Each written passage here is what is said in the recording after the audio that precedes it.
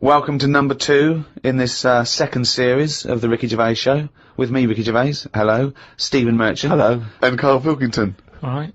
Well, I've been away. I had a little bit of an express tour of America, LA and New York, and they're all talking about one thing out there. Karl Pilkington. Really? Yeah. I hooked up with the Simpsons lot. They all listen to it on their iPods. I went down to the American office to keep an eye on, things. Yeah, check it. Well, as we get money for old rope for doing next to nothing, I thought I'd show my face. Yeah. They're big fans, Karl. I met up with Jason Bateman, Arrested Development, and he knows how stupid you are. David Letterman knows what an idiot you are. Mentioned on the Letterman show. I mean, unbelievable. David Bowie listens. And they're all listening to little Karl Pilkington. When I think of people like that, like pretty much geniuses in their field. Yeah, sure, yeah. But when I think of Bowie listening to it, I still think of him as 26, dressed Well, as... he's dressed as Ziggy. Yeah. With a pair of those big 70s headphones. Yeah, it's going, hey, Mum, can you turn the TV down and listen to Pilkington? Yeah, absolutely. I love his kooky outlook on life. And Christopher Guest. Now, Christopher Guest empathises with you a little bit, because obviously everyone else sort of knows how stupid you are and not understanding concepts like, the infinite amount of monkeys. But he empathises with that because he thinks that sometimes he thinks that he sometimes doesn't understand concepts that seem obvious to other people. However, I think he's being polite. I don't think you've got a lot in common with him, because he did all that other genius stuff. What you did was do the washing up with your pants pulled down slightly. It didn't have the same effect to say... It's not been as influential as Spinal Tap. Oh, waiting for Guffman! No. I mean, unless people... maybe that's sweeping the nation now. Maybe if someone sees someone nude in a room opposite their house, they immediately get their cock out. They go, genius. That's genius. Well, I did an appearance at the Oxonian Society in New York. It's a Princeton College run event, and they have, like, academics, artists, political figures. They have heads of industry. They had world leaders. They've had Princess Anne of Jordan, and there was a Q&A afterwards. And one of the questions was, "Is Monkey News coming back?" Yeah. In that sort of forum. I mean, it's... I believe they also asked that of Bill Clinton. They did, yeah. Now, Karl, is Monkey News coming back? I mean, maybe. It depends what goes on out there. It's gone a bit quiet, hasn't it? On the monkey front? Yeah, I don't know if they're aware or whatever that it's being covered, but it's just like, there's no point. You can't make news, can you? All these news channels, that's the problem with it. They've committed to saying we're a news channel. You got to find news. Well, don't do it like that. Sure. I'd say put something else on. If there's now what's going on Cartoons. in the world, just. Is there often no news in the world? On the planet Earth with 6 billion people? Is there ever a day where they go, no, nothing? But I'm just saying, the news is, what is it, about half an hour long? That depends! There's news channels that are 24 hours. But yeah, you're thinking of one specific news programme that's on in your house. Yeah, but I'm just saying it's half an hour. How much of that? No. You look again. I've told you that not all news programmes are half an hour by definition, but you go anyway, it's half an hour. Again, you didn't listen to me. Why do you think all news programmes are half an hour? They're not. I'm just saying, how much of that do we actually need to know about? But we don't need to know about any news. I mean, outside sort of dangerous situations, it's interesting. It's entertainment. People want to be aware. People want to be hooked up. I mean, I don't, watch the news much or read papers. But it's funny, when I'm away, I do. I suppose it's because you want to feel connected with what's yours. It's that feeling of being part of society, isn't it? No, but there's places, say like there's places where they don't have telly, right? And they're not watching the news. They're still getting on with life. Yes, they are. And they're bogged down with their own problems, which is the way it should be. Say, like at the moment, I've got a leak in the bathroom. Right? Have you? It's doing me head in. So I put the telly on to get away from all that, and you put the news on. They go, oh, there's a bad weather in what's it? You go, oh, don't tell me that as well. I like it when you hear about inventions that are coming out, or stuff they're doing in science. But you told me the other day that you thought everything that needs to be invented has been invented. Something they said in 1900. But, so what do you think? Yeah, I mean, they are sort of playing around now. Like, they've said they've made, like a heart now that can be bunged into a body if yours isn't working and keep you going. But why is a heart that you can bung into someone to save their life, why is that a bad thing? Just because it's another thing, isn't it? We're meant to die from the year dot. Things live, you have your bit, you knock about, and then you die. If you're going to live forever, how do you plan stuff? Right? That's the way I look at it.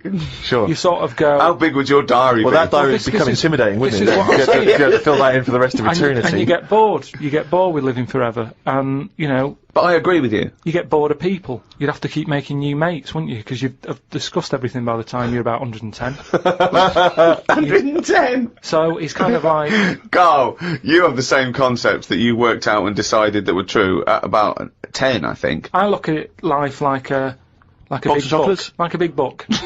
Right, okay, yeah. Right? And, you know, sometimes you get halfway through it and you go, even though I've been enjoying it, I've had enough. Give us another book. No. Your metaphor, analogy, whatever you're trying to create there, falls down with "let's have another book." Yeah. No. You can either opt out of life or stick with it till the end. You can't go, be someone else now. You can't do that. I know you think you can, and I think in your world you can, you possibly be injected into an old woman's head when you've had enough and you come out a little baby. What I mean is, at the moment, my life, I'm going to live to 74, 75, right? Okay, right. So yeah, I'm probably on page, what am I on? A book that's got about 200... This is painful, Steve. This is really painful. Come on, sorry, carry on. I'm on, I say if my book's got 300 pages in it. Yeah. A few pictures and that. It's a picture book. That's the great thing about Karl's life. It's a book for children. It's a pop-up book, and it just every page he pops in, he goes, all right. All right. I'm probably on like page about 170. Yeah. He's going to die at 74. He's reading a book with a few pictures in with 300 pages, and he's on 170. Go on then. So, right, if the book was too thick, right, and there was loads more pages Let me tell you, left, this book is way too thick. Yeah. If the book was more thick, yeah. The book could not be thicker. if there was loads more pages left, I'd go, I can't be bothered reading on. Right. Okay, let him finish the He must have analogy. known that when he saw the book. You do. We've got to finish this analogy, Right. otherwise we're going to be here all Listen, night. he must have known how many pages there were when he got the book out of the library. Yeah, but the way they write books, they paint in pictures more at the beginning, you're going, this is good, and then it gets a bit boring as it goes on, doesn't it?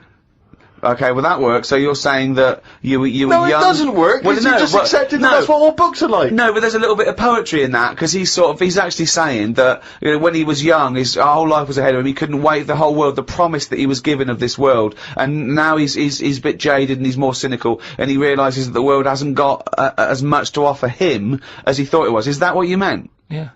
Liar. Well, Rick, you're not the only one who's been away. I know you've been off working, but Yeah. I, at long last, have taken a bit of leisure time. Go on. And, you've probably heard of the Rio de Janeiro Carnival.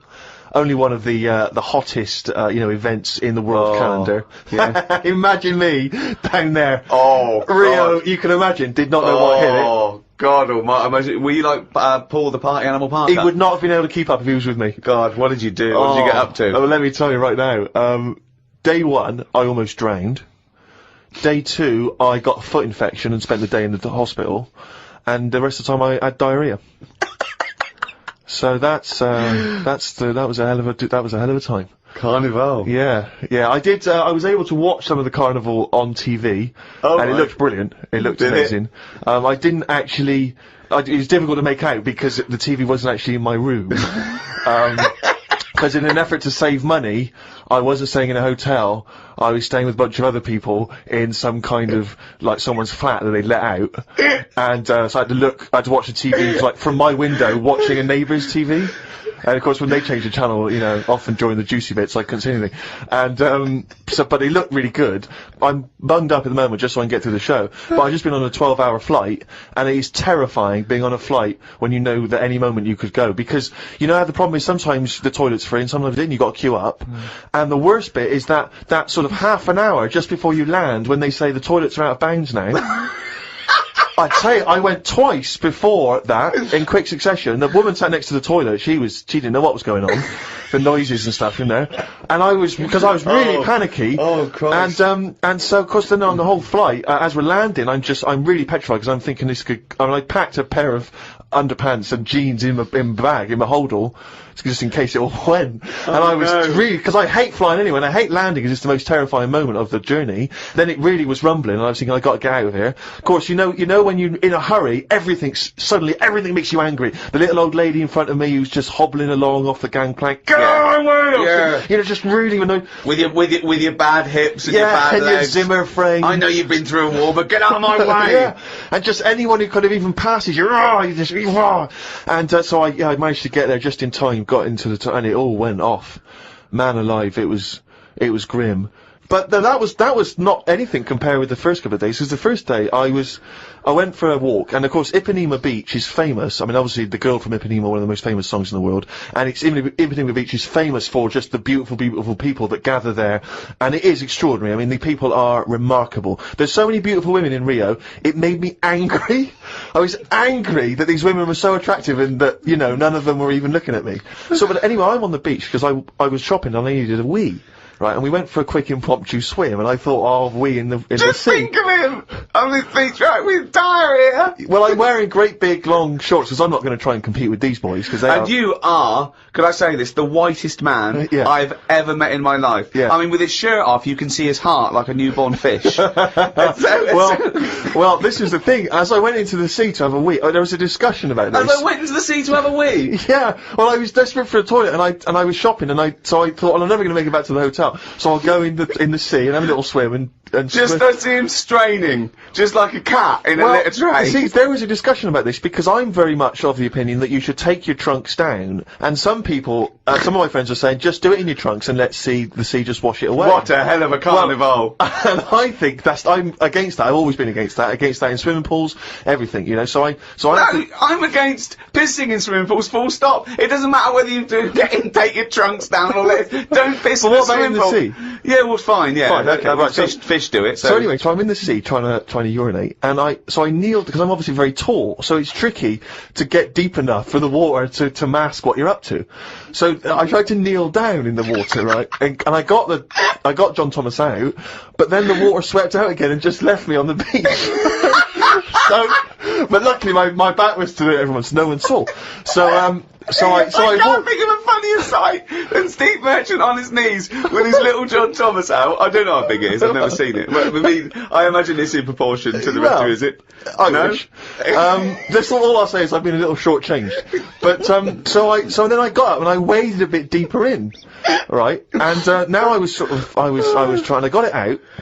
But what I didn't realise is that the waves just off the beach are really just uncontrollable. You never know what's going to happen. So one minute they're calm, and the next minute they're crazy like a tsunami. So suddenly I see this giant wave coming towards me, crashing towards me, and I got the cock out and everything, and it grabs this wave, comes over me, and lifts me up, and flips me up in the water, right? And I'm floundering around. I can't see anything because, of course, I had to take my glasses off to go in the sea.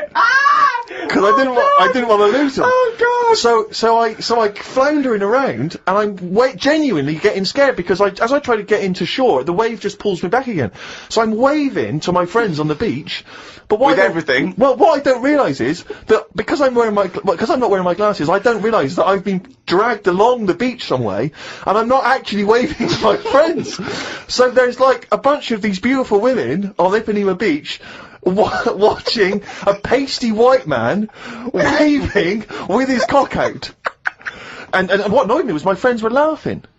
And that really angered me. If I'd have been there, I would have burst. But why wouldn't you have come running? Would you have come running in and helped me? Not with your knob out. What? So even though I was screaming and shouting? I'd have thrown a rope or something, or a dinghy or something. There's no way I'd have. No, I couldn't have saved you with your glasses off and your knob out. If I ever save you, I want you to be fully dressed with your glasses on. So you'd have just let me go. That would have been what you'd said to my parents.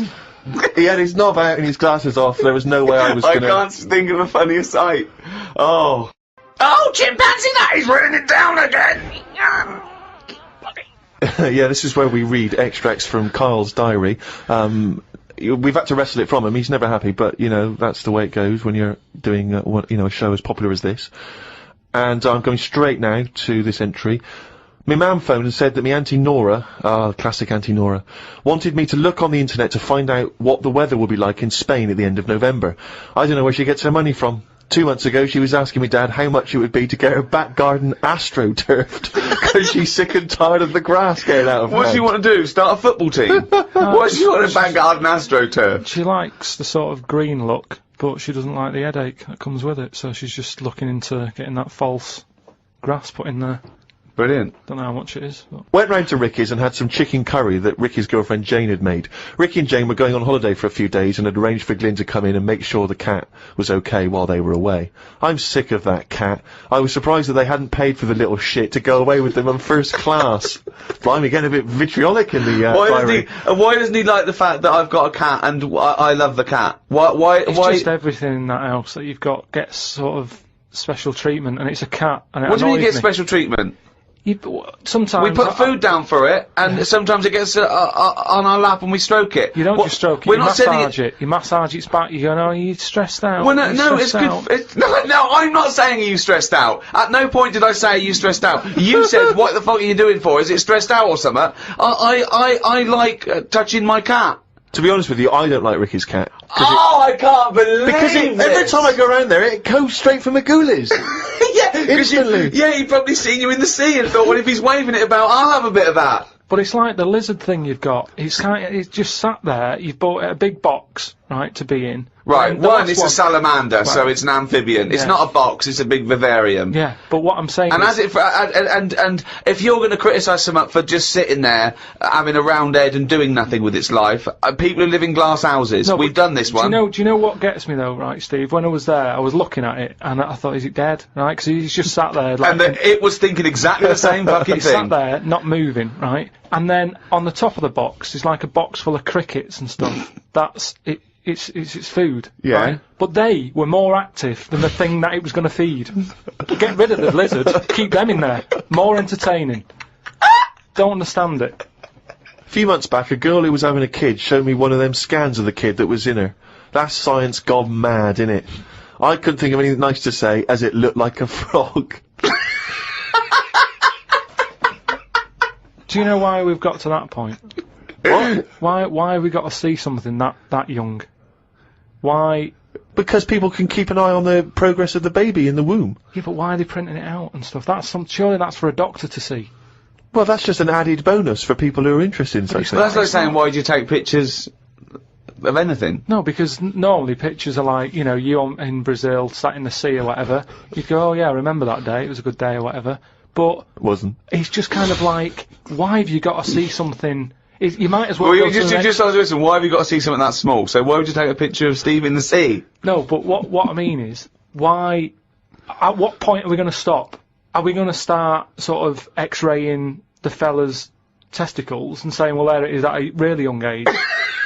Well, where are we going to stop? It's just horses for courses, isn't it? Some people like to have a record of their baby in the womb. They That's like right. to show the baby. They're They sit excited about it. They sit down and they show the friends the slideshow. That's you the go. birth. Oh, that's the conception. Oh, look, Ron's going a bit mad there, isn't he? But why do I need to see this? This is what I'm saying. It was an awkward situation because she was happy with it. I was like, oh God. You know what I mean? It was an odd-looking thing. I couldn't say, oh, it looks like you, because that would be a diss.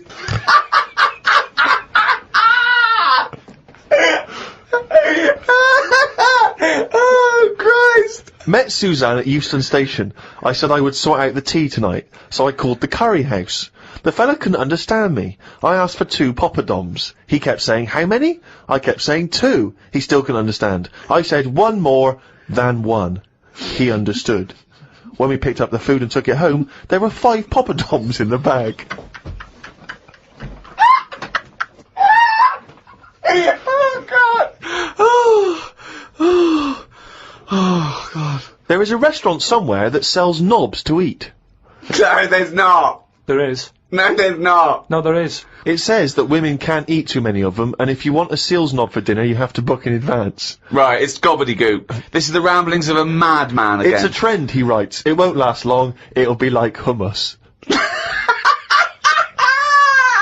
But hummus, when did that happen? What do you mean it's still going? It's a Greek traditional food. I know, but there's a restaurant down the road that's all they do. That isn't a proper meal. That's a side order, isn't it? That's like having a restaurant just flogging tomato ketchup. Hummus isn't a meal. They don't even try and kid you and get you in and flog you just hummus. They actually say it's hummus today. Not going to work. Be shut down within a month. Called Ricky and asked what the difference is between the mind and the brain. Yeah, he That's did. a hell of a phone call Yeah, to get. unbelievable. Unbelievable. Ricky did explain, but I can't remember what he said. I wondered at what age you are when the mind kicks in. Okay. Ricky changed the subject and said there is an island called Spider Island. There's nothing but spiders on it. A bloke went to visit the island and said there was 1,000 types of spider in one tree. Yeah. Excited by I that? didn't tell you that. No, I looked it up after talking to you. Oh, right. Is that true? Yeah, they just said there's loads of them.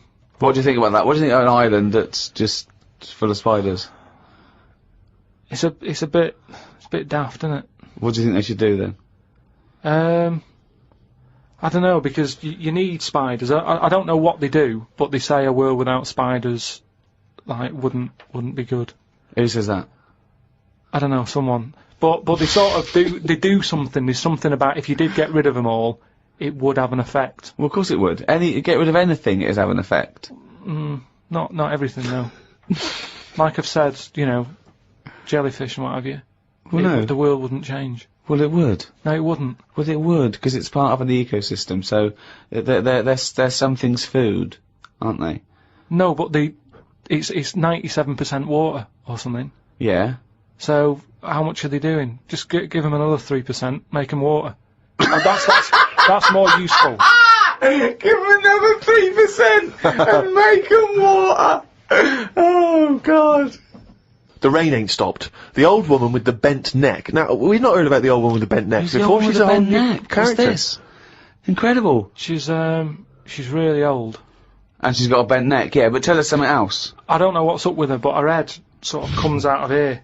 It's radio. They can't see what you're Sort doing. of comes out of her chest. So from behind it looks like she hasn't got an head.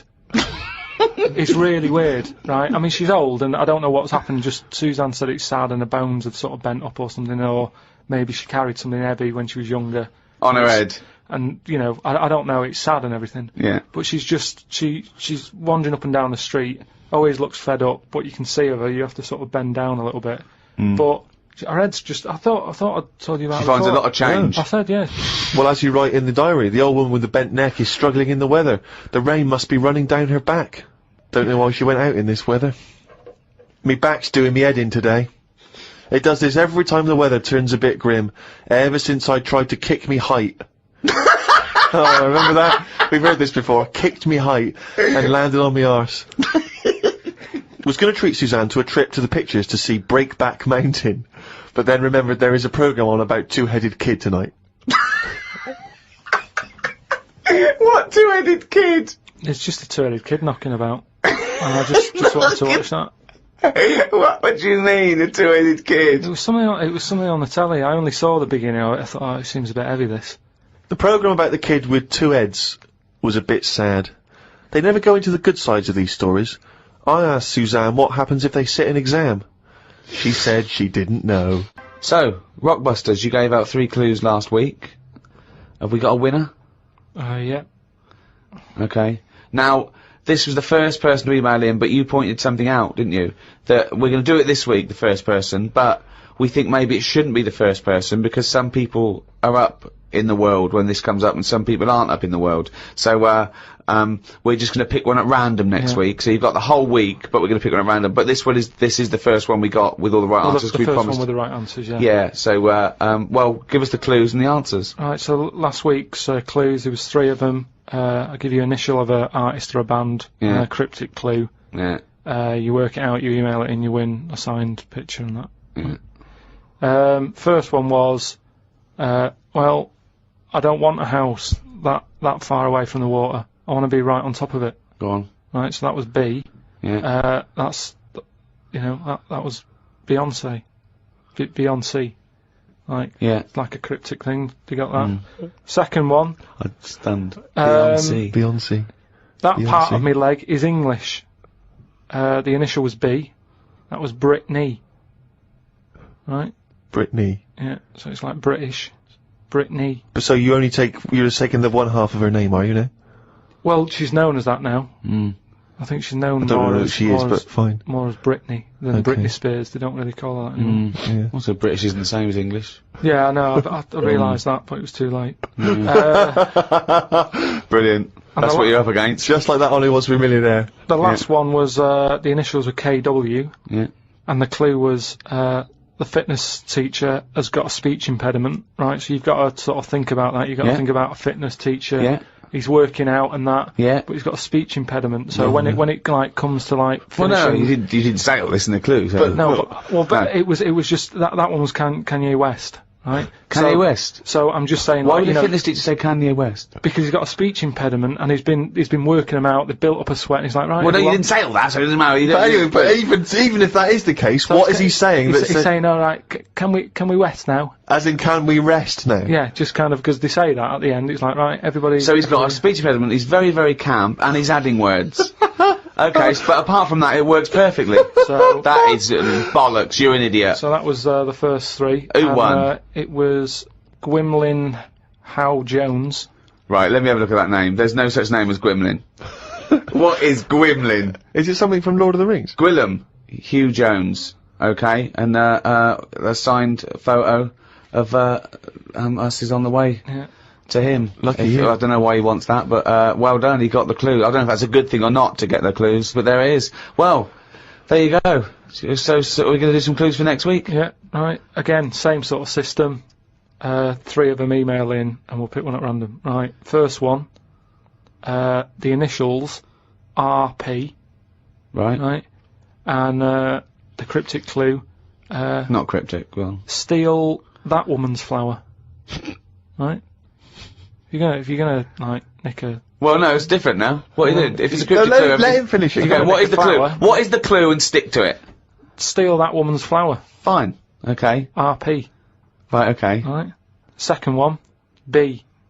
Is that the clue or the initial? B is the initial, right? And cryptic clue, keep whacking the cooker with a stick. What is it? It's a band or an artist. They kept whacking the cooker with some sort of What, is it keep or stick. kept? What's it? If it's a cryptic clue, everything matters, so... Well, it doesn't really. Just Well- think about whacking. Well, no, give us the clue again. Okay. Just whack the cooker. No, with what some is the sort clue? of Do the clue. stick. Okay, do the clue. This is the clue, and the only... Right. No, wait. The initial is B, and the clue is... Keep whacking the cooker with a stick. Right, fine. But it doesn't have to be a stick, though. It Well, could no, be like an iron. It could be any sort of. Well, okay, then, let's do the clue again then. Okay, so the initial's B, what's the clue? Keep whacking the cooker. Fine. The last one, the initial M, and then the clue is Venice. It's all water, isn't it? Right? How would you describe it? Right? When Oh, there's Jesus Christ. Is this the what? Let him finish the clue! I want to go home! I haven't slept! I've just come back from Rio! He might never finish the clue. It keeps going. It's full of water. Right. Oh, well, you don't need a stick, do you? Use your hand if you want. Well, no, it's B. No. I mean, he might never finish. Well, right. not if you're going to interrupt him. What's the initial? M. What's the clue? Venice. Mm. It's all water. There's hardly any land, so how would you describe it? Okay. I think that sort of works. M is the artist or a band. Email in podcast@rickygervais.com and we'll pick one at random. Win some stuff. Well, that's the end of episode 2 in this second series of the Ricky Gervais Show. So it's goodbye from me, Ricky Gervais, Stephen Merchant, Oi! and... Sorry, I just want to explain why that's a greeting in Brazil. Is it? You see someone, hey! Oh, okay. Yeah, I wasn't just the me. Why's your knob out when you're shouting and waving Yeah, at that's me? why I did it. You see what was going on. I'm Karl Pilkington. Alright. Welcome to number 4, season 2, the Ricky Gervais Show, with me, Ricky Gervais, Stephen Merchant, Hello. and Karl Pilkington. Right. Now, there's a lot of talk, Karl, that I bully you. Okay? You know, it's for your own good. I'm trying to train you, aren't I? Mm. Do you know what I mean? Because, and no disrespect, okay, you are what I would call a stupid idiot. Well, can I just ask, because there's been an awful lot of emails that have said, will you and Steve please stop calling Karl stupid. Now, Right. they say, oh, it doesn't justify calling him stupid. Now, I don't know what part of injecting a 76-year-old woman in the head so that she lives her life backwards Well- couldn't be considered stupid. Okay, then listen. Right, I've found some things that I think will interest you, and I want your first thoughts on these, okay? Now, these are facts that I've sourced, okay? What's the actual topic? Well, you love animals, don't you? You're interested in animal Some facts. of them. I don't love them. Some of them fascinate me and stuff, but a lot of them also get on my nerves. I don't know how an animal can get on your nerves. They just do. Sometimes you sort of just think, what are they doing here? What are they offering anyone? Right. See, I'm worried that these facts will annoy you now, but they're meant to fascinate you, and... Okay. No, I think anything's good as long as it gets you thinking. It doesn't matter what opinion you have of something, Yeah. but as long as it gets a reaction. Okay, then, here you Right. go. There's a frog, Karl. Just a little frog, a poison arrow frog, that contains enough poison to kill over 1,000 human beings. Why is it that annoyed? It's not annoyed. Well, why is it going about killing 1,000 people? No, it has the potential to. It has enough poison, it has enough toxin in it that could kill 1,000 human beings. But does it need that? Whereabouts is this? Where's it living? In the rainforest, I think. And does it need that sort of power? Is it in that much? Is it getting threatened a lot? Is what I mean. Well, no, because it's saying, don't come near me, and it shows it with its colours. It's got the colours that say it doesn't want to be eaten. It doesn't want people to chew a bit, right, and go, oh, I'm an idiot. It's saying, look at my colours, don't eat me. You don't want to come near me. But then why give it bright colours? Because now it's standing out. Yeah, and it's going, don't eat me. Yeah, but make it a colour that fits in, like camouflage. Why make it orange? Of course it's going to stand out, and then they'll attack it. And then it'll turn around and bite them and kill 1,000 men or whatever. No, it doesn't bite. It's the fact that if you were to eat it, you would die. Yeah, but who's going to eat it? Well, things that eat frogs. The French.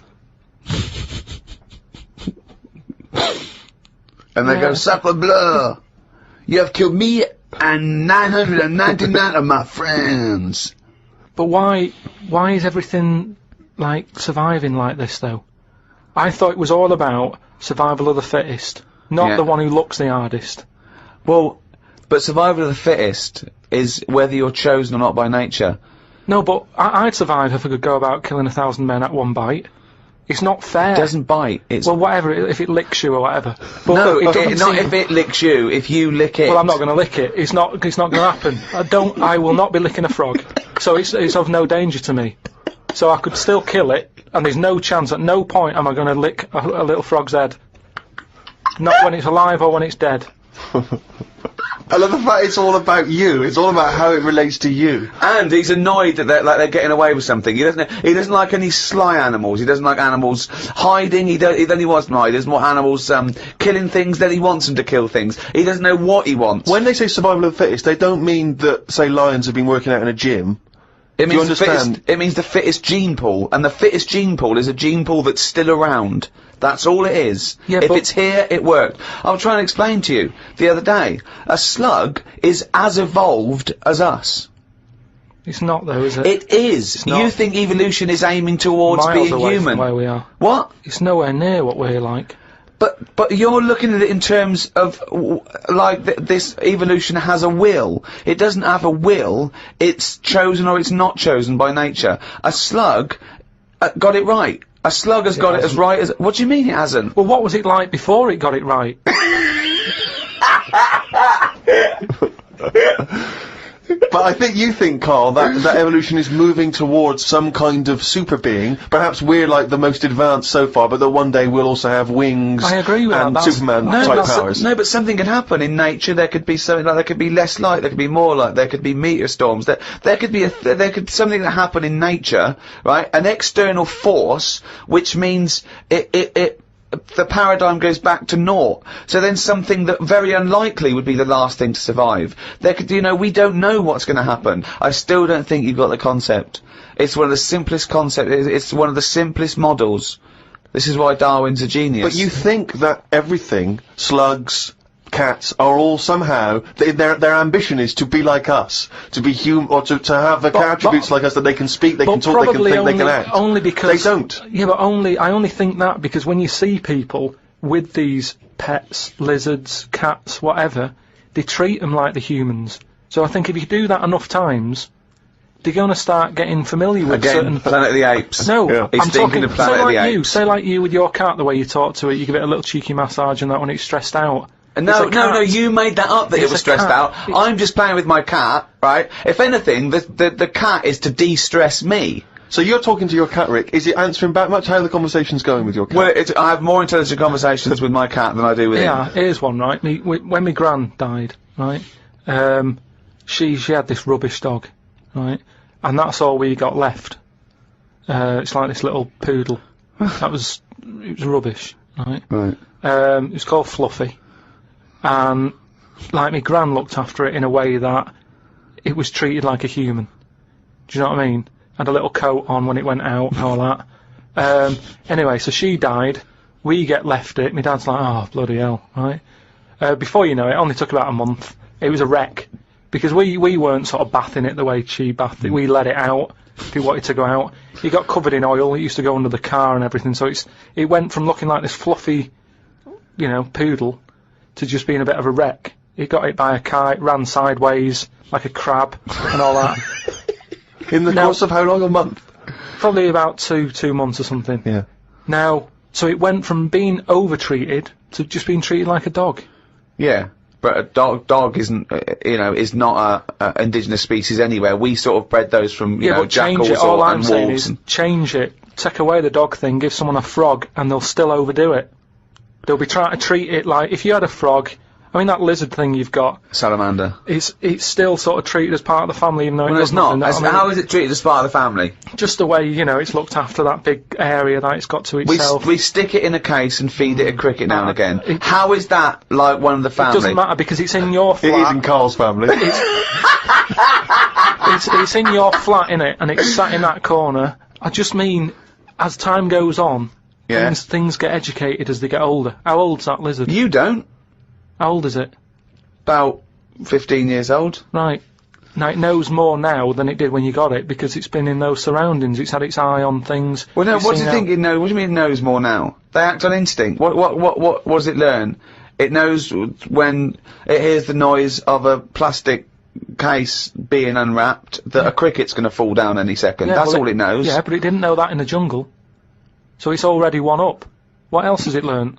Well, I mean, don't it's know. 15, so presumably it listens to a lot of Linkin Park, goes on the internet a lot. No, but do you know what I mean? You've already proved your point. It's like that fella who kept hitting the dog on the head with a stick. Right. I've done- Pavlov, at no point did he hit a dog on the head with a stick. But he kept doing it, and eventually the dog went, I'm sick of this, and wandered off, didn't it? Pavlov yeah, there. brilliant. Why didn't you write up his experiments? Because he did it a little bit different to that. I love that. Do you know what I'd like to do? A program where you you paraphrase someone's theory. So Pavlov's first. We could do Freud. Give us, what do you know about Sigmund Freud, the father of psychoanalysis? Right, come on in. I don't know anything on him. Well, look him up. Educating Karl. That's your next week, right? Let's do another podcast next week. Then they get an extra one free, the people who paid for it, right? We're going to hear about Sigmund Freud, okay? Here's an interesting fact. If the frog annoyed you, this might annoy you. A blind chameleon will still change colour to match its surroundings. You're aware that the chameleon can... Yeah, whatever it sits on. Yeah. But then what happens when you put one of them on a mirror? No, does it get stressed out, or what? What's it copying?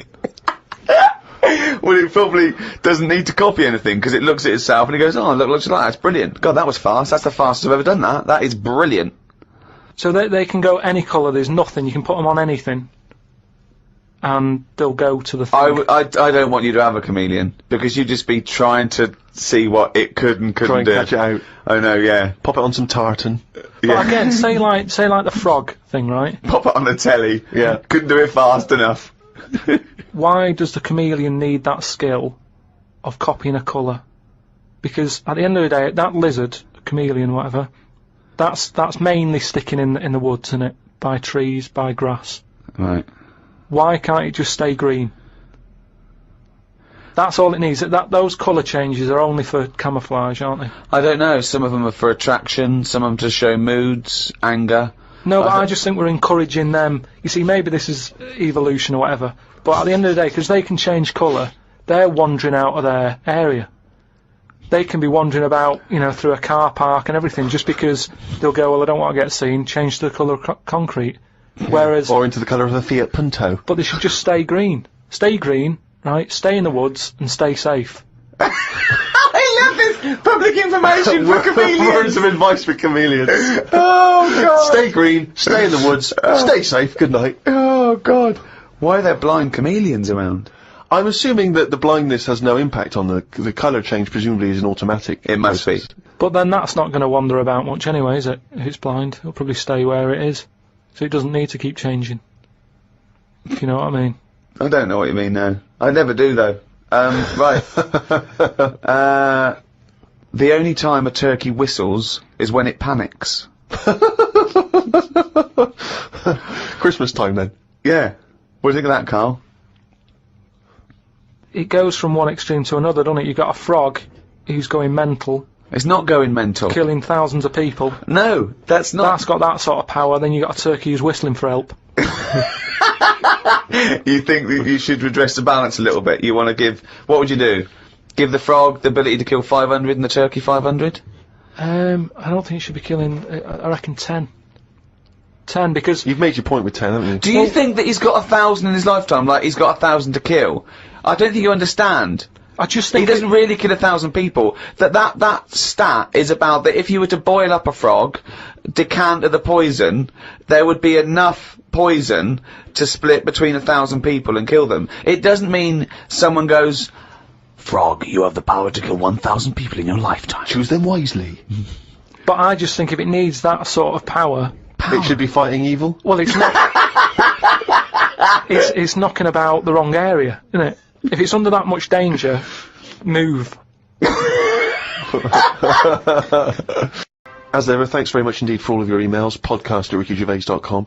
It's lovely to hear your feedback. Many of them obviously responding to the inanity that Karl has spouted over the various shows. And a lot of people just want your opinion on things. They just throw things at you. They just want to know what you make of them. Oh. For instance, are you familiar with multiple dimensions? The idea of multiple dimensions? Go on.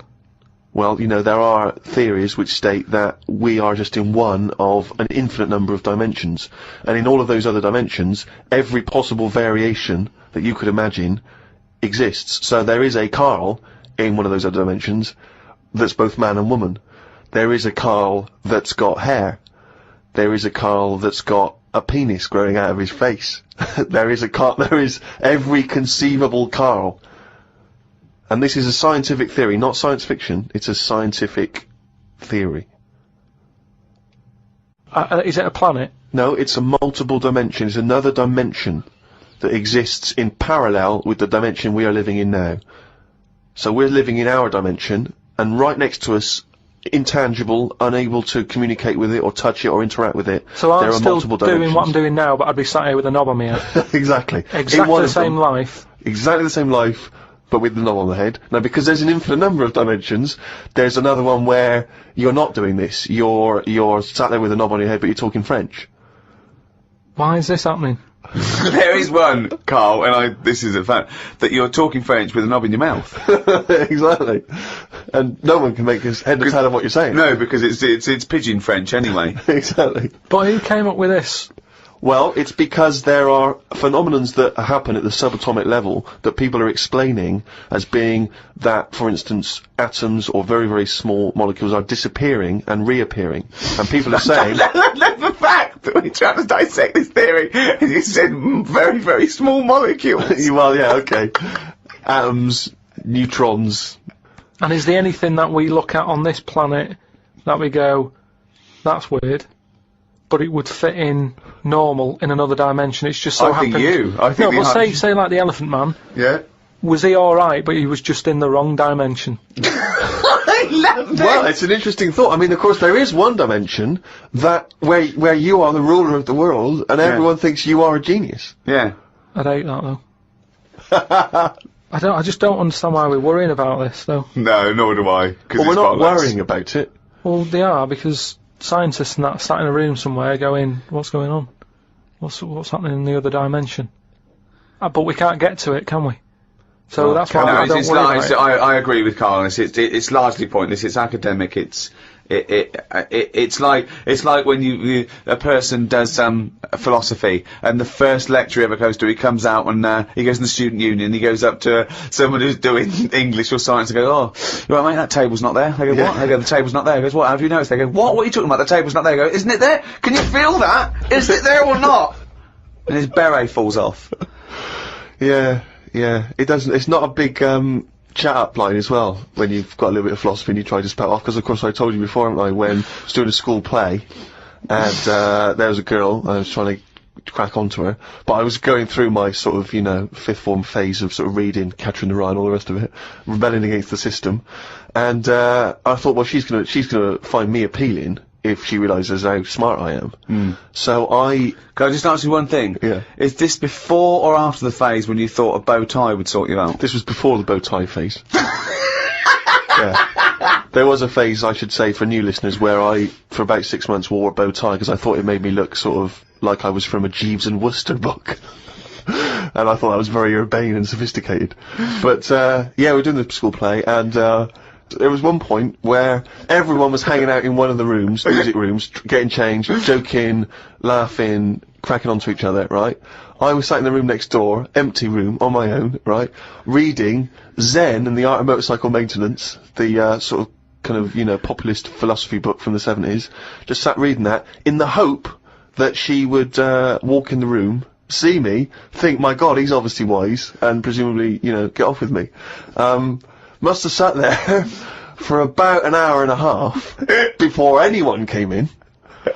And, she came in eventually, and, I thought, ding dong, this is it. She came in and said, "Have you seen Martin Wells?" I said, "I think he might be next door." She disappeared again. I gave her another 15 minutes on the hope that she'd come back. She didn't. Went in the next room, she was getting off with Martin Wells. Oh no. Because he'd been dancing around with no trousers on. So, all I'll say is, there's a valuable lesson learned. I think this was the same girl. I was at a party once, and I was with this girl, I was trying to impress her, and, someone lit some joss sticks. You're just gonna give it a kind of hippie vibe, right? And I didn't know what joss sticks were. I thought they were some kind of drug, like cannabis.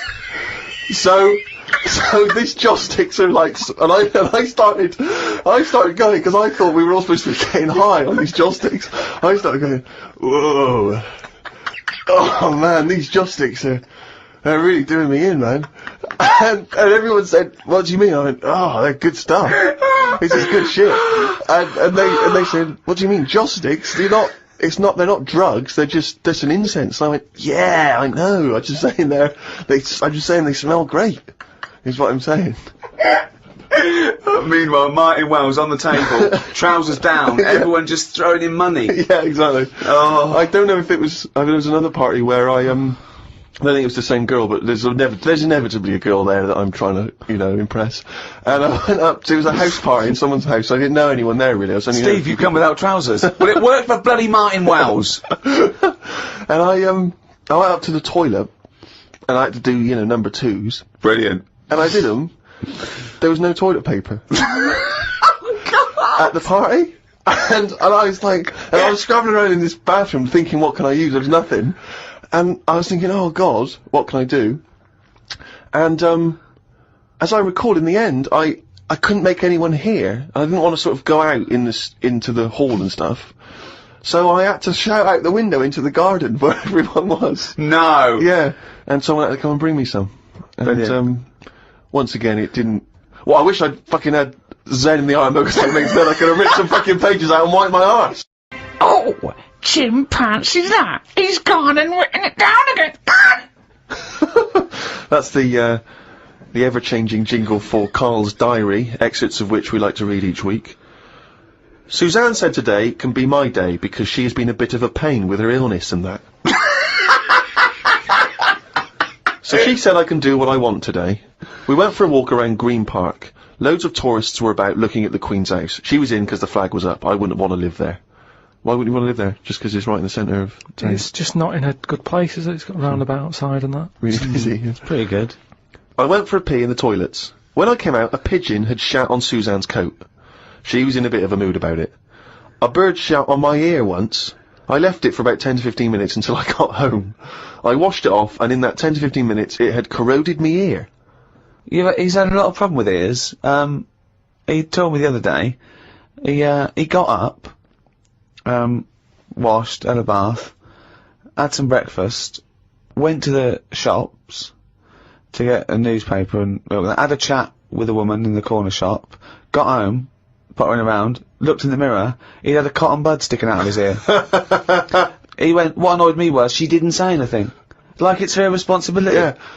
No, but she knows me well enough to sort of, you know, go, you know you got a cotton bud in your ear. No, she knows you well enough to go, Carl's got a cotton bud in his ear, I've seen worse. When you've got a cotton bud in your ear, what interrupted I think you? Suzanne called or my dad called or something, and then because I was running a little bit late because I'd been talking to them, the earbud was in, I just popped my coat on and went to the shop. Carl, you got a toothbrush in your mouth. Oh. Walked through Covent Garden. There were 5 of them mimes knocking about. I don't understand why people take pictures of mimes. Everyone looks like a mime in a picture. That's so true. That's really true. If the point is they're staying still, if that's their skill, a picture won't tell that story. That's absolutely true. My dad took the cat to be put down today because it kept bumping into things since losing its sight. My mum said she's not going to get another one. She said the parrot is looking worried as it's seen the budgie and the cat go in the space of 3 months. Your mum said the parrot's looking worried. What happened to the cat then? It gets into a lot of fights. It lost one eye, and then it got into another fight and lost another. Oh, and it was just walking around bumping into stuff. I mean, the vet sort of said, oh, we can do stuff to keep it alive and all that, but it's a bit out of order, isn't it? Because it costs a fortune, they shouldn't tell you. But Mum and Dad can't afford to have eyes put on it and stuff. no, you can't have eyes put on a cat No, anyway. but they said, oh, we can do something here. We can What? have its eyes sorted out. But I don't think you should be allowed cats. Why? Not the Pilkington family. Why not? Well, They they have keep good dying. lives. Yeah, I know, but they have good lives whilst they're still knocking about. It's just that we get through them. It's a good job you're not going to have kids. Oh, God almighty. I can't believe it. The cat that kept throwing up. So his mum shaved it. Unbelievable. Dry wipe cat. A mate sent me a story on email about a bloke in China who has this weird illness that means he can't have his picture taken. That's not the weird bit. If he tries, his body doesn't appear in the photo. Don't talk shit. He has had group pictures taken and everyone appeared apart from him. Don't talk shit. The That's story bollocks. had a picture next to it of a family photo and it said he was stood at the back, but you couldn't see him. Right, he wasn't in the picture. He was in the picture. No, he wasn't in the picture. We've done loads of tests and stuff. No, on him. I haven't done loads of tests. This is bollocks. There's no way this is scientifically possible. What's his yeah, now he's wanted. Just a white bit of paper up on the police wall. Have you seen this man? What man? If you see him, tell us. You're talking shit. Suzanne watched the film You've Got Mail tonight for about the 14th time. I don't think you could properly fancy someone without seeing them, unless you're blind. I think it's odd when blind people have affairs. Why is that odd? Just because most stuff is based on looks, innit? So you think once they've found someone, they're happy with them. Stick with them. But no, it's not true. But I mean, most things are based on looks. What I mean is when you first like meet someone and that. Well, then initially it's only looks because Yeah. you don't know them. So that's what I'm saying. But So- that's a ridiculous thing to say, isn't it? Well, no, it's just what I think. I'm not saying that's like fact or anything. I'm just thinking if you're blind, why mess about? You're still basing on it if it's only looks that Yeah. people find. What?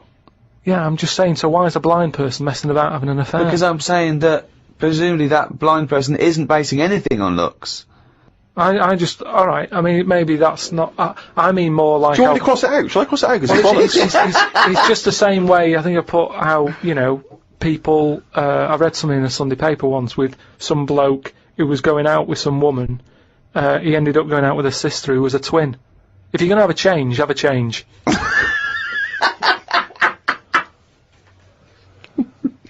Spoke to Ricky about trips to the moon. He was up for going just to see what the world looks like.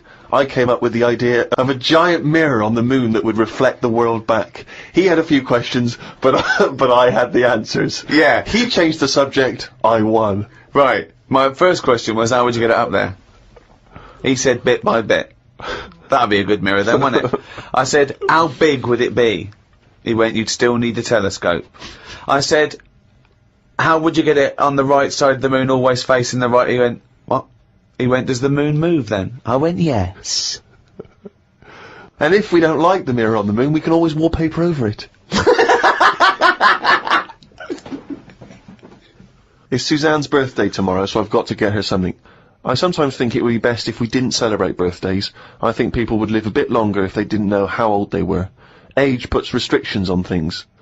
She said something about wanting one of them posh badges to put on her coat. I will look for one later.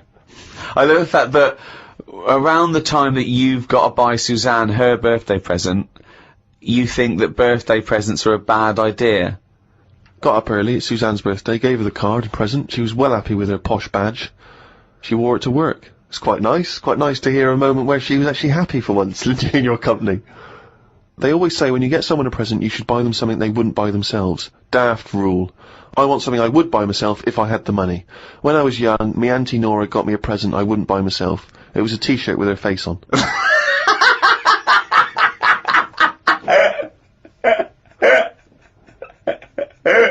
Looked at what's been going on in the world. Someone has found some people who live in an old town somewhere where they are so old-fashioned they still walk on all fours. There is a picture of them and they use shoes on their hands.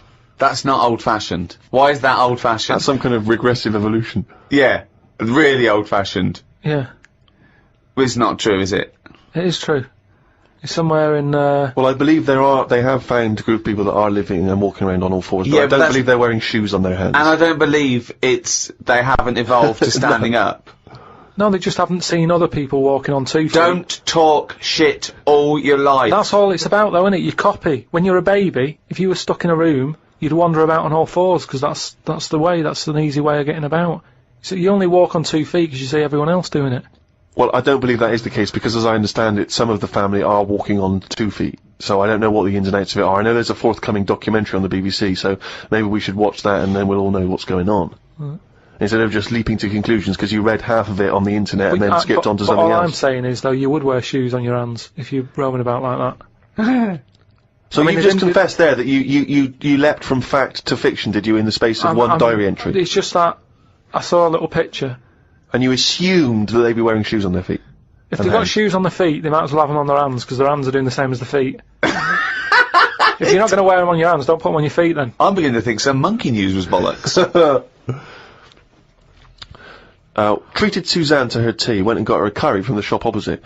While I waited for the food, I read a story in the Metro newspaper about an alien gang that kept appearing in someone's garden. The bloke moved, but when he used to pass the house at night, he would still see the aliens knocking about, hiding underneath his old shed. There was other alien stuff, but I had to go as the food was ready. Brilliant. Yeah, it's a bit annoying, that.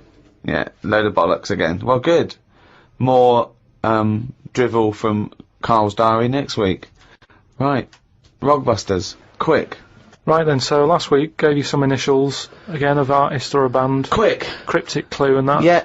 The first one I gave you, the initials were ND. Yeah. That Jamaican fella, he doesn't want anything. Right? So you got to think about the accent there. Yeah.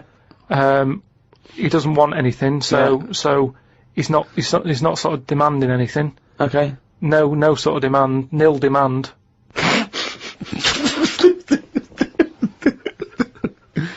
Nil demand. So it's like Neil Diamond. They'd say Neil Diamond, please. No, Can I have some Neil Diamond? No. Right. Nil demand. But just now it was all to do with, I've got no demands. Now it's a Jamaican person going in and asking for Neil Diamond in a Jamaican voice. Yeah, I know, but it's a cryptic clue, innit? Doesn't work. The second one was, the initial was E. I asked him to pass me the ball by using their head. What do you do if you chuck someone a ball They head it back. Edit back, yeah. They head it back. So you'd say, editors. Editors. That's editors. What is it? Is it It's a band that are No, there's a quite band good at the called moment. The Editors, but there's no band called Editus. Editus? What's that? Is it Greek? Is it a Greek band? Again, cryptic. Just you got to No, think again, cryptic. bollocks. Then the last one, TR was the initials. Yeah. The cryptic clue. He's got the woolly ones, but I've got the ones that run and charge at you. Go on. What I forgot? Dunno. Well- Sheep. Something to do with sheep. Right, something to do with sheep. They're the woolly ones. Yeah. What are the ones that run and charge at you? Oh, they're woolly as well. No, The but rams. not as woolly. The rams, right? Yeah, the ram ones, right? If you write that down, No, he's not that? even write it down. It's a. that's It's a. Ramones. The Ram ones. The No, ram but ones. it's how you say it, isn't it? It's not because it's not. No, it sort of changes about a bit, just cryptic. But your understanding of the Cryptic. word cryptic is Yeah. it can be anything. What am I thinking? Cryptic. Cryptic clues in a crossword have a logic to them, that's why people are able to So, answer them. Well done to Neil Fennon, who's in Canada. Well, I He's just don't know got what all that them says about Neil. Bollocks. This. Right. Do the next week's one. Right then. Just get it over with. We got to stop this. Monkey News is coming back. No, it's not coming back. There's nothing going on. We're not doing it. Right. SC are the initials of the artist of the band. Go on. SC. The cryptic clue. Don't stop. Just stop saying cryptic because it's not. The clue is, I went into the restaurant on Monday, Tuesday, Wednesday, Thursday and Friday, and the fella making the food was there each time. Right? SC are the initials. I went into the restaurant on Monday, Tuesday, Wednesday, Thursday, Friday, Saturday and Sunday if you want. The fella making the food, he was there each time.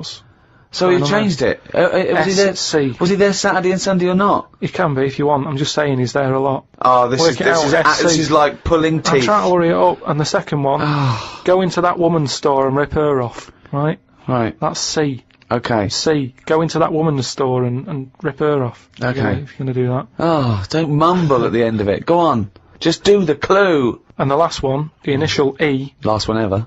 you have had a go at laying down a track, but it ain't perfect, right? So you're sort of making a track. No, like a just music- do the clue. You're making a track. You've What? had a go at Give us laying the it down, clue. Don't but it just ain't talk perfect. around it. Right. The initial is E. E. What's the clue? You have had a go at laying down the track, but it ain't perfect. Fine. A music track.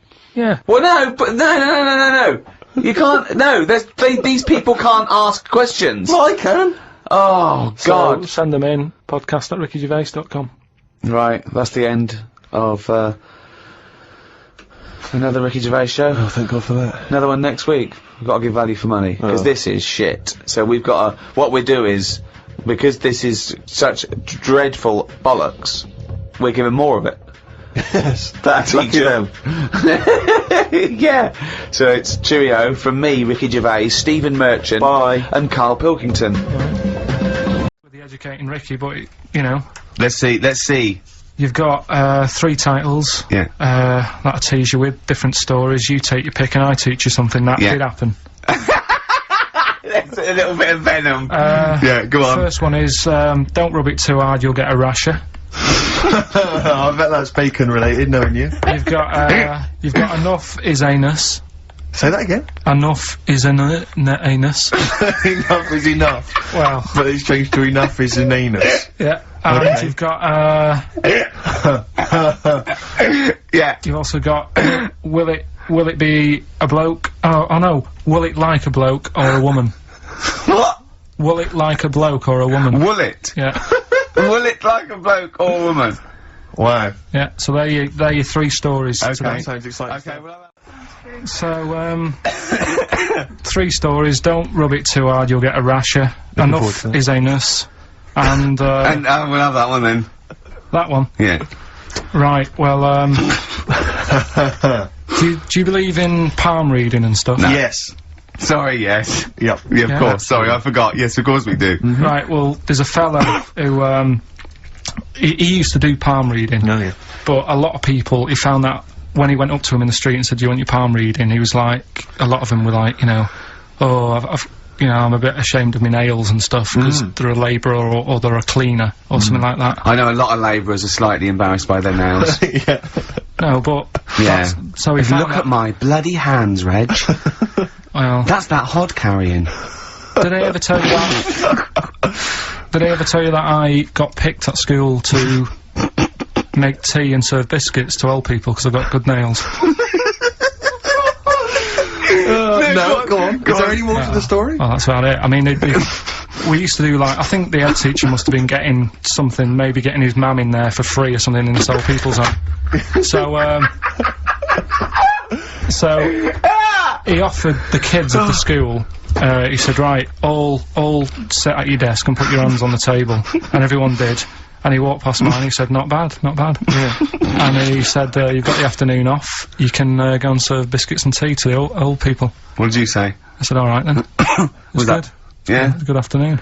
But anyway, so these... Yeah, what did you do? He just sort of walked around and went, you alright, do you want bourbons or digest? I bet you get on with old people, wouldn't you? I'd love to see you, maybe... Especially the senile ones. Yeah, no, but I'd love to see you on VH1, just in a link, they just go, you know, they've just played, Robert Palmer, right, and it comes to you in a little park, and you just sit next to an old lady and go, alright, and you go, yeah, not too bad, you go, what do you think of London? Crap, innit? And she goes, yeah, it's awful, innit? And you just have a talk, and you go, alright, well, she doesn't like it, in excess. Yeah. That's what I'd like to see. I still think my idea is better, but... So what are you going for then? Oh, you've picked one, haven't you? Yeah, so this fella... So there's palmists going around the streets. Yeah, he's going round and randomly trying to give palm readings. They're losing money, hand over fist. Yeah. Alright, so, they said, what he's done, he's reading people's, bottoms now. Sorry, whoa, you just, I didn't quite follow that.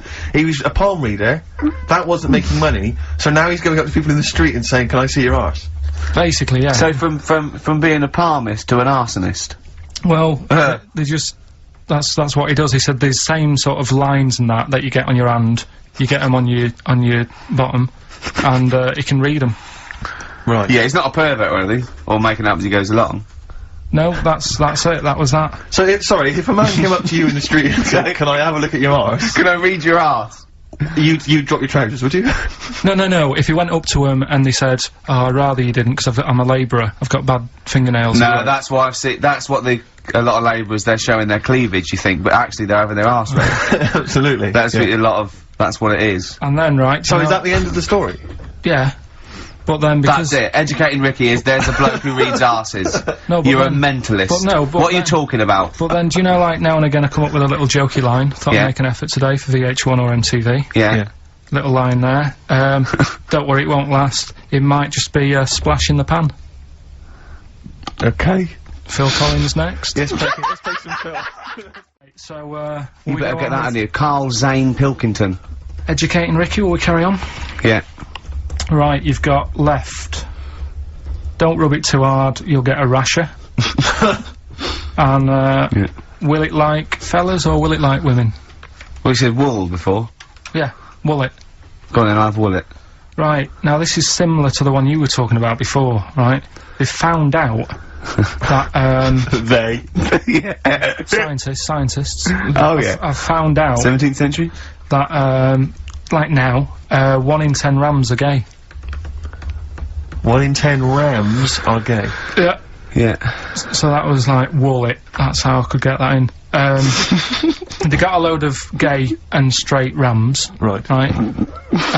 They worked out which were which first. They said, right, that bunch there is a gay bunch. They looked better, they just had more pride in their appearance. And the other ones, you know, the straight ones. And then they gave them to this scientist and said, right, go on, do what you've got to do. And they took the brains out of all of them. Just to check. And they did tests on the brain, and it worked out that they've got something smaller in the brain. The gay ones have got something in the brain that makes it smaller. And they said, right, well, that's probably how it's going to work on males. On like males and females and like humans. So you took from this that gays have smaller brains than straight people? No, there's something in the brain. Right, go on. So if someone's saying, you know, oh, I'm a gay, or they're not sure or whatever, they will now be able to find out. So you can go to the doctor and to find out if you're straight or gay. Is there any gay in my brain? Let's have a look. Do. You've got a little bit of gay in you, yes. A little bit of gay in there. Yes, you've got the, you've got a little bent cell there. Well, that's why they did it, anyway. I don't understand how they could differentiate which were straight and which were gay to begin with. before they then gave it to the scientist. Wasn't that what the scientists figured out? How could they tell? Were they There's sort of one theory mincing that around it's the genetically pill? determined. There is one. There is a theory that's genetically determined, but I don't think it's as easy as pulling a sheep's brain apart and finding a little pink sort of like blob in there and going, right, we've taken the guy out, now he's going to go and shag some ewes. I don't think it's that straightforward.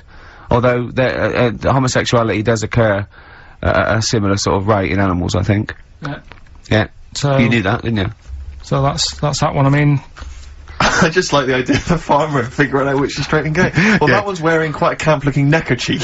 Yeah, so I'm thinking maybe he's gay. Is that, yeah. I love the fact they can, that one's a big fan of Sophie Ellis-Bextor. yeah. They put on ABBA and see which ones dance. Exactly, That's how they... Which one, yeah. Well, They put on like Barbara Streisand and see which ones sing along. that shit is rubbish. What did I find? What did you just say that is rubbish? No, I found out other stuff in the week that didn't make the top 3. Wow. Wow. We haven't even had the... This must be mediocre stuff, then. This must be really bad. Yeah, or it might be dubious. Go on. There's a woman in Ireland who has been with a fella for 11 years. Yeah.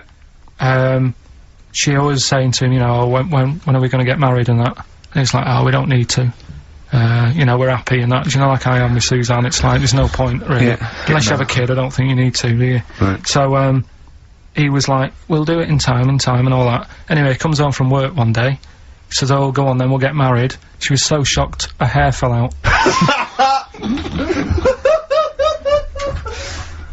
Did you get that? Wow. So... That's extraordinary. And what did he say? Oh, I'm not marrying you, Baldy. Yeah. Well... She was so shocked her hair fell out. Yeah. I love the idea of it just going to the ground. Fell out, yeah. Yeah. Yeah, what else? Right, that's didn't make rubbish. it. That That's didn't make the rubbish. list. That's rubbish. that That's didn't rubbish. make it. Next. You've also got, It's weird, isn't it, Rick, that the stories that we made up are more plausible than the facts he's actually giving I think we us. tried too hard. I think we tried to... That's what he's willing to believe. He's willing to believe that a woman's hair fell out when her husband came out saying, let's get married then. Oh, you old romantic. well, yeah, then, here's a good one. Go on then. Right, in Dubai, this woman went to Dubai for a holiday. And, she was over there, and apparently in the markets... Bit by a spider? They sell lizards. Oh, go on. Right, just like for people to buy. So she buys one, not knowing that you're not really meant to take him out of the country. Sure. Puts it in a bag. Yeah. As you do. What have you? And then she gets to the airport when she's going home, she's thinking, I can't really leave it in my bag. Yeah. So she puts it on her head. On her head? Wears it as a hat. She wore the lizard as a hat? Yeah. People on the plane were just like, yeah, everything's fine, you know, they're doing the cross-checks and that. Yeah. Have you got your seatbelt on? Yeah. There's a woman great. there with a lizard hat. Everything's going well. She gets off the plane at Manchester Airport. Lizard sticks its tongue out. Yeah. The air hostess says, what are you doing with that? She goes, I've had it. Lizard said, I just found her in Dubai. They said, I've had this with me all journey. And they said, well, you shouldn't have done. And they took it off her. Yeah, I think that is true, actually. Yeah. Yeah. So what about that? Yeah, good, yeah. Yeah. That educated me. Right, what, any more? Well, what's that taught you? That's taught you, you know, be careful when smuggling lizards back as some kind of hat. Yeah, just say, lizard, keep your tongue in, you twat. Not at the customs officer! Yeah. And, what else have we got? Anyone didn't quite make it? Anything to declare? I've got a lizard on my head. We've got an old saying one if you want that. Go on then. Are these ones, sorry, are these ones that didn't make the list?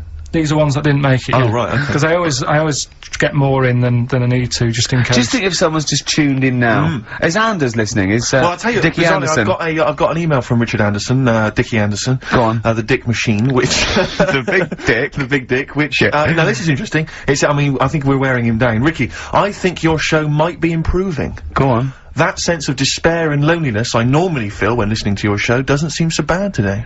He's desensitised to it. Yeah, exactly. Or he's given up. Him down. Or he's just given up. Yeah. Yeah. I mean, you listen to this long enough and you'll stand. Right, so... Let's get out of this house. We've got one more... Go on. Educating Ricky to... Go on, and quick then. I need educating. Right, Don't rub it too hard, you'll get a rasher. How was he going to outwit Darren Brown? You said something in the break. Oh, I have to say, yeah, Darren Brown, who, we bumped into as well, and he did this incredible trick where he puts £40 down on the table. He says, I can tell you which hand you've got a £1 coin in, let's say 5 times out of 5, you know, so I have a £1 coin in one hand, I put it behind my back, I bring my hands out, and he can tell me every single time which hand it's in by asking questions, by doing various Well, he things. doesn't ask, but he just goes, no, you might put it in that one, you might do the same again, but then you're an intelligent person, you're praying up with it, he goes, so it's in that one, and he does it every time, and he gets it every time. incredible. It's absolutely majestic. And I mentioned this to Karl. Yeah. And, well, Karl, you tell me how you think you could outwit Darren Brown. Because your dad used to do this trick, you told me. My dad used to play this. Yeah. How old were you? Dunno, probably about 10. So you probably weren't as sharp as you were now, then. So he used to play it, and the way of telling what hand he's got it in, his hand looks bigger. So that's all you've got to do. That's how he did it then! Yeah. That's So how to catch Darren out, to catch It was a Darren bit out, different because he did it with golf balls, but but to catch Darren out, Karl told me, Rick, He did it with a spud! to catch Darren out, Yeah. the hand which hasn't got the coin in, just make it slightly bigger. Just make it, extend it slightly, so it's slightly larger, and that'll catch Darren out. He'll never be able to stop That's that. how he did it. or just put £1 in each hand Okay. and wind him up. Just go, no, you're wrong. You are brilliant, Karl. Yeah. Do this one. Did your dad used to do the one where he takes your nose off of your face and puts it between his fingers? Did you keep going to the doctors? Yeah. Yeah, go on. Right, You know how that's done? You know he's not actually taking your nose It's his off. thumb. Go It on. is his thumb. last one. Yeah. Don't rub it too hard, you'll get a rasher. It's been a mess today, hasn't it? What do you mean it's been a mess? It's been a mess. What has? This. What? The show? Yeah. How has it been any worse? It's just all over the place. There's no sort of, it's not tight like it normally is. And she'll be going away with this, thinking that's what the show would be like. She listens On to the show. MTV. She knows it's a shambles every week. Go on. Well, don't rub it too hard, you'll get a rasher. Yeah. Do you know the saying, ham it up? Yeah, go on, yeah. Right, well, do you know what it means? Well, it means to overact. Right. Well, years ago, with actors in musicals and stuff, the actors used to look pretty ill on the stage because they didn't have proper makeup and that. Right. Right. So what they used to do, to make themselves look Rub their face in pigs? well, they got bacon, rubbed it on the face, and it made the face a bit sticky because of all the, like, you know, the pig fat and bit of lard and stuff like that. And then they'd go and get some bricks. Bricks. Yeah, house bricks. Rub them together, make some sort of red dust from the brick, and then put the dust on the face. And the fat and the lard and that would make the dust stick to the face. And they'd look well under the lights. And that's where the They'd saying... smell great as well. Yeah, well... Lovely. Everyone likes the smell of bacon. No, but, so that's the old, ham it up, that's where like that that. comes from.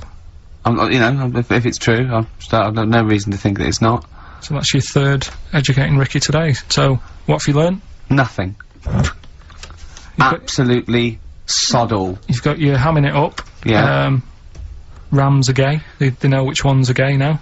Now! And, At last, thank God. the fella who can hand read, an arse. If you missed the rest of the show, what are you going to make of that? Have you just tuned in? You are a maniac, Karl. So, you mentioned Educating Ricky. We've only got, do you know we normally have like 3 instalments? Yeah. We've only got 2 today. Why? Why? Just, Well, you clearly weren't busy Christmas shopping, so what's the reason? Yeah. well, like I say every week, it's a bit of a struggle finding stuff that I can teach you. I bet you were gutted you missed that programme, weren't you? Well, I'm interested in stuff like that, because I like learning, which gets us on to Educating Ricky. Oh, excellent, slick. We've had a good year of stuff, teaching We have, and well, stuff. yeah, I've learned a lot. Can you remember any of the Of course I highlights? can. There was a deaf girl and she hit her head and she could hear. Yeah. There was also some people who ate tomatoes thought they were poisonous on lead. There was also a doctor who gave a blood transfusion with some parrots from the pet store. Yeah. Because the doctor in America, and it was the olden days when the lines were bad, said give him his parents' blood, and the doctor this side thought said give him some parrot's blood. So that was true, and that educated me. That was fact. What have you got for us? Well, we've only got 2, because I've taught you about jellyfish today, that Yep. we need them, so we've only got two things to go at, and I give them a little headline so you remember them, to make them snappy. The 2 headlines you've got, oh, what a catastrophe. Okay. And the second one is, well, you'd think it'd be Bughead, wouldn't you? What? Well, you'd think it'd be Bughead, wouldn't you? You'd think it beat No, you'd think it'd be. Yeah. You'd think it'd be Buggered, wouldn't you? Bughead. Bughead. This can't be. If this is anything with a bug living without a head, I'm not interested. Because we've done it. All you've done is Well, let's just do what a cat. So it is that. Well, do that give one us the first. Bughead one. Which one? Which one are we No, doing? do the Bughead one. Right. Well, the Bughead one. Well, we've talked a lot about animals and that, haven't we? Without heads. Surprisingly, we have. I think a disproportionate amount on it. If you're a new listener, this is the first time you've listened, you'd be surprised. Yeah, we've done all that. We've covered worms. The way if you cut their head off, it grows back. If you don't cut too high above its neck. We've covered The chicken. the fella who blinked. Yeah. I can't go into it again. Right. Let's not go into it again. We've had the chicken with no head that lived for Yeah. 8 months. Yeah. And we've had And we've had the cockroaches. cockroaches living for a week without an head. Right, okay. Well, it's a bit more on the cockroach front, really. Right. They've found, right, that if you get a cockroach Yeah. and you cut its head off, Yeah. right, and then you find a cockroach that's still got its head, but it hasn't got any legs, Right. right, it's not over for both of them, right? Because Good what you news. can do, you get the one that's got the legs Right. with no head, Yeah. sort of running around, get the one with the head, Uh-huh. sit it on top of it, Right. get a little tube Okay. so that the fluids. So is this aunt is go out of the Let him room? finish. This is like Blue Peter. Let him You could get this for Christmas. Right, you get Yeah. a little tube, you sit that on top so the bodily fluids are still running between the two. Right. The head of the one on the top will control the feet of the one on the bottom. Okay. What about Good. And, will it continue to live? that? Yeah. Okay, you don't know that for sure, do you? Just guessing. That was just a No, question out of the blue that's- he wasn't expecting. Yeah. Well, what do you think of that? Good, yeah, it's great. Yeah, just a primitive nervous system that can, yeah. Yeah. Did you expect us to be more impressed and excited by that? Did you fall off your chair when you read that? Did you literally topple off? Going, Did you "Whoa, like a did you cartoon?" think you were going to be the Frankenstein of the insect world? Yeah. No, I just was thinking if they can do that, you know, With them, can they do it with humans? Because I also did a bit of research course on. you did. Did you ever did you come to the sort of conclusion that apart from the moral aspect of it, that the human was probably more complicated than? Yeah, but do you know what I mean? Things move on, don't they? Do you know what I Modern mean? science, Rick. You know, I had Binatone as a kid. Now they've got PlayStation 2, and the difference in 10 years. They is have amazing. found that if you lose your head, a cockroach can live normally on your body, but not the other way round. Your head on its cannot control its legs because it's Yeah. too complicated It's for too your confusing. brain. So yeah. Well, then other research. Because I thought if you don't learn from that, I'll give you something else for free, right? Go on. Free. That they can clone people. Uh-huh. The only reason they don't do it, right? Say if like Ricky needed a lung, right? They could clone you and make you the same. But the only reason they don't want to do it is because it'd be a bit horrible, wouldn't it? So and it would take sort of 18 years for me to get an adult lung. And there's all kinds of moral implications. yeah. Yeah. What do you mean? Yeah, you hadn't thought of that. Because lest we forget, Rick, he ended with the only reason they don't do it is because it's a bit horrible and that. Which scientist said that? Right, let's leave That's a that then. quote. Right. Send us on Well, up that's there. That's not it. That's not the other one. That's it. No. That was just, you know. We've got another one to come. Oh, I Teach can't us wait. the headline again. What was the headline The again? headline, oh, what a catastrophe. Right, so listen, right? Okay. So, last educating Ricky of the year. Oh, Christ. What a catastrophe. Yeah, let's do that then. Right. Victoria Plum. There's this woman, right? Yeah. This woman, she's reading Guinness Book of Records, Yeah. and she's flicking through, Yeah. and she notices that there's a world record for a cat, right, with 27 toes, right? So she reads it and she thinks, well, that's not right, because her cat's got 28. What do you mean your cat's got 28? Her cat's got 28 toes. So she was like, well, hang on a minute, mine should be in there. So there was I missed the very beginning of this. she was Just looking through the Guinness Book of Records. Oh, Sees a woman was looking through the Guinness Book of The woman Records. with the cat with 28 toes looking Right. through, and it said the record for the cat's toes was 27. She thought, hold on, hold on a minute, Ross McWhirter. My cat's got one more than that cat. So go on. Anyway, so she said, you know, the person doing the interview with her said, you know, is it happy? And she said, yeah, you know, it's great, and it's really good in the snow. Right. It gets through a lot of nail varnish. Well, you know, that's what it said, right? It said it's really good in the snow. So, I just was thinking, I mean, that's it, really. That's not it. That's the end of that story. But Brilliant. But what I'm thinking is, like, It was two cats welded together.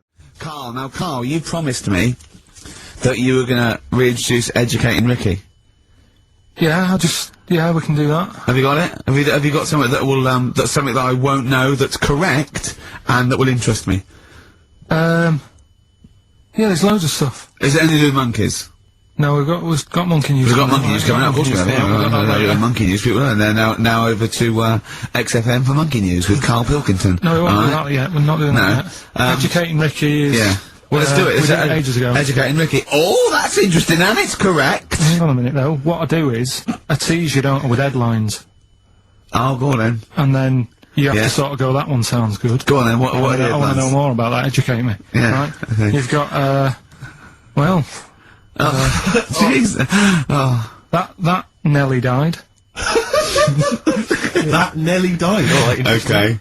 Okay. Could be about an elephant. Go on. You've got that. You've got, well, I got well. Take well for as read. So they all start with well. Okay. Knob Body has been that lucky before. Brilliant, alright. Okay. Or you've got get a lobe of this court case. Right. Okay. Not bad. I'm going for knob body. It's been that lucky before. Right, it's a story about this kid who was born, right? Was he? Yeah, he was popped out, like, and the dad and the mum saw the baby, and it was like, oh, that's a good-looking little kid. Sure. And they were proud and that. And then, I don't know if they're surprised that it's a good-looking little kid. It's theirs. yeah. Like it could have been it could have been a frog, and they'd have gone, "Oh, he's got your eyes." and then, the doctor goes, yeah, it is, but, look at that. What? He said, it's a boy, and, hasn't got a knob. I love the doctor saying that. I love this GP. Right. Oh, this midwife saying that. Oh, I love little boy. Yeah, but no knob, baby. Mr. and Mrs. I mean, think. Right. No, but I'm speeding it up a bit. Alright, come on, so the baby's Right, so the born, baby's like and that, doctor and says the look doctor at it, says doesn't that, and the woman's like, oh, it's our first as well, and stuff, right? She's really gutted. What's the second going to be like? So, Go ahead. Just a knob. doctor says, yeah. You call it Karl. Right, go on. Right, go on. So the doctor says, well, I'll leave it with you for a bit, get used to the idea, right? As opposed to throwing it away. So he wanders off. Yeah. He comes back with a smile on his face, right? Found the knob. So the mum and dad are like, what are you smiling about? He says, you're not going to believe this. Baby's just been born. It's got two. Right? You can have one of them. And they did a little operation. Where did you get this information from? That's in a book. What book? Is it the a same as the good book that you carry round with you? No. With the woman with 3 legs, the juggler with 9 arms, and the bloke who found shagging a chicken under a rock. Is it in that book? Weird though, isn't it? Well, it's not true. It is true. What, in the same hospital, there was a baby born without a knob. Luckily, it's Karl. It happened. You're not, you swear to God you're not making The it up. doctor making it came up, back honest to God. smiling, because you won't believe it. There's a baby there with an excess of a knob. It happened, honestly. I'm not, all these things are not made up, the educating stuff. That's why I do it, innit? Teaching you stuff. Always teaching you stuff. Alright, if anyone can confirm the baby Oh, with well, no knob, they're going to baby with confirm it, two, because they're going to go to the same dubious website that Karl got it from. I always try to be level-headed and reasonable in these situations. And it's You always ignore it. Guatemala or Mexico. Rodriguez was born without a knob. Luckily, baby next door, and then was got 2 knobs. What a load of shite. Play record. Karl, what you got lined up for us now?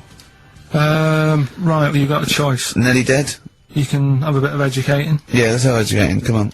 Educating Ricky. Actually, can we just clarify what this is? I think a lot of new listeners perhaps aren't familiar with this. It's when Karl looks on the internet and finds a weird story about, the double knob, fun, and tells me about it, and it's usually not true. Okay. If it is true, I know it already. Go on then, Karl. They're not really weird stuff, it's just stuff that's gone on. That's interested me, that's all it's Yeah, about, and I go on. educate about it. I should just confirm that we've had a number of emails that say the baby born without a knob and then having one transplanted from a baby that luckily enough had 2 knobs Yeah. is apparently true. Yeah, no, listen, on. listen. So- I don't question that you could be born with a deformity and get someone's, fingers, knobs, What I'm saying is, it didn't happen with a doctor goes, I'll leave with it. I don't believe it. That baby's got 2 knobs. Exactly. What a coincidence. I bet that little bit of information isn't in there, is it? Sure. That he went out the door, I'm gonna get a coffee, came back, bloody hell, hold on, look, there's an extra knob, I found an extra knob. We can put that knob on there. Perfect. Right, well you've opted for the headline, It Nearly Died. Right? Yeah. It's about this elephant. Yeah. 80 years old. Yeah. In Africa. Right, it's had quite a good life and that. But then what happens is, I don't know what it's been eating, but its teeth fall out. Yeah, that's what most elephants die of that because they grind them down, the teeth, until they can't chew anymore, and most elephants of dying of old age with an elephant is the fact that you haven't got teeth anymore. But it's had a good innings, it was 80. Yeah. Right? So anyway. They used to pop the food up and feed it to it, and it lived quite happily. No, what they did was, the village got together, said, Chew the food for that's it. sad, isn't it? Made it some false teeth. Made it some teeth. Out of wood. Wooden teeth for this elephant, that's 80. What do you think of that? I don't know. I don't know if it's true, I don't know, I mean... No, it is, forget that, you've been proved wrong once. It is true. What do you think about Karl, it's like saying, yeah, my Auntie Nora saw a ghost, what do you think about that? There's no comment. I can't comment on it. that? Would you have gone to the trouble, is what I'm saying? To build an elephant some It's teeth? 80, it's 80. Yeah. With all the problems Africa's got and that, and they're messing about making teeth for an elephant. What problems have Africa got? Well, there's not enough food to go round, so if an elephant's dead, that's a bit more food left. Do you know what I mean? Why? Yeah, but you're assuming this is in the middle of a village where there was famine and starvation. It might have been South Africa, Kenya. You don't know. It's not all Ethiopia. If it was a busy city, people in the village wouldn't have time to be messing about with making teeth and that, would they? It was a little village.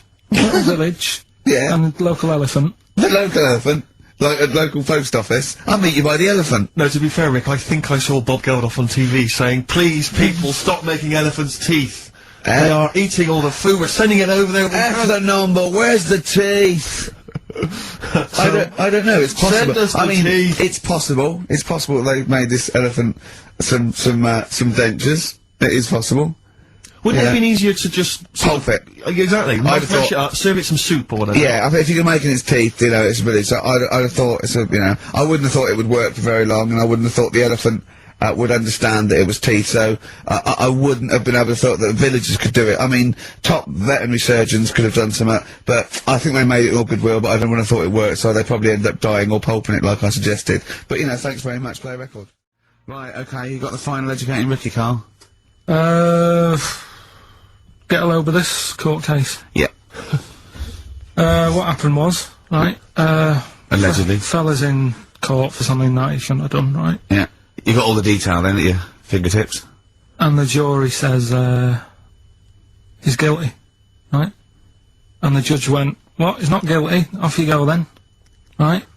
He misheard it. They couldn't do anything about it, because once the judge has sort of said, you're not guilty, off you go, you can go home. And the jury were like, what are you doing? They said he's guilty. And I was like, What do you think of the Thorns album? I'm quite a big fan, Rick. Yeah, I like that sort of old country sound. I think I it's, know. And that compilation you made me, that was that sort of thing. really good. The Jayhawks, thanks for that, by the way. There was the hanging one, wasn't there? There was the hanging one that happened. Are you still there? I What bands have you been checking out recently? Any new things? Just exploring all kinds of stuff. Obviously, you know, I like dipping back into the old stuff. I'll tell you what I've been appreciating a lot recently, Rick. Billy Bragg. Oh, brilliant, yeah. Great guy. Isn't he playing He's soon? playing in March, yeah, you might want to try and You heard check about out the hanging one when What's this the stuff? fella was... Sorry, mate, go on. When the fella was hung. Well He was hung, and... He was hung. He was hung by a rope. So, isn't that... No, I think it wasn't he, a Chinese emperor? And wasn't he hung? Yeah. Sorry, he was hung. Some fella who'd done something, they hung him. It's not a word anymore, he was hung. Well, don't be doing that again, because you said squoze wasn't a word, and then I shown you a menu today that someone sent, and it said fresh orange. Yeah. Squoze. In inverted commas, and next to it was the word colour, spelt C-O-L-O-R. So, presumably either the American menu, right, in which case, there's loads of American words that we don't use, or it's just a badly typed piece of work. Anyway, there was a bloke that was He was hung and that, but he didn't die. Hung on that, he was definitely a Chinese. Hung on that, yeah. I remember him now, yeah. He didn't die, and they said, oh, just hang on a minute whilst we change the rope and that, and he stood there waiting, changed the rope. They, tried to, you know, do it again, and, didn't work. It didn't work, right. So, they got another rope, right? Didn't work. And then they had to let him go, because it's like there's a well-known saying or something from this thing. Yeah. Have you seen, do you like, Oh My Car's On by, Tim Burton's new single? I don't know that I'm Oh, it's brilliant. Can we play it a bit later? know. Yeah, can we play it? Let's play a record now, and, we'll, talk more a bit later. Hello, welcome to the third in this, new series of the Ricky Gervais Show, with me, Ricky Gervais, Stephen Merchant. Hello. And Karl Pilkington. Alright. We've had loads of emails, thank you for those. Sorry we can't reply to them all personally, but, keep them coming, some interesting ones. There's one in particular here, from a guy who says, I see there is less swearing now you're charging for the podcast. Dumbing down already, ? Yeah. Well, interesting. I don't know how that's dumbing down. Well, no, not swearing. That's interesting. Not swearing is dumbing down. And also, the fact that he's complaining that we're not swearing enough. Yeah. What sort of a cunt would bother writing that email? Don't know, mate. I don't know, but I know he's just some kind of fucking cocksucker. What have you got, Annie? Well, now, of course, a couple of weeks back, you gave the rather long-winded but fascinating, sort of brain-teaser, conundrum, philosophical question about the, heaven and hell doors. And there's been a number of responses to that. I know. Explain your error. Well, I got it, I realised as soon as we put it out there that I should have said, assume no prior knowledge. Otherwise, you can just say, hold up a cat and say, is this a dog? Or you can say, what's my name? But they don't know anything about you, that's the thing. They only know about themselves, and I should have said that. Yeah. So are you willing to just now say that you've embarrassed yourself? I've embarrassed myself. I should have said, yeah, it's got to be about, it's only about the, you can ask questions. Well, do you know what? It's a bigger man than many that can admit that mistake. Or a man that's banged to rights and obviously caught out Yeah, and has no exactly. choice. Well, it's quite interesting to wade through the emails and find out the kind of people that are listening, get a sense of the different listeners. And I know you, Rick, have met some of the big celebrity names that have listened to the show, and it's sort of because you've actually met them. But it's now we've got celebrities who are just emailing in, just letting us know. This one is from a guy called Aaron. He says, my name's Aaron Douglas, and I play Chief Tyrol on TV's Battlestar Galactica. Oh, right. And he listens to the show in his trailer. Now, I don't watch Battlestar Galactica. I hear it's very good. Yeah, but it's nice to know that. I don't watch it. I don't watch any of those things. But that's. But I'm nice. It's nice that Chief Tyrol, and for those of you that watch Battlestar Galactica, I'm sure that means something. But it's nice that he got in touch. But I'm just thinking, who would you, in an ideal world, Rick, who would be your ideal listener, a celebrity listener? Well, it's not so much celebrities for me. I like the idea that captains of industry or scientists or people actually doing something worthwhile are listening. That's what excites me, because they hear. You know, we've had a couple of emails from people who are doing, you know, PhDs and psychologists and that excites me more. These academics are listening. I mean, who's the weirdest person you think that, who should have more time on their hands, you know, Stephen Hawking. Imagine Stephen Hawking listening to this show. You know, he's putting together the formulation for the universe, but he's gonna listen to a little bit of monkey news from Karl Pilkington. Imagine Stephen Hawking emailing us at podcast@rickygervais.com. I mean, that would just blow our minds, wouldn't it? He's got time to do that. That he's got the inclination to bother doing that. He's always online though, isn't he? He's always hooked up. Is he? Well, he's always got that little computer on. Why not? Sure, that's one of the perks. You can just bung an email out whenever. I'm not having a go. I just mean that's what I'm thinking. He's sat there with his little computer. Out of all the people in the world to have a chat with, I'd probably like to have a chat with him about space and that, because I can't get my head around it. Carl, What? you can't get your head round frozen foods. What a chance you can have with the universe. No, but just putting stuff out there. It freaks me out when I'm lying there in bed at night and I think about how this world. On Friday, right? I was in bed with Suzanne and I said, "Could the world fall?" Right? It's like something from Chicken Licken. Wow, that's mean- a hell of a bit of pillow talk, that. Isn't foreplay hell? Oh, God. But I'd like to sort of have a chat with him because I reckon he could put it in a way that I could understand it. Oh, I wish an Inuit was listening. Did I not tell you this? We had an email from an Inuit. Really? Yeah. I thought I'd mentioned this. Have we not mentioned this before? No. No, it was an email from a guy who said, I don't think he lives in Canada, I think, or somewhere else. I apologize if I'm getting that wrong. But I think he said he was half Inuit, and he listens to the show. Half Inuit? Mm. See, that's interesting, because I think them as so remote. I know I'm probably wrong now, but I think of those as so remote that I can't think where they're meeting people who aren't That are also Inuit, yeah. Oh, and who's going, other societies are going, I'll tell you what, I'm fed up, there's no action here, I'm going to the frozen tundra, I'm bound to meet someone there. Yeah. Where do they meet? Do they do online dating? What Probably a lot of online stuff. do you put as hobbies? Fishing? Yeah. Skinning stuff. Skinning stuff, yeah. What will stuff your skin? Seals. Seals. Yeah, sure. That's about it, isn't it? Why are they hanging about round there? Why aren't seals going, do you know what, it's cold, I'm sick of it here. It's windy all the time, what have you, and I'm getting a club on the head. Do you know what I mean? Yeah. Because they're meant to be quite bright in terms of animals and that, aren't they? Yeah. So why are they knocking about them parts? I don't know. Say, like, if seals died out, right? Would that be a problem? We've done We've this. been through this before, Karl. Everything has a knock-on effect. Even a seal, that's sort of in between something already. It's between a fish and a dog, isn't it? I knew you were going to say dog. It's not between a fish and a dog. What do you think evolution does? Fish I'll to never dog. understand it. Maybe we What shouldn't do you talk mean about it. it's between a fish and a dog? I'm just saying it's. It was a perfectly evolved mammal that re-entered the water, I imagine, and then got streamlined and... I mean, it's between a fish and a dog. But why not have one and the other? Why not have, you've got a dog, you've got a fish. No, it's anything not in the between middle, a fish and a dog. It's not between a fish and a dog. I don't know what between means. I don't know what... This is it again about saving everything all the time. What is it doing? What's he doing? Everyone's feeling sorry for him all the time. Save the seal and all that. What's he doing? Why are we saving it? Let's just ask that question. What's it doing? I don't know what to say. It's between a fish and a dog. That bloke, the Eskimo who emailed in, Inuit. would he be in a igloo thing? Probably not, no. Well, no, not. I mean, I don't think many igloos have got internet capabilities. I don't know. I don't want to slag them But off. why aren't we saving them? Why aren't we Maybe helping? there's sort of, When you build it, leave a little hole. Yeah. That's where the... but there's kind of igloo internet cafes. They Yeah, they go there, they all go to one igloo, yeah. But why are they being left alone to live like that when it isn't great? What?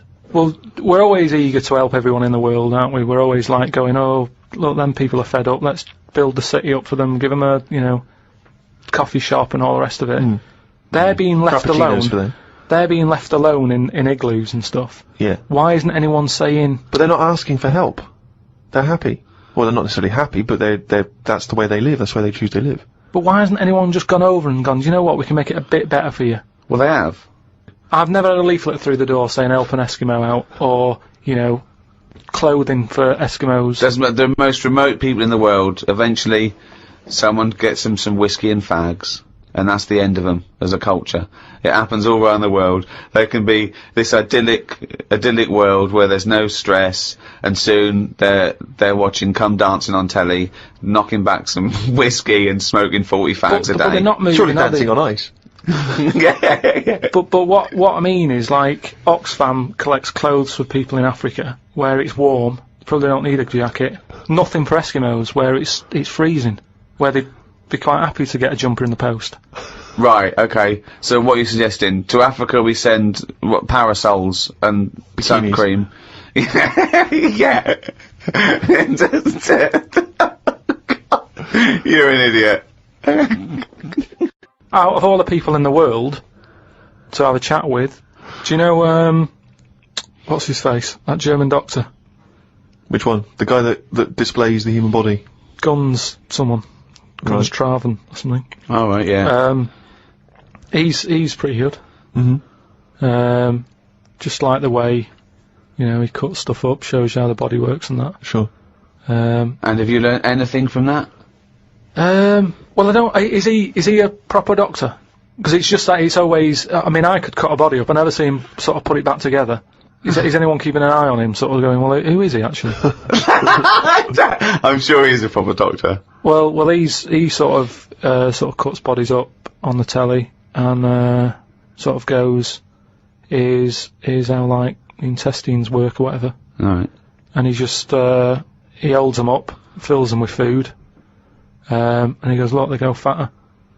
And I mean, he doesn't answer everything. Like, he doesn't say, I don't understand why the intestines have to be that long. I don't know why it just can't go from the throat to the belly, exit, straight dark line down, out the arse. You must know. Well, no, because the way he dragged it out and it was like miles long. Yeah. Pointless. No, it's not pointless. It's Just have a straight, do you know what I mean? Straight down. It's to increase the surface area for absorption. So, a foot long intestine, you wouldn't absorb much food. Whereas, you go down, you know.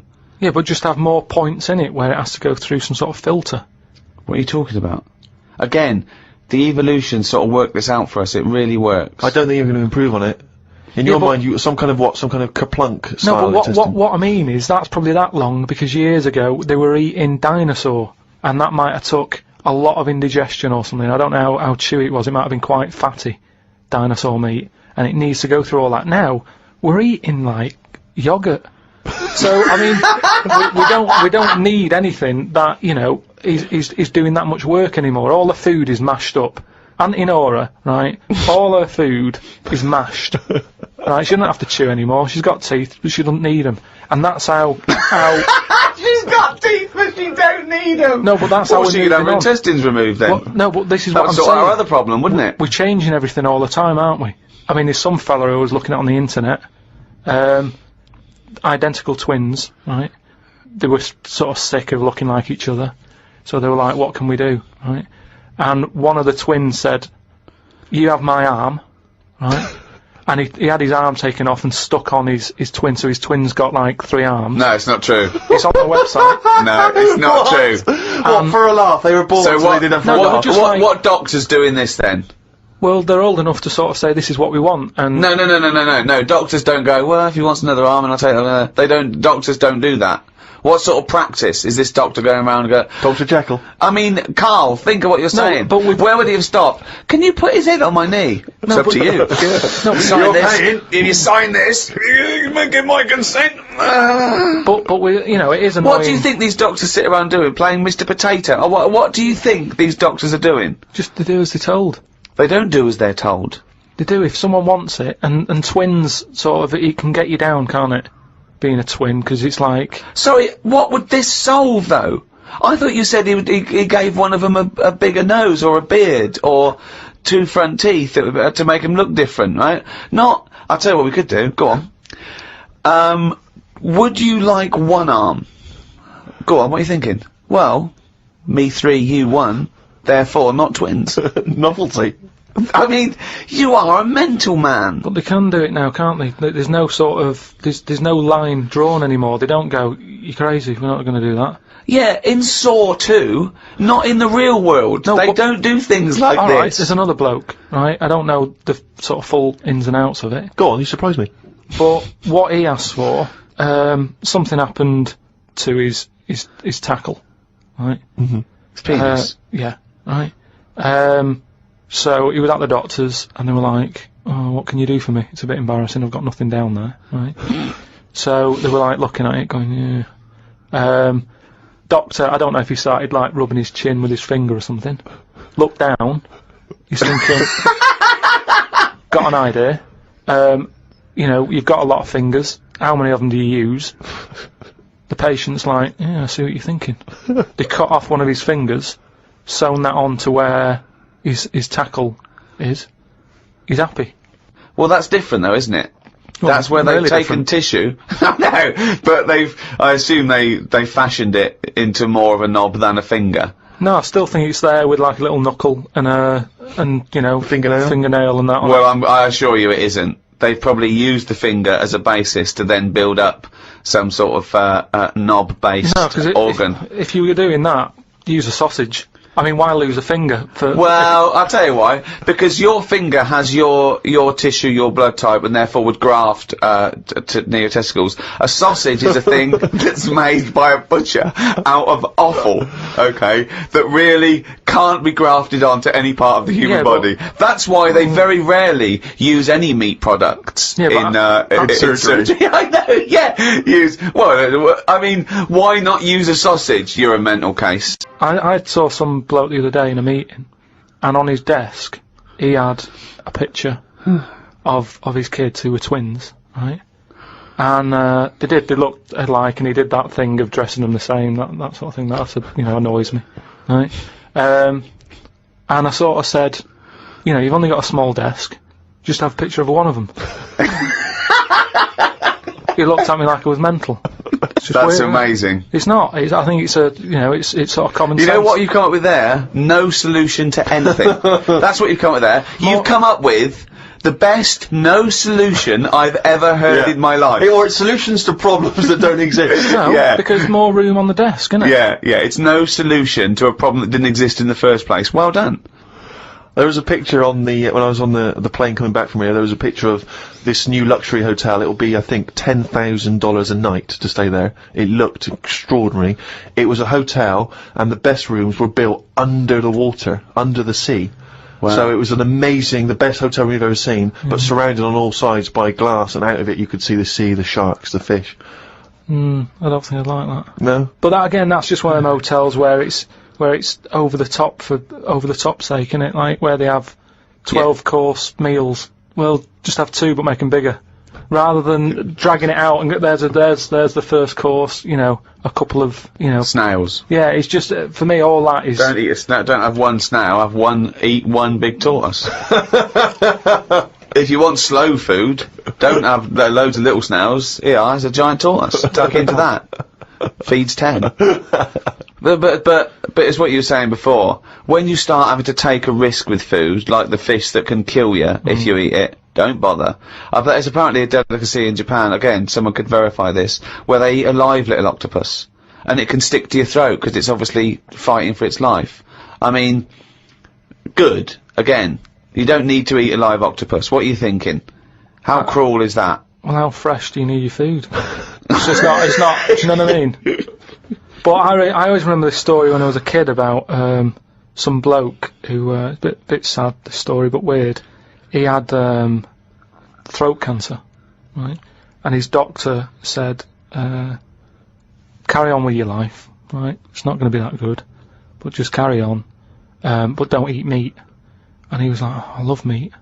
He's like, yeah, but just don't, have your veg, plenty of vitamins and stuff, keep yourself strong, but don't be eating that. Anyway, he was fed up because he loved his meat, and his wife was feeling a bit sorry for him one day, and thought, I'm sick of him looking fed up and that, all he wants is some meat, for God's sake, give him some meat. So she goes to the butcher's, gets him a big piece of, like, steak and what have you. He can't believe it, he's like, oh, brilliant, cheers for that. Anyway, he's got the meat on his plate, just about to tuck in, and the cancer comes out from his throat. What? No, it's something, I know, it sounds really weird, but it's something that I was told about years ago when I was growing up. What are you talking about? It was just some bad illness, some cancer thing, and it was coming out waiting for the meat. It was sort of dying. Again, I get a lot of your medical knowledge is from the film Alien. So this guy with throat cancer, okay, as opposed to it being a disease of the cell. It was like a living. The Alien. It was Alien. So it was the animal It was the little animal cancer. That's why What he are you wasn't allowed to talking eat about? meat. He wasn't allowed to eat meat. So it's 'cause sitting there, so it's actually sitting there in his throat. Why, I'll tell you what I'd have done if I'd have had some cancer in my throat. I'd go, there you go, rid of that. What are you talking about? So what happened? he choked to death on this thing, and the wife was like, "Oh, I shouldn't have given him the meat after all." Just That's listen a to bollock listen to story. your it's all, there's loads of weird stuff like that There that is. happens in medical stuff. Well, the terrible thing is, if you got testicular cancer and you eat meat, your bollocks come out of your trousers, and they're all over the plate, Yeah. and you have to be asked to leave the restaurant. The other thing that I was told when I was younger about medical stuff and that, Who's telling you this my stuff? mum told me about it. Jeez. Because she always says to me dad, because he has too much meat, and she's always like, you know, Remember the fella with the, and he goes, yeah, the "Oh, troll in sorry, his sorry." throat. But, me gran, she had something, wrong with her eyes. And they sort of took them out, and they were just dangling on her cheek, and she could still see through them. They were operating on her, Yeah, and you would have, yeah. they sort of say, No, she wouldn't have been conscious, though. no, they were then, because Oh, it's yeah. something to do with the eyes, and it's like, if No. no, it's no good operating on eyes if your eyes are asleep. What do you mean, your eyes are asleep? It's like a heart, isn't it? You want to keep them awake. No, So you, keep what the do you eyes mean you want to open. keep them awake? What, heart surgery is blokes awake? Stop talking shit No, all your life. what I mean is they don't stop the heart. They Of sort course of, they don't stop your heart, because it kills you. yeah, I know. So what I mean is it's like the eyes. They wanted to make sure they were working, so the only way to do it is keep her awake. No, it's not, because you don't know whether they're working or not. You can't see what she sees. What, you think, you can plug something in and see what people are thinking? It was something like No, that. no, it wasn't something like that. Well, she could see. She No, said it she was really weird. How, like, you know, you can see. She could see her knees.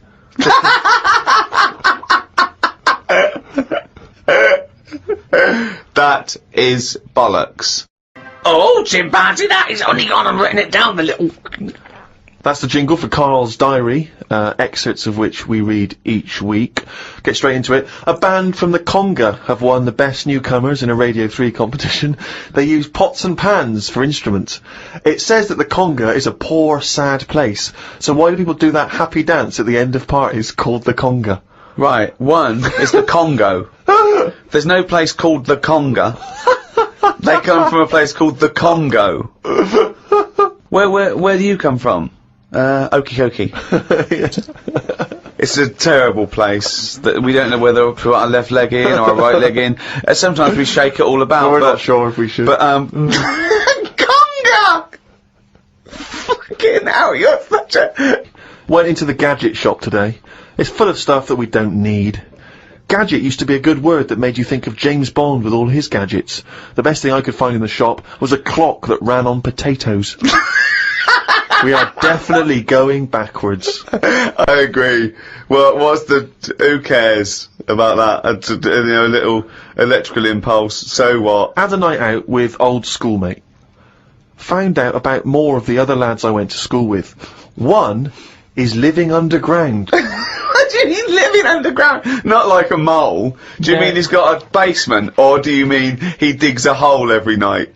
My mate went to visit him, and he said it had been raining really heavily and that, and it's all the rain's running in. What do you mean he went to visit him? He went down here? What's that? That's an hole in the ground. Yeah, come in. He Cup of just, tea. he just said, "Oh, come round to us," and he's living underground. What do you mean he's living He underground? wanted to be in the army, but was turned away, and that's the closest thing you can sort of. How is that like similar me. to Oh, living that's in the exactly army? like the army, yeah, where they teach you trades and, you know, I don't engineering know. and He's flying. happy. He's happy down there. He said it was really muddy and what have you. He said he won't be going back to visit him. What's he got down there? Just stuff, just like a sleeping bag, a lamp. He That's dug, nothing. he's dug himself a subterranean cave. Near my old infant school, they knocked it down because it was like a wreck. You'd be in the class and you could lean on the wall. Yeah, and your hand subsidence. would go through it and stuff. And they knocked it all down, and I think that's when he was at his most happy, this bloke. I believe this, though. I believe someone he went to school with now lives in a hole. That doesn't shock me. Whether the tales I've heard of horses in houses and big-headed kids with webbed hands and feet, you know, and him, I believe that someone he went to school with now lives in a hole. That isn't bizarre to me. That's You spent far too long with him if that now you're just happy to accept. I totally accept that. I'd be surprised if I walked round where he lived that there weren't more people living in holes. His dad wanted to throw his budgie on the fire. True. His budgie died, his dad said, let's throw it on the fire. I mean, his mum, what did your mum do when your budgie died? She just was worried about the other bird that was left, so she made it a bit of company by getting a rock, getting a feather off the dead budgie, sticking it on a rock, putting it in the cage. So, a man living in a hole It's not is unusual. not that bizarre. Right, carry on. I read me science magazine. Some things I learnt from the science magazine. Number 1, space is running out of space. We should stay out of the sea 'cause shark attacks are up. Yeah. Probably 4 a year now. Well, he just says here, we should just stop going in the sea. Yeah. There's no need for it. Exactly. Why is there no need for going in the sea? Just because there isn't now, is there? We've got loads of land. So just, you know, one or the other. We walked out the sea. Now, this is what I mean about going backwards. Getting back in it again. We came from the sea originally. Now we're going back in it. Don't go in it. Unless you're in a boat. The rules, according to Karl The rules of Pilkington. Karl Pilkington. Oh, God. Did the podcast and then went for a walk round Manchester Square. Years ago, a woman lived round there who had a head like a pig. She was known as the Pig Woman of Manchester Square. That made me think if there were other pig-headed women knocking about London. Do you know what I mean? Why was she nicknamed that? Why not just the pig-headed woman? That suggests to me like there was loads of pig-headed women, and that's the one of Manchester Square. Right. Well, no, it was more to do with identifying her, not amongst other pig-headed women, but go, have you seen the pig woman of Manchester Square? I.e., go down there and see the pig woman, it's in Manchester Square. What happens if she's walked off from there, though, and you go, well, no, but I saw one on New Cavendish Street. No, that the same woman? she'll always come back if you rattle the feed. Watched a film about Hitler. Didn't watch all of it as it was subtitled. Can't be doing with that. Asked Suzanne if cinemas are full of deaf people when they're showing subtitled films. She said, shh, I'm trying to watch it. I said, what do you mean, shh? It's subtitled, I can make as much noise as I want. Yeah. She's a lucky, lucky woman.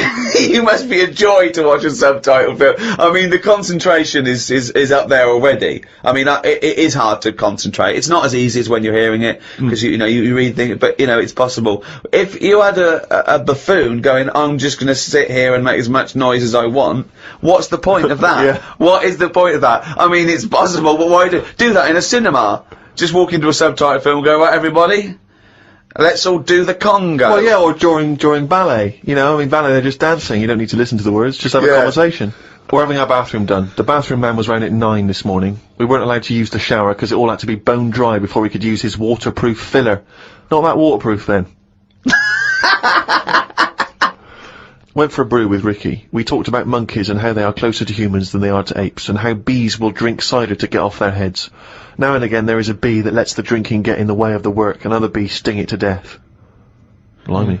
Yeah, well, there's bees. They love a drink, and they will drink pure alcohol. They drink 100%. They drink ethanol.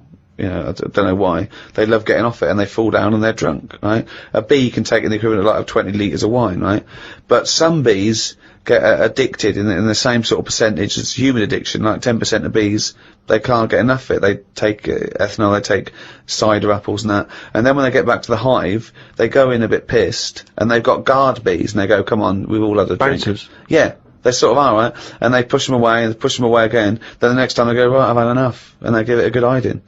And Karl couldn't get over this. I saw his face, but I knew that he was thinking of that bee with sort of like eyes rolling round his head, a little bit belligerent with his jacket on backwards. Yeah. You know, and the bouncer going, come on, son, we've all had enough. Let's move away, Yeah. move away. You're not coming in, right? You're wearing trainers. Yeah, you know, you're wearing 3 pairs of trainers, and I'm sick of it. You know. But what I did find out, because I went home and went on the computer trying to find out about drunk bees knocking about, they're not actually meant to fly.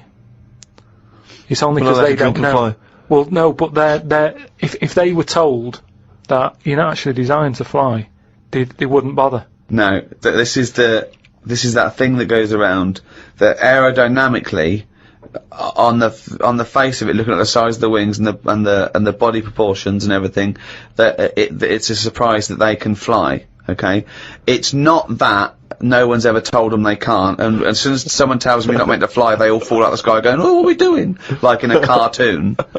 No, but it's something about the confidence and that. At the moment, nobody's saying It's nothing to do with the confidence. There is no such thing as confidence in bees. A bee never loses its nerve. That's not why it drinks. Because what are you drinking for? I'm just not confident anymore. There's no point to turn to the bottle. I can't go up there again. You're an idiot. Well, it's that time, isn't it? Rockbusters. Oh, yes, the time that no one looks forward to. Chimpanzee that, Rockbusters. Right, so, gave you 3 clues last week, 3 cryptic clues. Some initials of a band or an artist you emailed in. Rob Harding got it, right? Oh, nice work, Rob. So well done. The 3 clues, the first one was RP for the initials. And the clue was steal that woman's flower. Right? Yeah. So that was a cryptic clue. The answer today is Rob Plant. Rob Plant. Rob Plant. I don't know who that is though. Is there? There's no artist called Robert Plant. That's like Robert Plant. Robert Robert Plant Yeah, but is you his don't name. say that. You sort of go, oh yeah, I'm into Well, you do say it. Have you got the, it means new like album by Robert Plant? Yeah, Robert Plant. They wouldn't go, what? I don't know. I don't know. Plant. Are you saying Rubber Plant? The second What are you one, saying there, Karl? Though The second one was... it doesn't work. The initial was B, and then that was keep whacking the cooker with a stick, right? Yeah. Didn't have to be a stick, we pointed that out, just keep whacking the cooker. Keep whacking the cooker, yeah. That was B, that was Beat Oven. Beat Oven. I don't know who that is either. Is that a group? Beat Oven? Is that the Beatles? Who's the Beat Ovens? Classical sort of stuff, Beethoven. Beethoven. No, you said beat it. Again, though. they got It's it. bait. Hold on, wait a minute. Just saying though, they No, got it. it's bollocks. Rob Harding got it. No. Beat Oven. Yeah. It's not Beethoven. You got it. Do you understand? The last one, the initial was M, right? I just want to know who Robert Plant is. Don't be worrying about Robert. No. Because it's not a name. He's not the one in Led Zeppelin, is he? So M was the initial. The clue was Venice. It's all water, innit? How would you describe it? There's hardly any land, right? So canal. if there's hardly any land, right, it's more water. What sort of water would you get, right? Wet. And then what? Wetville. No, but just like water that in Venice. What sort of water is it? It's sort of Muddy. no. Muddy waters. No, but how would you describe Venice? What's the If there's more. But what's the initial again? M. If there's M. more. Muddy waters. If there's more sea than land, what would you say? Would you say? You'd probably say there's sort of more of it is sea, isn't it? More is sea. More is sea. So that's the answer. I don't know who that Who is. is that? Morrissey. Morrissey. So well done to. That's the worst one you've ever done. Well It's done ridiculous. to. That's the worst you've ridiculous. ever done. It's ridiculous. Morrissey. Right, if they're that shit, don't do it anymore. So well done to Robert Harding. He's in London. Right. Hello, welcome to number 6, the final episode in this season 2 of the Ricky Gervais Show with me, Ricky Gervais, Stephen Merchant, Hello. and Karl Pilkington. All right. You can still go and get the archive, all 18 episodes we've done so far. That's available on iTunes and audible.co.uk. And there's a little video diary we've done, a little free podcast. We may go into free podcasting, but in video, Steve. Ah. And there's a little free taster up there.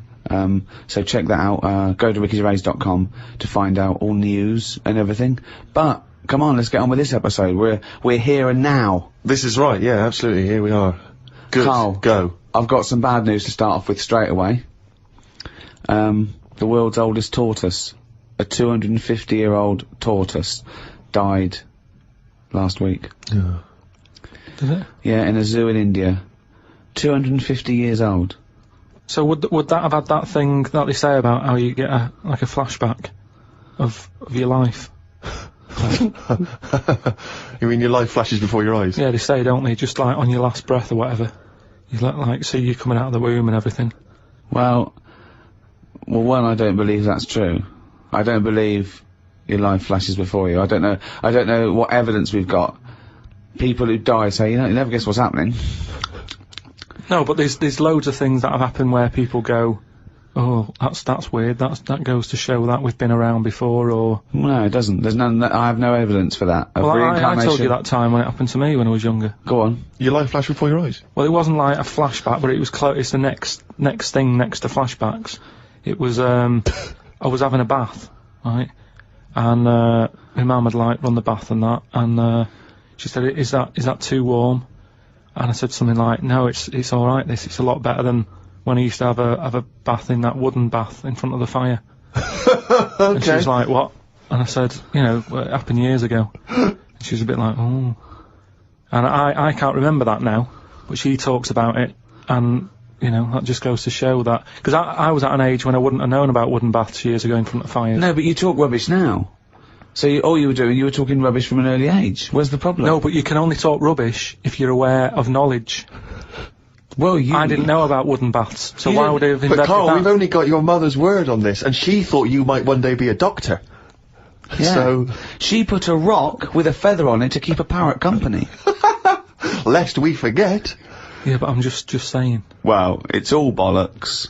So have you researched this? You've tried to find out when little Karl Mark I and his wooden bath, when he was No, I around? don't want to go there, because that's when you start digging out all sorts It's of trouble, rubbish. innit? It's rubbish. No, it's not rubbish. Well, it is what rubbish. sort of stuff might There's you no discover? scientific evidence. No, but just like I've said about family trees and that, don't be looking at them, because you're only going to find stuff you don't really want to know about. It's the same as that, innit? Leave it, let it be. Do you know what I mean? If your granddad was Einstein, you'd know about it because your family would be shouting about it. If he was a bad un, you go, oh, keep that quiet. So don't look at family trees, and it's the same. Don't be looking back in your past lives, there's because no God knows past what lives. you've been up to. Well, Karl and the wooden bath. Proof. If proof be needed. live on air talking shit again. but this tortoise. So if that's And also, its flashbacks would just be, you know, the same wall. I mean, it basically spent, I don't know how many years, in a cage. It was in the zoo, so, it died of liver failure. Which is a problem if you're a tortoise, because with us, they can cut you open and have a look at the liver. With that, it's going, forget it, we're not getting in there. It's like you when you didn't want the plumbers to knock through the tiles to check out the piping. It's the same with the tortoise. If it's a liver, we're not going through that. It's not worth it. If it's your head or your feet, we'll have a look, mate. But we're not looking at internal organs with a giant tortoise. why not? 'Cause, what do you mean? Well, How do they can't you drill into those things? It is only a shell. That is easier to replace than skin. Carl, I was joking. You can't do a liver operation on a tortoise. Why not? It's got all the same parts, hasn't it? All the same body parts and that. Well, I Isn't think that's it? the point. Well, not really, but, yeah, it's, But loosely better speaking. ones in a way, because they live longer. So they're doing something right. Aren't they? Right. If they can live 250 odd years, our art can't do that. Right. Which is what I say about our tortoise has got it right in a way, that it's taking its time on everything. We're rushing about, getting stressed out. That's just, you know, getting on with it. It's not rushing. It eats healthy, doesn't it? It eats lettuce and stuff. Yeah.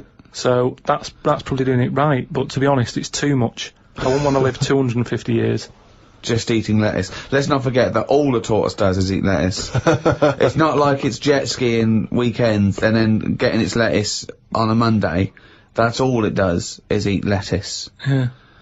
And that appeals to you, does it? No, I'm just saying that it must be doing something right, though, Of course it's doing something right. because it's living 250 years. But all animals do something right, however long they live. Mayflies live a day, but they're doing something right. Well, they're not, are they? They haven't got a chance to learn how to do it right, and then they're dead. It's, you know, that's from one extreme to another, isn't it? That just seems a bit mental to me, that, living a day. I wouldn't bother, so forget it. Could you be bothered? You don't, just as you get to know someone. Yeah, another mayfly. Yeah, but I'm just saying, if we had that, if that's how we lived our lives, you wouldn't have a chance to make a mark or anything, would you? It's just... Would you try and pack a lot in that day? Disneyland, whatever. No, I'd prefer to make it miserable, so I don't miss it, if you know what I mean. But I was thinking the other day about, you know, your body and everything, because it is amazing, isn't it? How it works. Oh, yeah, yeah. Does the brain control you, or are you controlling the brain? I don't know if I'm in charge of mine. Nor do I, There's a surprise. Nor do I, No, do you know what I mean, though, by that? Does Well- the brain control you, or do Well, you when control the brain? like, don't you ever sort of think sometimes, say if you're making... But 'cause you I are was the making, brain. No, but I was making a shopping list, right? Going, right, I need some rice, kidney beans, and I thought I had everything, and I sort of was rolling up the paper, and then something went, oh, an onion. Your brain did Something that. went an onion. Was it Suzanne? No, well, my brain sort of went, you forgot something. Yeah. I didn't think I'd forgot. I was No, putting you that- are your brain. No, but don't you understand? My brain was I was in control of my brain when I was writing down rice and kidney beans. But you're not in charge of the onion. That's another part of the brain that's in charge of the onion. The onion sector. No, but I'd put the paper away putting my coat on, ready to go, ready to go and get the rice. Yes, but your onion lobe kicked in. What, so you put the paper in your pocket, you got the coat on, then you just suddenly hear Then from it nowhere, was just like, it was onion. like, yeah, I'm not even thinking about that shopping list. It's in my pocket. I'm thinking, do I need my gloves? It's cold out. Yeah. Suddenly, onion. And it was like, oh yeah, onion. Yeah, I had to get the paper out. So You what had I'm to write that saying down. is, But who's in charge? The brain, the mind, the brain is the. What are you doing? Who's in That's charge? just, you forgot the onion and then you remembered the onion. You must have forgotten things in the past. No, but not like that. Not where, like, it just made me think, that was weird. Who reminded me of that? You did. Yeah, but I'm not. No, you are your brain. It's not like there's you, then there's a brain, then there's an extra one looking down at it. The meta brain, the thing above it. No, but your brain. How does your brain work? You give it information, don't you? Well, it takes. Do you mean you give it information? Well, It's if doing it, I isn't it? sat in a room with nothing, not feeding it anything, it wouldn't know anything. No, but there's this thing But that there's then- two yous. It's this thing that there's There's this, Karl and Karl's brain. Yeah, there's not a duality in this. If you go, come on, now think. That's the brain saying that to itself. It's not. There's not two people in there having an argument. Come on, brain. And the brain's going, oh, don't you start, I was thinking then. And the other thing's going, brain, onion. And the brain goes, Karl, onion. You are your brain. If you are anything, you are your mind, your brain, your collection of memories, your personality. You're not what you look like. Does that answer your question, Karl? What do you think then? You were thinking of a tortoise on a skateboard then when I did that last sentence, weren't you? I, like you, Rick, I'm always annoyed and embarrassed when we have to concede something to Karl. And it seems though each week I look on the emails that we've got, and once again someone has found some evidence to support some of the nonsense that Karl has come out with. Now, you may remember we were talking about his concept of putting a giant mirror on the moon, because why should we have to go into space? Then we could just look up at the moon and we'd see the Earth reflected back at us, and we'd think, ah, that's the Earth. Isn't it I great? can't see myself backing down on how ludicrous this is. No, indeed. Although, someone, I think they're really being very picky. They were picking you up on a technical point, because I think one of your criticisms was the idea that the moon is moving and thus the mirror would, be absent from view for some time.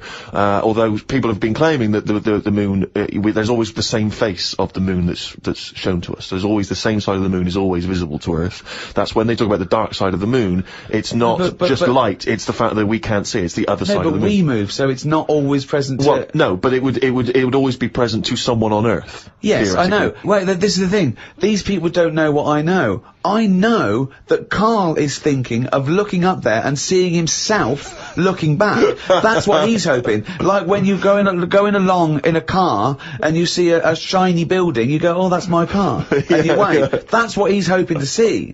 He's not doing it to gauge the speed of light and think and change like that. He's not doing that. He wants to look up through a telescope and wave. Yeah. That's what they don't realise. I know what he's thinking. Do you want to respond, Karl? It's got the problem with the moon is. Here's a statement. The problem with the moon is ... Yeah. The problem with the Earth is there's too much water. Yeah. No, the moon. It's been around ages, hasn't it? Yeah. But it's got no history. It's got nothing to show for it. Just a load of old rocks and stuff.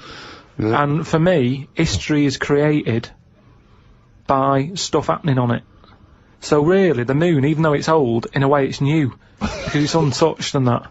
But we don't go to the moon to visit museums or arcades. No, but say like historical landmarks. Henry VIII, right? You watch Antiques Roadshow or whatever, and some woman goes, "Oh, this plate you've got, this was Henry VIII's." And as you can see the knife marks on it. Oh look, there's some chicken on it, right? And you go, oh god, yeah, that's amazing. Then someone goes in and goes, here's a plate of Henry VIII's, but it hasn't been used, it's still in the box. You'd go, well, it's not as good, that. It's got no history. No, because very often on the Antiques Roadshow, they have Henry VIII's plate with a bit of chicken on it. They kept that. Don't throw that away. Why? Arthur Negus are like that in a few hundred years' time. No, but do you understand what I'm saying? Things are only good if stuff's happened on it. The moon, you're up there, you're having a look, you're going, no one else has even been here. But you go to the moon for research purposes, for But there's scientific nothing there, research. Steve. This What is do you what mean I'm there's saying. nothing there? They're examining the soil and the Got soil environment here. and the air.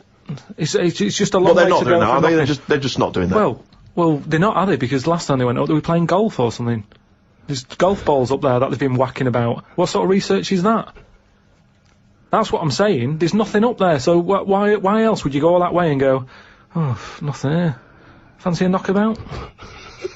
Why are they knocking golf balls about if there's really important stuff to look at?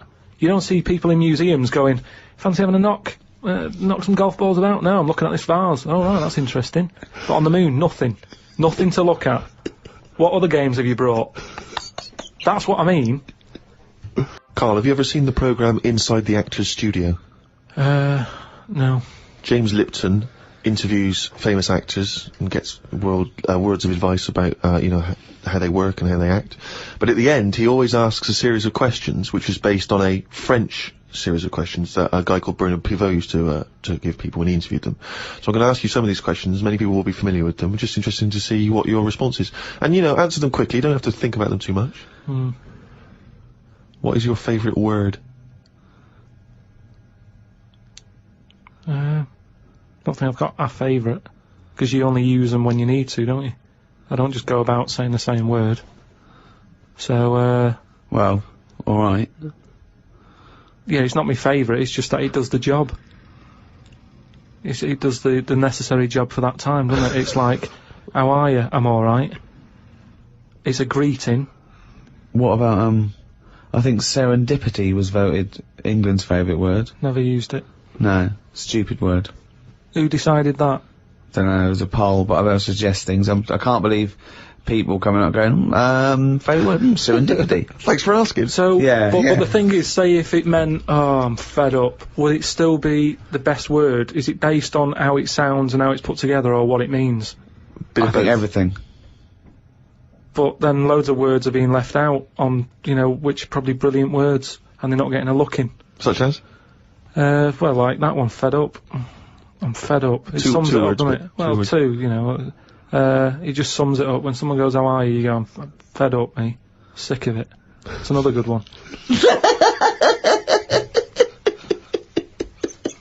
Oh, we get to it. Come on, some of your other favourites, right? I've had enough. It's just all stuff These that... aren't words, they're phrases. They're all negative. They're all whinging. These aren't words. What's your favourite thing? My favourite thing to do is moan. Yeah. That would be well, it's not one word, it's loads of words. Fed up, sick of it. That's enough. Jeez. Whinge should be your favourite word. Yeah. Whinge is a good word. I like NGEs. Lozenge, whinge, flange. Yeah. What is your least favourite word? It might be serendipity. That would be up there for me. I tell you what, that would be up there for me. Probably like French words that have made it into the English thing. Blancmange. Just. There's an unge there. So, How could you dislike it? How would you dislike blancmange? But just, as if we haven't got enough words in our books. Go on. Because I was thinking about, Go on. alphabet, right? Why have we got that many? When other countries get by without that many letters in it. We got more words than any other language as well. But that's because we got more letters. Well, I don't know. So that. we've created a headache. I reckon you could at least half it. Well, you probably could half it. Well, you only use about half a dozen of them. No, but stuff like an X, you look at words that have got X in, and they're always words that you go, what does that mean? How's someone come up with that? That's how it comes across to me, and there's loads of big words. It's like dinosaur names. It's like, well, look, nobody was about when they were knocking about, so let's You've make learned up that some. at least. Let's make up some names for them using the letters that hardly get used. They've all got Y's and X's in them. Yeah, they have, yeah. That's what I'm saying. It's like, well, let's use it for that. Yeah. So you just, it's not so much what is your least favourite word, you just don't really like most of the words that are Just not cut down the words. Stop adding new words. I get by, I don't know how many words there are in the world, but I reckon I hardly use any of them. Well, I'll tell you what, this year's word must be podcast. Yeah, but That'll be in the dictionary, and, but it's made up, innit? It wasn't here before, it's just another one. This is what I'm saying about... But what else would you call this? There is a new broadcast. concept called podcasting. That is a podcast. But it's also a broadcast. We had a word for it. It's still a broadcast. Yeah, but they go, oh, you're a broadcaster. Oh, what radio station? No, I don't work on a radio station. I do a radio show, but I don't understand. Well, I do a radio show and I upload on, I don't understand. It's called a podcast! Done! Here's another idea. Go Add on. a new one, get rid of an old one. Last one in, first one out, or whatever. Do it that way. That's a good way. What would you get rid of then? So we've brought in podcast this year, but what word would you lose? Well, what's the name? Those birds that died out. Dodos. Get rid of it. If the bird's gone, the word can, surely. It's almost profound. Oh, it's amazing. It's great. Oh, God. What turns you on creatively, spiritually, or emotionally? Learning. That's a nice answer. Yeah. Learning, Excellent. learning Well, you stuff. say that. Yeah, but everything you teach me, I take it in. It's just that sometimes I go, I don't get it. But that still counts as far as I'm concerned. Well, no, it doesn't. Learning is, knowledge is, there must be some sort of retention. You can't say I've got a great memory for a second. You can't say that. It has to stay there. And then knowledge has to be, applied. You can't just have all this knowledge that isn't applicable because it's useless. I mean, trivia is useless to a large extent. It's not real knowledge because it doesn't really help you in, practically. No, but there's a lot of that going on. You're always reading stuff that you go, I've just read that. It's got me thinking for a minute. It's not going to help me in any way, but it gets a reaction, doesn't it? Well, that's good, yeah, that's what, you know, that's what I art mean. does, and yeah, sometimes education's good for its sake, if it really does inflame, but... But then sometimes, like I've said before, you can know too much where it gets you down. Go on. I just was reading something about an octopus. That's like a killer octopus. And it annoyed me that this was knocking about now. Because I didn't know, I thought they were quite friendly. Whenever you see them in cartoons and that, they're always happy, aren't they? And then suddenly, like, they've sort of brought the whole sort of creature down. Do you know what I mean? No, what do you mean? Well, just you know, when you see them in films, they're running about and that, and everybody likes an octopus. But this one that's on it was your fault really, because you told me about that frog that's going about killing people. No, I didn't say that. So I looked it up on the internet at like other creatures and stuff, and .com. there's some octopus that's in the sea, and what it does, you don't even have to like threaten it. It just spits in the water, and if that stuff gets on you, does you in. Again, So in a way, it's good knowledge because, I mean, I don't go in the sea anyway because it's full of stuff like that. But that's just reassured me that I'm doing the right thing. If they're knocking about, just gozzing everywhere, you don't even have to be near one. You don't even know if it's been spitting and stuff. It can kill you. It just seems unfair. I haven't harmed it. I haven't gone near it. Why is it getting annoyed with me? Doesn't seem right. So that's where a knowledge has not helped that octopus out. Because now, when you eat them, I just think, yeah, have another one. Do you know what I mean? Get rid of them. another conversation with himself. Another conversation with himself. What is your favourite curse word? I don't think I do anything like that. I think people can tell by my face when I'm like fed up. Well, they know you're fed up because you're always whinging. I don't think I've got one. Knobhead. That sums everything up, and I think it's... But you wouldn't call your nan a knobhead, would you? What would you call a nan? But she doesn't do anything to annoy me that much. But if she did, what would you say? If she really annoyed Well, you? knobhead's alright, isn't it? Because she sort of gets it. It's one of them things that everybody understands, but it's not too offensive. Right. What a knobhead. Alright, you're getting into this, aren't you? So that sums it up, but I don't really... Do you need one of them? What's that doing for you? It's better to think, innit? Like, okay, I've just slagged off that octopus, but at no point was a effing and jeffing about it. You know how annoyed I am with it. I don't have to start swearing about it, and that's... What would you do, though, if you were swimming, right? It was a nice little thing, you're on holiday, right? And there's this octopus there, and you're going around, right? And you just see it start spitting at you, poison. What would you say to it? Well, it's too late then, isn't it? And I'd kick it. And I'd say knobhead. I would, but what's the point? What's the point in getting annoyed now? Because it's done its stuff, hasn't it? He's kicking and calling it knobhead under the water. What is this octopus thinking? Oh God! Oh, okay, you fucking eight-legged shit. I'm not bothered. I don't know what you're saying. Fucking cunt of a mollusk. I'll just spit at you again. It's not bothered. You slimy little fucking boneless wanker. This is why the face Are you is still good. talking to the octopus?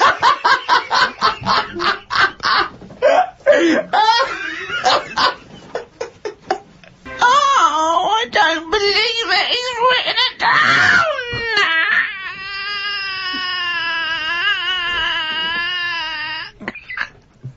That's downloadable as a ringtone.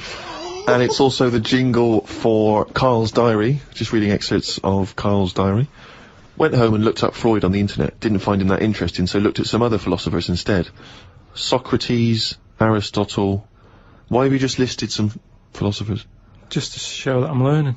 Well, that's not learning. That's just learning their names. That's a list. You might as well write 1 to 100. Yeah, but if someone says, "Oh, what's your favourite philosopher?" I'll go, "Hang on a minute," and I've got them written down. But why you can't just Wait a pick minute, I'll one. go home, get my enormous diary out. Yeah. Get a wheelbarrow, bring in my workings, and say one of the names I've written down. And when they say, well, why do you like him? yeah, why do you like just why- run away. I noticed you put Socrates first. Why is he your favourite philosopher? You throw the diary at them and leg it.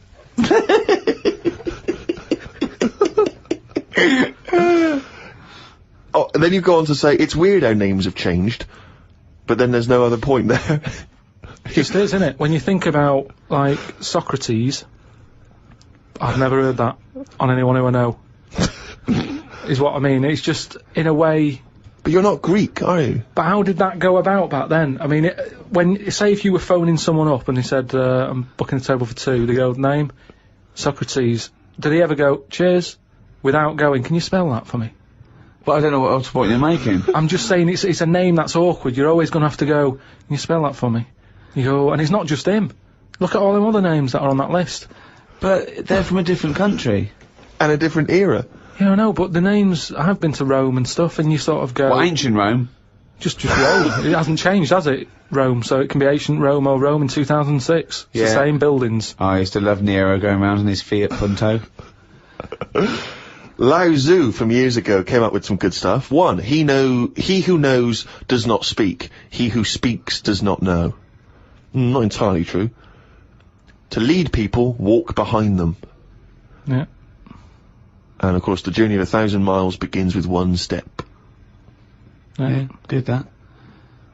Just favourites. Maybe this is why people are at the start line spectating at the Commonwealth Games. Well, no, it's just that I've never understood why in Olympics and stuff like that, if you're going to watch, don't stand around the start line, go to the end, where you see the winner. But because of that saying, it actually makes sense, doesn't it? It's like, well, every step starts with a step, or whatever. Say it again? Every race, you know, you've got to start with a step. Yeah. So, Which is, who am I talking to now? You or your brain? well, I was thinking about it a bit, so I think I was in control of it a bit more. So, and what have you come up with? Just, if you want to stay at the start line, do. What does that mean? I'm just saying, if you're into, I wouldn't watch a race, right? Okay. But Is this you or your brain I'm talking to now? this is me. Okay. I wouldn't watch. Are you gonna bring the brain into it, or is it, there's no, I don't know, let's just see what happens. Okay. But all I'm saying is, Right. if I was to watch a race, Yeah. I wouldn't hang about the start line, because... Well, you just said you would.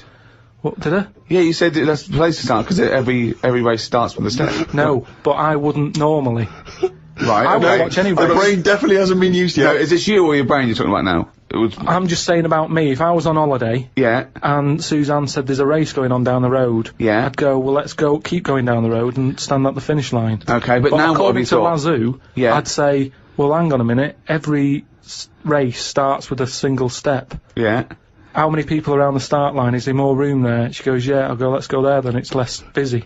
Right, and what would you see there then? I'd see people starting the race, but I wouldn't be that impressed with them, because I'd go, well, I don't know if any of these are any good. So would you start at the start or the end then?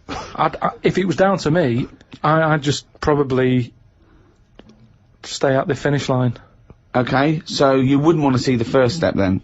So what do you think of Lazoo now then? It's not what, but I wrote down 3 of his. That one isn't my favourite. That was the 3rd. I preferred the leading people from behind. Okay, and what would you do to lead someone now then?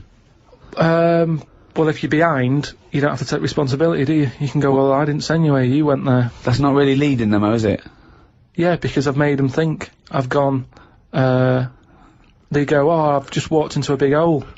I'd go, oh, should have been looking where you're going.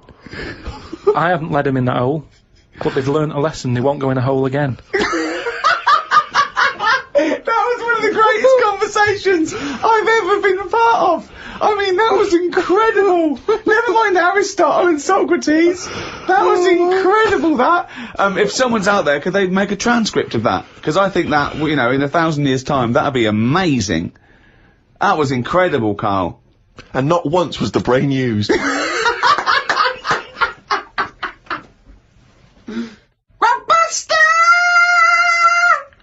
That's a jingle there for Rockbusters, the, one of the most hated quizzes in the history of mankind. Joking, aren't you? The people loathe it. I'm loving it. Well, it's the last one anyway, so just get over, just do the answers. Hold on, we can't do another one though, because we can't give the answers out, so this just... Yeah, this is the last one. It's just the answers for last week for people who are doing it.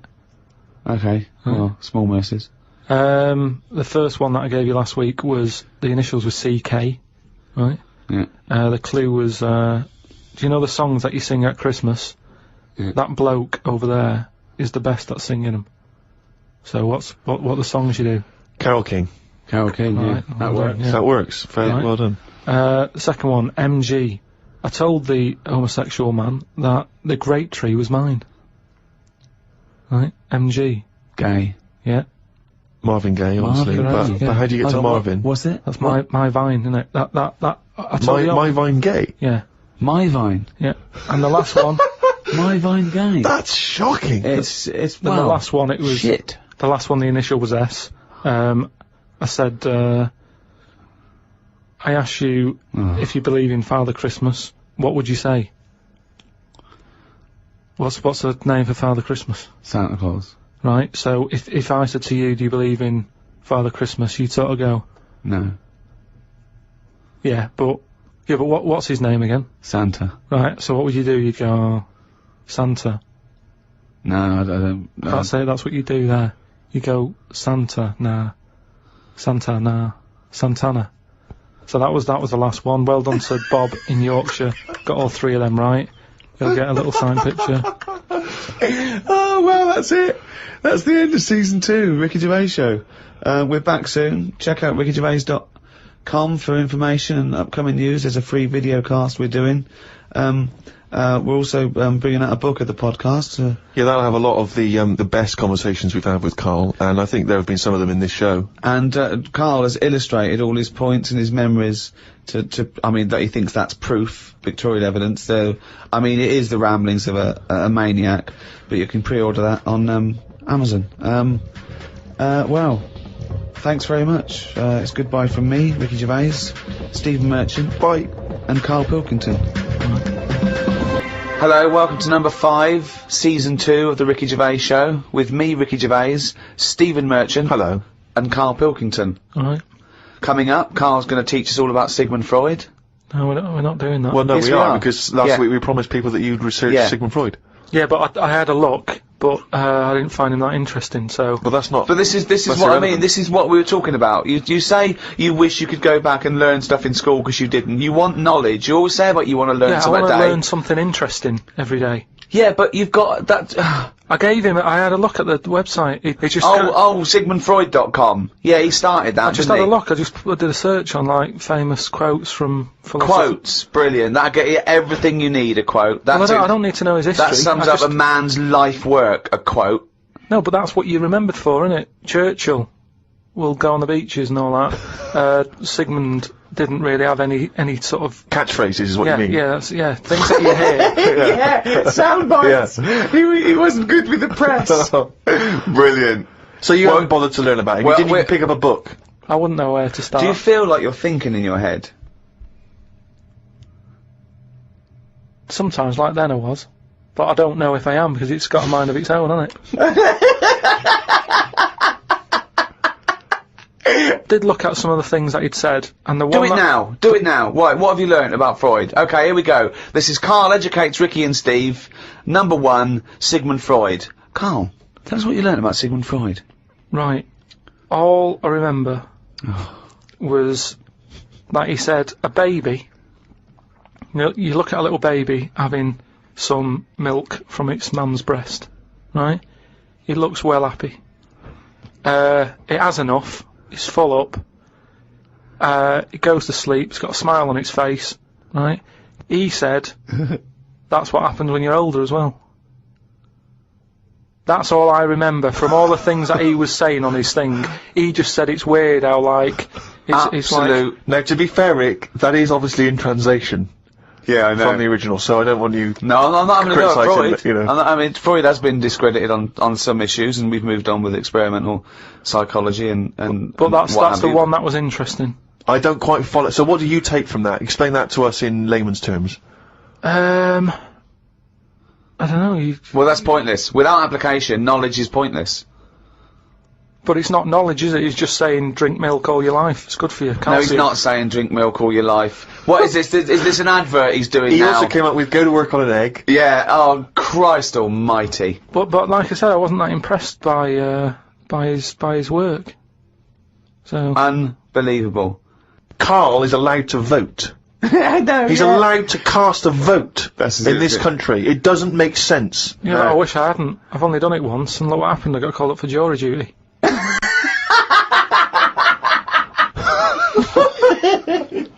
Not doing it again.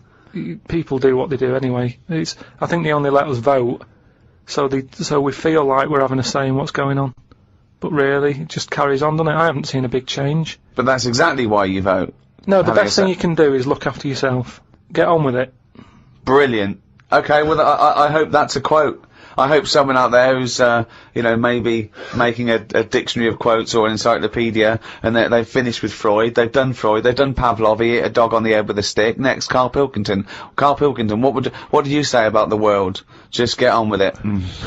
Well, Brilliant. we're not in charge of it, is what I'm saying. That's nearly as good as let's go to the beach. Winston Churchill. I spoke to my dad about it, and he called up saying, "Oh, I'm sick of we're hearing going to about get this." some quality thinking here. Go on. Go on. No, he was saying about global warming and that.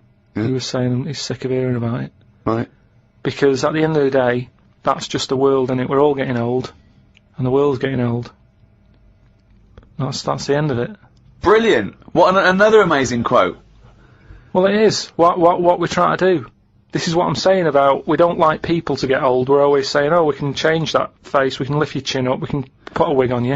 And Why are it's you the same- so annoyed about people wanting to live a little bit longer? Because enough's enough is what I'm saying. The world's the same. It's just getting old, and it used to have more green on it, but now it's gone a bit bald, so it hasn't got as much green. It's got more soil. Treat the world like a head. That's an amazing quote. Treat the world like a head. You've actually come up with one there. I thought of another phrase. You could just sitting here talking to you, flogging a dead horse. Yeah. What do you think that means? Flogging a dead horse. A number of people are still amazed by your complete lack of understanding some of these famous sayings and phrases. So, Well, that's an easy one. Yeah, that's like get a new horse, or No, he hasn't got it. no one's going to buy it No, it doesn't mean that sort of flogging. when you're hitting it. Yeah. right. So what's the point in hitting it? So It's dead anyway, so don't bother hitting it. It's absolutely, not it's feeling pointless. It's a it just means it's a waste of time. Yeah, but it depends what that horse has done to you. No, it doesn't. No, it does. It's that thing, innit, of like if a bear attacked you and you managed to hit it on the head and it went down, you'd go and you'd be annoyed. You'd still have built-up aggression. You'd give it an extra clout.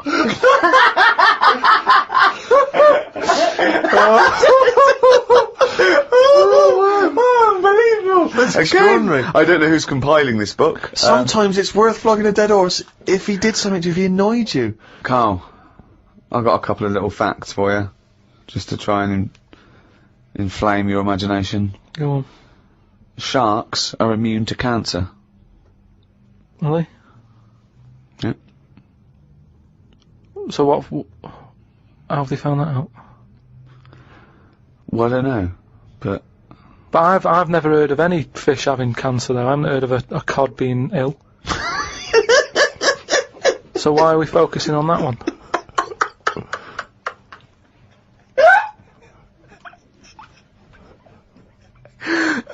Good point. Okay. Stroking a spider can cause its hair to fall out. What? Because it doesn't like it and it gets stressed out, or is it just that some people are rubbing too hard? No, I don't think it's they're rubbing too hard. I think it's something to do with it. I mean, what sort of maniac is stroking a spider anyway? My mum did it once. Really? Yeah, not to a spider. Right. It was just a little bee. She'd been out, sunny day and that. Got the washing off the washing line. She was bringing it in. Little bee sat on the top of like the bed sheet or whatever it was. Yeah. And she's in the kitchen with it, and she goes, "Look at that little bee there." She started sort of stroking its head. And it loved it. How did it make it clear that it loved it? Well, it wasn't struggling. It was just sat there like, because it must have been like a bit dozy. They get a bit dozy, don't they, in the heat and that. And he just stayed there on the sheet, and she sort of stroked its head for a bit, and she had to put it out. It didn't go out. It didn't try and escape. It was like, "You've had enough now." And that was that. She sent it out. She loved all that. She loved little flies and stuff. And we had Harry the housefly. What? Harry the housefly. What do you mean? It's just a fly that always seems to knock about in one corner of the room. Right, it's the same fly, was it? Yeah, it was the same fly. Yeah. How do you know it was the same fly? So whenever she saw a fly, she went, "Oh, look, it's back." Well, we weren't letting him in. It's just that it stayed in. Karl, what makes you think it was a pet housefly as opposed to a different fly every day? Because it was always in the same place, in the corner. But it could have been that something about that particular place that attracted flies rather than it was the same fly. Well, I'm never worried about it. It wasn't harming us. It just always hung about. But how do you know it was the same fly? How do you recognise it? We weren't worried about it. It doesn't matter, does it? If like we're thinking another fly's getting a bit of free rent or something, just let it stay. I don't understand why. But why no? Well, no, right, okay. You're in a house, right? There's flies, okay. Not flies, fly. Why do you think it was the same fly for all those years? Just because we haven't got loads of other flies. At no point was there a crossover period where there's two, and it's like, hang on a minute, he's trying it on here. That's what I mean. It was always just one on its own. And we just thought, leave it, it's alright. I don't know why are you suspicious? Why you always think someone's out to do you? No, I don't know why you assumed when you see a fly every now and again that it's exactly the same fly. It just that was. it's Harry. The one in our house was the same one. How do you know? Well, alright, I don't, but at no point did I feel suspicious. Speaking of flies, though, and that, they've got one, right? I was out with Ricky, right, and he was reading the paper. There was a story there about a fly that its eyesight was bad or something, and they'd made it a pair of glasses, and it had a picture of a housefly wearing...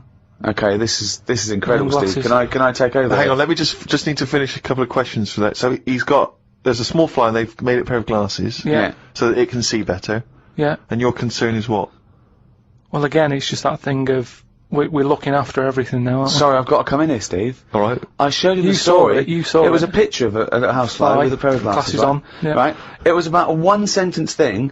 It was about how far technology's come, Yeah, and and a we're group helping of flies scientists out. using microscopy, right, and laser tools had, as an exhibition, shown that they could make a pair of glasses smaller to fit on a hat. They put it on there and they've taken a picture of it, and it's on as a display. At no point was it actually, because the fly had bad eyesight, the fly was presumably dead, it was purely an art installation, or a show of technology. I thought you were going to say, Rick, that you'd drawn the glasses on there. Yeah. And they believed it like, there's a bearded lady in this paper. No. my God, Tony Blair looks like Adolf Hitler. No. What do you think of that, though? But they did it as an Flies out. experiment. Yeah, but all things start as an But experiment. why would they make a pair of glasses for a fly? How would they know he had bad eyesight? How would they know it was the same fly? Bumping into stuff? I don't know. Bumping into stuff. But why would they bother making glasses for it? And they've got a compound eye. They'd have to make about 1,000 pairs of glasses for a fly. It's just that thing, innit, of human nature is something's wrong with something, let's fix it. And they try and help people out all the time, don't they? When you, No! you know, we're always doing it. We're always trying to help people out instead of just going, "You've been dealt a duff card, cope with it."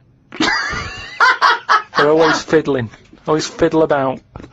It's like that bit about what was it? You see, this is technology going mad and that.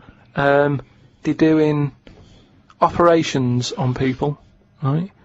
And instead of injecting you with stuff that knocks you out, they're going to hypnotise you, and they operate on you when you're hypnotised, but you're still awake, so you're sat there awake, you're aware of what's going on around you, but you can't feel anything because someone's hypnotised you. Why are we messing about with that when there's nothing wrong with the injection? Well, there are. I mean, it's not healthy to constantly give someone Very anesthetics. dangerous. Yeah, Very but you've dangerous just said it yourself there, constantly. If But they if you keep do coming in multiple having stuffed operations up, on someone, don't be doing multiple operations. well, sometimes you need to Why? because of Knackers, whatever the forget complaint it. may be. Yeah, but no, not multiple. Give them 1 or 2 max. After 2, it's like, enough's enough. We've operated on you, we fixed that, We're not fixing anymore because it's just going to be, there's going to be something else wrong with you. Because you're getting old. Like the world. Get on with it. That's what I'm saying. Stop sort of ploughing stuff into it. Like I've said before about a car. You know, the gearbox has gone. Alright, we'll replace it. Oh, exhaust. Well, alright, we'll put an exhaust on it. Oh, the oil filter. Forget it.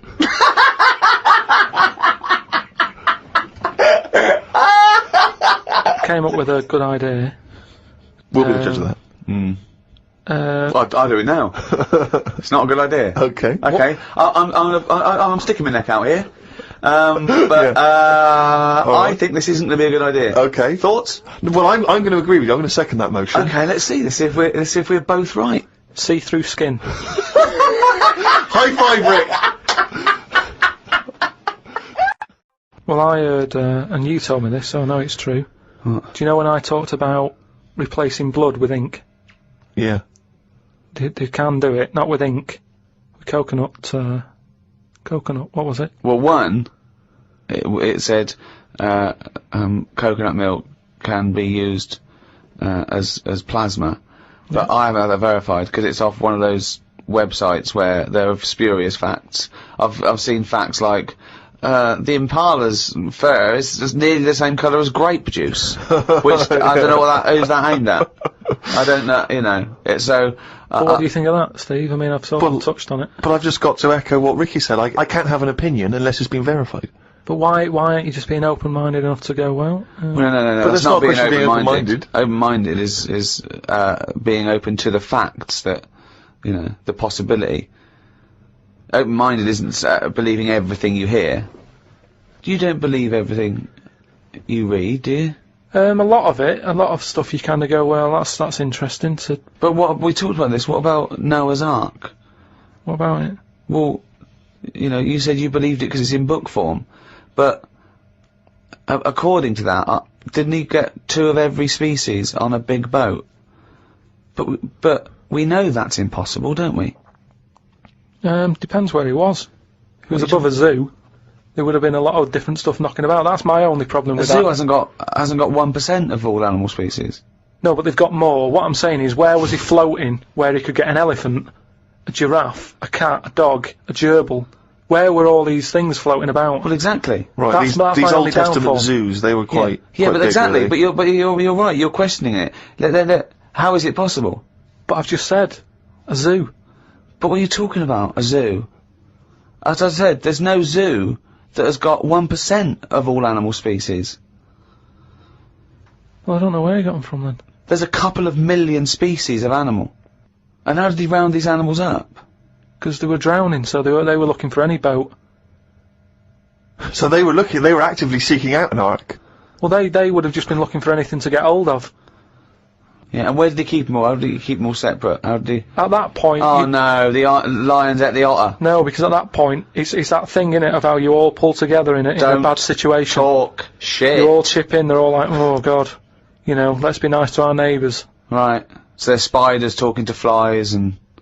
Well, they would have just gone elsewhere, wouldn't they? They would What do you have been mean? on another bit of the boat. The spiders don't have to knock about with the lions just because they're all in it together. They get their own little area, don't they? Well, I don't know. How big is this boat? How It's big, it's big, it's a big boat. How long, what was the warning he got from God to make it? I don't know. It was a couple of weeks. He probably had, the Extreme Makeover Home Edition team. They all chipped in. Probably had Queer Eye for a Straight Guy helping him out with some of The interior design elements. Yeah, yeah. Two of every species, Carl. How big would this boat have to be? Yeah, it's big. You can't just keep saying it's big, because I know in your mind, you're imagining this ark, there's a boat with Noah up the front with his wife, 2 giraffes behind him, then next there, 2 elephants, and it just, and it's just like elephant, giraffe, hippo, dog, cat, weasel, couple of frogs, and a spider talking to a fly going, let's get on, but when we're off here, you're dead. But what would you have done then? Are you saying that you wouldn't get on there because it's too noisy? It's not a question of what It would didn't have done. happen. It didn't happen. To be honest, I'm not bothered, and they got through it, didn't they? They got through it. They're here now. We're not short of them.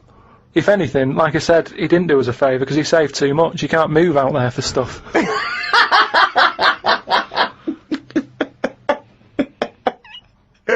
Oh, chimpanzee, that is raining down again, you fucking... That's the jingle for excerpts from Karl's diary. This is all legitimate stuff. Ricky and I have had no input in this. This is the first time we get to read it.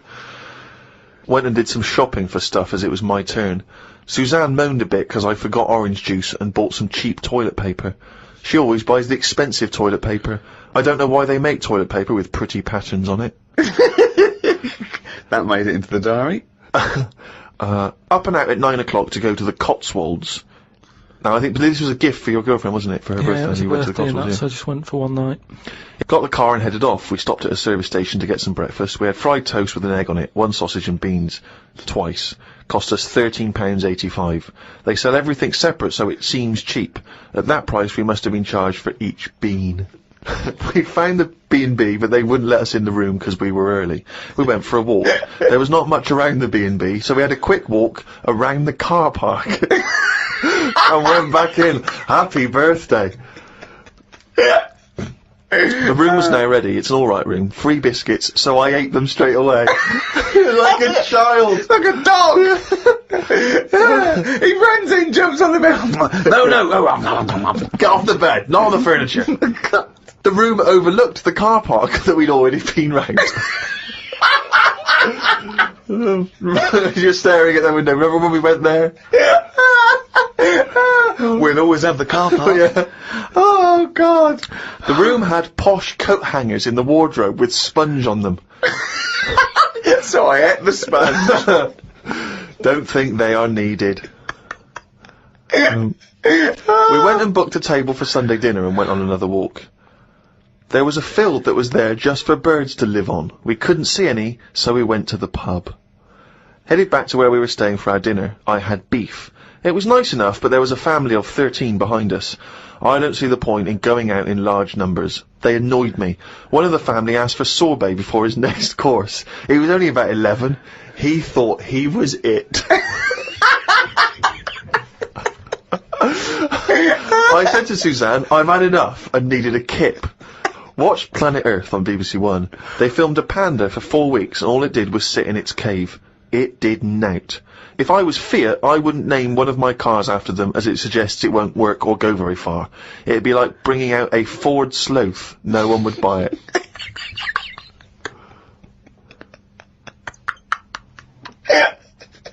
A Ford Sloth. I would love that ad campaign. Oh, that's amazing. Oh, God. The new Vauxhall Slug. We had a look round the local village. There wasn't much to it. We did the usual thing and had a look round the church graveyard to see how old the dead people are.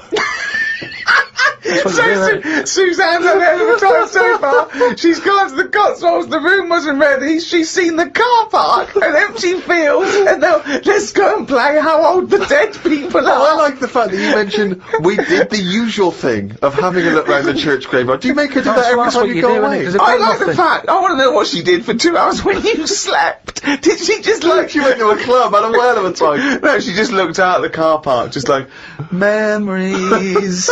But that's what you do, though, isn't it? When you go to these places, there's nothing else unless you want fudge or You know, you walk round a church graveyard and have a look. There's nothing. We went home. It took 3 hours to drive back. People say they go to the country to see the wildlife. I saw rabbits, pheasants and a fox on the way home. They were all dead in the road.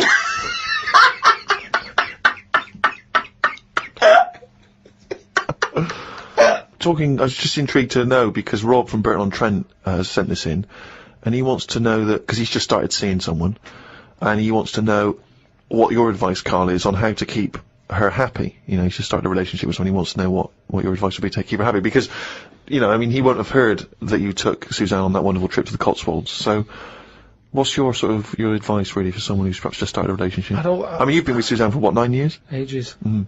I don't think you should, have to go out of your way to please them, because then it's not the right person. I think you should just do what you want, and then if they like it, then they're the right ones for you. So don't go out of your way too much. I mean, I got the posh badge for a birthday. That's once a year. Rest of the time, it's kind of like, you know, I like weird stuff. I like watching weird stuff and all that. Now and again, I won't make her watch it. I'll tape it. This is amazing advice. But sometimes This is amazing advice. sometimes you just say, no, come on, the bloke with the two heads on, I want to watch it live. So, give and take is what you're saying there. That's all. It shouldn't be hard. As soon as it's hard, it's not right. So just go about your business. See if she joins in. Brilliant. Another quote for the book. Woke up to the Commonwealth Games on the radio. Now, what are you making of the Commonwealth Games? Is that something that interests you? Are you a sports fan? I'm not really. I mean, Suzanne's sort of been getting up early, especially to watch it. You know how I feel about a lot of it. It just seems to be sort of wasted. If people are running fast, use it. Do you know what I mean? Rather than just trying to beat your own record or someone else's, do something where you do have to run. If you're a good swimmer, be a lifeguard. Don't be messing about going up and down. I was swimming recently. I do a lot of swimming, and I've never quite mastered my front crawl. Just never quite nailed the breathing, because it's quite tricky, isn't it? You know, you've got to breathe at the right moment. And so I'm in the swimming pool in the local gym, and there's a guy bombing up and down, really doing a great forward stroke. So I waited till he came up, and sort of went, excuse me, mate. I was just watching you when you were doing your front crawl. I was really impressed.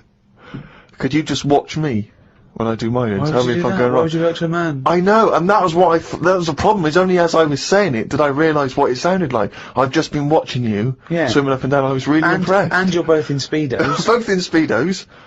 You know, I'm got the goggles on. Oh, you got a special orthopedic, no, you know, special prescription goggles so that I can see when I'm swimming. How much were they? Quite pricey. But why do you need them? There's nothing in a pool to look at. It's not like you're scuba diving. There's Well, nothing. hold It's just on. Clearly there is someone to look at in a pool. Well, no, I wasn't checking. Well, I was checking him out, but I was checking him out for swimming tips. And he just looked at me when I asked him, can you just watch me and offer me any tips? And he just looked at me like I was just mental. That is such a strange thing to say. Can you just watch? I don't know how you had the nerve to do that. Well, it was innocently motivated. Well, I know it's innocent, but what a strange thing to go up to someone and... But what civilization are we living in where we can't just ask our fellow man to help us out with our forward crawl? But we're in a society where we can't. But you know that. It's a strange thing to say. But sometimes it's nice to just think, no, do you know what? I'm not going to fall into the trap of thinking he's immediately going to think I'm gay, or that I'm chatting him up. I'm just going to ask him to do me a favour. There's nothing wrong with that. What if he said, yeah, it's good, yeah, do you mind coming at me with, my plastering?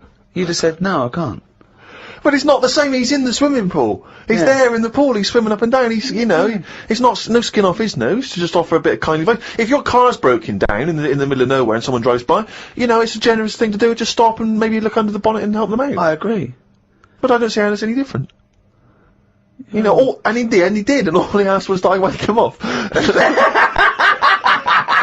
No, he didn't. I'm joking.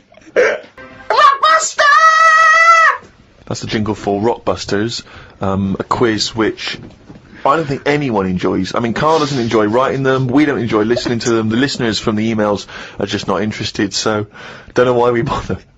But anyway, here we go. Last week's clues, go. The first one, it's cryptic clue, just in case. No, it's the stop first time saying you've heard cryptic, it. 'cause they're not Clue cryptic. with initials of an artist or a band. You work it out you know, you send in the answers. Right, the first one, the initials were SC, right? And the cryptic clue was, I went into the restaurant on Monday, Tuesday, Wednesday, Thursday and Friday. The fella making the food, he was there each time. Okay. Right? So you got to think about it. This is what I'm saying. Yeah, just tell us the answer. What is he? He's a cook, isn't he, if he's making the food Yeah. and that. If he was there on Monday, Tuesday, Wednesday, Thursday, Friday, it's the same cook. Right? Yeah. So what have you got there? Same cook. Same cook. Sam Cook. Sam You Cook. said same cook. Yeah, but if I went, the way I look at it is, if I worked in a record The way you shop, look at it is, if I worked you in a get record close shop, you can someone and came in just and say said, "You it. got Sam Cook?" I'd go, "Yeah, sure, he's in the jazz section or whatever." Right, the second one. Bollocks, that is bollocks, that one. Go Shockingly into bad. that woman's store and rip her off. Right. So what's a store? Shop. Right. If you're ripping someone off, what are you doing? Stealing. Another way of Conning. right. Okay. And what is it? It's a shop. It's a woman. So what am I saying? What's the initial? C. Con shop. Right. It's a woman. Corner shop. Corner shop. There you Corner go. shop. So Steve worked that one out. Well done there. The last one. I'm stunned. You've had a go at laying down a track, but it ain't perfect. Go on then. What's that? So a track is Yeah, what's the initial? E. Okay. So you've had a go at laying down this track. Yeah. So when you're laying down a track, it's like it's a mix, isn't it? Yeah. You've had a go at doing it. You've just you know, it ain't perfect. So you could say it's what's another word for not perfect? It's a bit of a Shit. like, that's a bit rough, isn't it? It's a bit of a rough mix. It's your rough mix. Your rough mix. Your rough mix. I've never heard of that band. That's not bad. Annie Lennox, isn't it? Your rough mix. So Your rough mix. Candice Morris in London got them. I really don't know what to say. So signed picture off to You're her. Well, I feel embarrassed that we're still doing it. Okay, okay. Yeah, well we're jacking it in a bit. Should we aren't just Yeah. should we just not mention it again like it never happened? Well, let's do monkey news next week. No, we're not doing monkey news. There's nothing going on.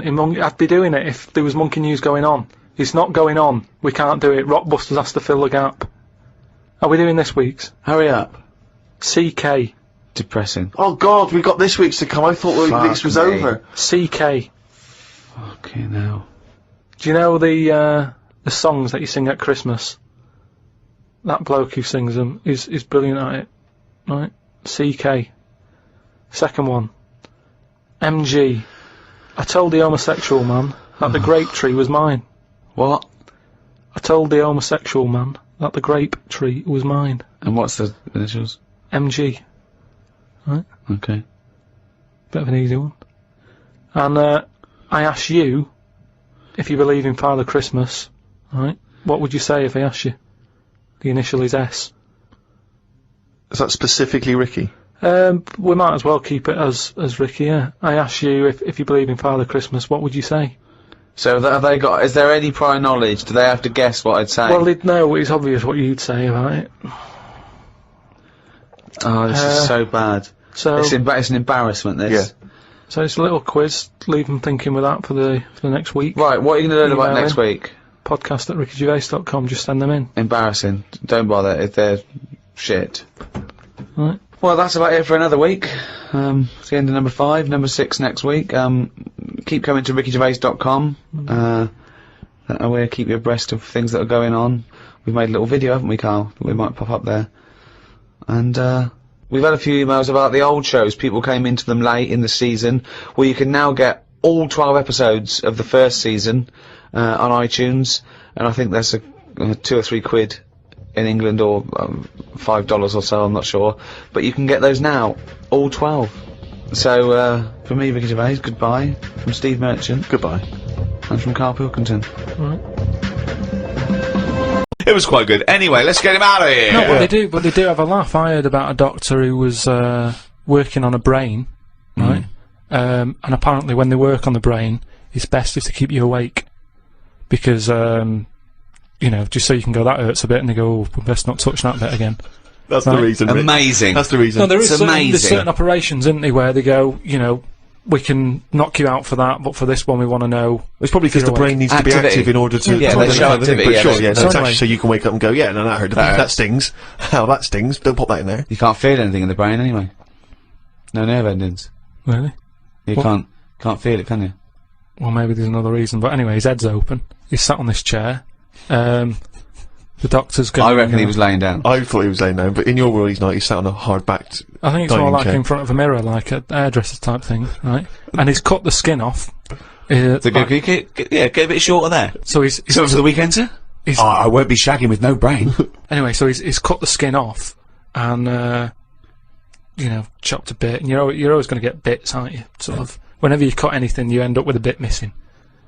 But anyway, somehow he does the brain stuff. He fixes it. I don't know what he was doing, but Don't you? You don't know about know the intricacies of brain surgery? That I find perplexing. You're not a neurosurgeon.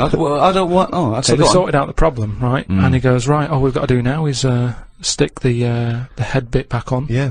That's what it's called, by the way. The head This bit. happened. This happened. Yeah, the head bit's connected to the face bit. So he sticks. Nurse, head bit. Doctor, do you need leg bit? Not yet, nurse. Head bit, then leg bit. So they stuck the head bit back on, and then Can you pass me the sharpie thing? he was trying to sew it, and he was going, "This isn't fitting. This." He's going, "I don't know." And you know, like because the patient, Right, if this turns out that it's Someone else's head. or No, no. a toupee from the doctor next to him, Yeah. or a cat. Wow! No, it's- You've sewn a cat to my brain! it's none of that. He's trying to sew it, and he's thinking, "Why isn't it fitting?" And he's thinking, "Is it because the head's swollen?" Because he's been messing about in it, and things Yeah. swell, don't they? And messed about Yeah. with. So he's messing with it. And he's going, I don't understand this, and he's panicking a bit because the patient's awake and chatting and stuff, and it's difficult to have a normal chat when you're panicking a I little know, bit. there's a queue as well. People want their brain done. And they're just reading old copies of magazines. They're going, hurry up. So I'm going out tonight. Do you want to wash it? No, just, I'll wash it later. Just take it off, do the brain, put it back on. anyway, what happens is he has to start rummaging, To start rummaging. sort of rummaging. No! There's no N before the first G. Rummaging. Well, he starts looking through the. He starts having a look through the bin because What? because he knows he's chucked a bit away of the skin. Right. Where is this surgery where a bloke's sitting up in front of a mirror and there's a bin? Is there a little basketball ring above the bin as well? So when he throws things, it goes through there first? I'm just saying that's what happened, and you were saying about things that happen, and you've got a joke about So it. he's rummaging, and what happens? He said to him, the fellow was starting to sense the nervousness, and he said, "What's going on here?" And he says, "Oh, I'm never going to believe it. I've lost a bit of your skin. Lost a bit and, of your head, yeah. I can't." Why does he sew." cut? I don't understand. Why is there? Why That's is it in what two I mean. bits? Because things just break up, don't they? It's like chicken. When you see him walking around, everything's in place and it sticks together. You cook it, suddenly it all breaks up.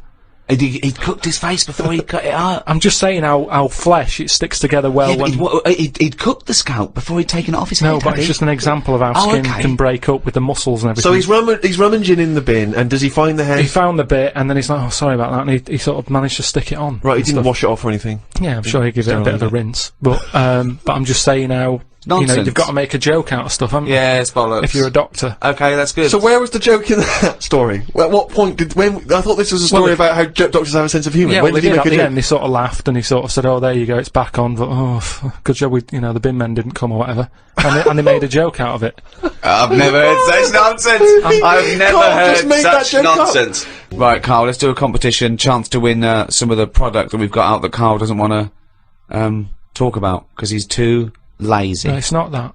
If it's, Well, if you do want to win a copy of this book, Ricky Gervais presents The World of Karl Pilkington. It's by all three of us, and it's some of the musings and thoughts and ideas from the podcasts. Karl has got some new theories. It's illustrated throughout. By Karl Pilkington. By Karl Pilkington. It's got excerpts from the diary. They're genuine, aren't they? They're photostated things from the diary that people haven't seen, and it's fascinating read. We can sign that. We can also give you a copy of this new 3-disc set CD of the best of. Is it the first series of the Ricky Gervais Show? Yeah, well, it's got everything actually. It's got the whole 12 first series that we did with the Guardian Unlimited, the award-winning, record-breaking podcast. It's also got some excerpts. If you want the best of, you can put that on. And it's got 1 hour of new material, which we recorded especially for it, but you can't get that. You can't buy that in the shops till the 13th of November. And I throw in the new Flanimals book, Flanimals of the Deep. It's the third in the trilogy, Carl. Are you excited about that? yeah. And the question is, do you want them? Okay, that's the quiz question. That's the quiz question, yeah. Okay. If Is that you a trick think- question? No. It's just the first correct answer. I'm not going to give away what the correct answer is, but do you want them? And think if you do want them, then that might what's the answer? And you could send that to podcast@rickygervais.com. Include your name and address, and if you're the lucky winner, then we will send this stuff to you if you want it. and it's the first come, first serve. Okay, so the first correct answer to the question. Do you want it? Do you want that stuff? Do you want Flanimals and the CD box set and the book and that? Okay, well, if you know the correct answer to that, podcast@rickygervais.com. Good luck, everyone. Well, thank you for listening to the first of these 3 special podcasts with Guardian Unlimited. The next one is out for Thanksgiving, 23rd of November. We don't actually celebrate Thanksgiving. What is Thanksgiving? It's a thing in America. Right. It's like the big holiday. Probably rivals Christmas. Probably bigger than Christmas in. Well, what do we do here? But we don't celebrate here, do we? So it's a date, isn't it? Yeah, but no one's going to remember that, are they? 23rd of November. They can remember, can't they? Yeah, but it's nice. Well, they if should it's- remember that's one day before my birthday if we're going to celebrate anything. Okay. Well, you've got this one. The next one's the 23rd of November, and the next one's the 25th of December. Well, how can I remember 25th of December? But that's fair Christmas. enough, that's Christmas, but Thanksgiving, we don't celebrate Thanksgiving. Okay, the next one's out about the 23rd of November. Then Yeah, after that, a about the day before my birthday. Oh, they're going to remember that, aren't they? It's Steve Day in Bristol. Yeah. Anyway, if you've enjoyed this special edition of the Ricky Gervais Show, the entire back catalogue is still available on iTunes under audiobooks. By the way, not podcasts, audiobooks, and you can get everything we've ever done. I'd like to thank the guys at Positive Internet for hosting this. Those great guys, what would we do without them? So, it's goodbye from me, goodbye from Steve Merchant, Bye. and goodbye from Karl Pilkington.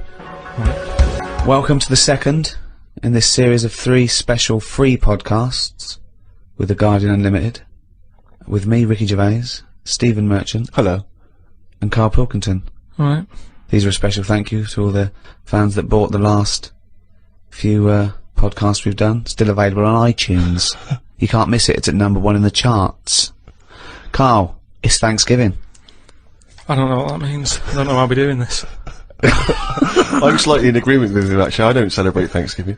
Well, no, but it was, arbitrary dates are easy to remember for some people. Halloween, Thanksgiving, Christmas. Easy to remember.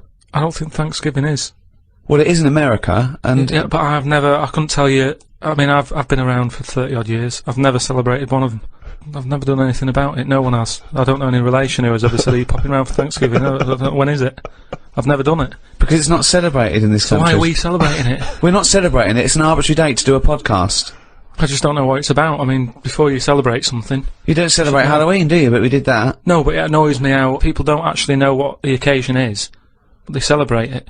Kids don't know what Christmas is about these days. It's just like, oh, get some toys. That's Yeah, what I mean. So Thanksgiving, it's just another one, isn't it? It's another event. Okay, why do you celebrate Christmas then? Because everyone else does. You can't get Brilliant. away from it. I'd quite happily block it out. If I did a new diary, I'd leave out that date and go, come on, let's get on, let's do something good. Well, you go on holiday every 2 weeks. What's that to celebrate? No, I'm just But saying. people need a little break, don't they? It's a great. He doesn't. Christmas is a great time. Even Yeah, if you but take away the problem religious is, what I aspect. don't like about it is everyone's off at the same time, so everything stops. See, what I'd do is, I'd say to people, do you like Christmas? Yeah. Right, when do you want to celebrate this year? And let them do it whenever they want. Well, that's ridiculous. Why? As long as you're remembering baby Jesus, does it matter when you're remembering him? But I'm an atheist and I celebrate Christmas because it's a time of year where everyone is off and everyone gets together. Yeah, I know. I don't care what they call it. The fact that we're all doing it at the same time is what's nice about No, it. There's a it's sense not. of community, No. national community. Everyone shuts down by about December 15th or whatever, and then it doesn't get going again till like January the 6th. But what is it you're missing out on during this period? Just there's like 2 weeks there. I mean, that bit between Christmas and New Year, you might as well delete that out of the calendar. Yeah, because heaven nothing forbid you happens. can't pop down the library because it's closed. all that reading you've got to catch up on. I'm just saying that we're wasting time. What are you doing that? I've never seen anyone on this planet waste as much time as you. I was gonna If you're say- not on holiday, you're following an insect around the fucking park. So don't give me that shit. I'm just saying that I don't like fun. Never a true Well, there we are. We've got to the nub of it here. You there don't we like are. fun. This is true. You don't like Christ anything. almighty, you do not like fun. No, organised fun. I hate that thing. I've said it a bit before about you know, it's that date, that's what you've got to do. Will there come a time when someone goes, we've done enough of this? Will there come a time, and for Thanksgiving? Possibly. Yeah, possibly, yeah. Things change, don't they? And you'll be happy then, will you? In 5,000 years' time, when we all worship Glong. Yeah. We, just make a change. That's all I want. Because, you know, I've been keeping a diary. Yeah. What did you have in the cafe yesterday, for example? We can read about that later. It's just, like Ricky said, oh, are you gonna do, you know, another one next year? And I wouldn't, because it's, you know, you do the same stuff every year, don't you? It's set up the same way. January, February, it's the same thing, it's the same routine. Yeah. And if you're writing in Why a are they book, always doing them in the same order, those months? It sickens me, Rick. I tell you. You see, it's just easy to put stuff off whilst we've got this calendar, whereas if you didn't have a date, you'd have to do everything straight away. What? Say if I was in charge. Oh, God, heaven forbid, yeah. And someone said, that building needs knocking down. Yeah. It's dangerous. If we didn't have a calendar, you go, let's do it now then. Whereas, because we've got a calendar, it's easy to say, next Wednesday.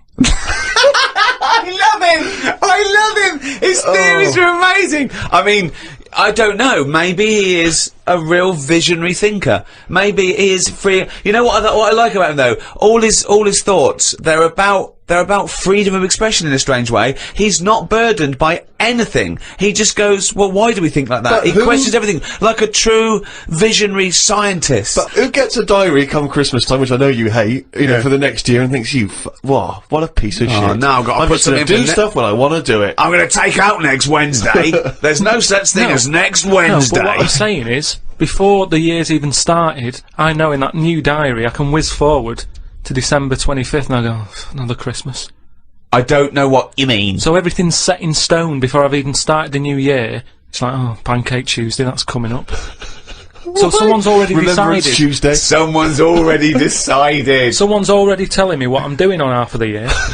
But all those pages are blank, Carl, for you to fill up with stuff. Oh, guess what? Guess when my birthday is again? 23rd of September. I'm just saying, move them about a bit, move the days about a bit, so it doesn't get predictable. But when we change Pancake Tuesday to Thursday, do we tell anyone else?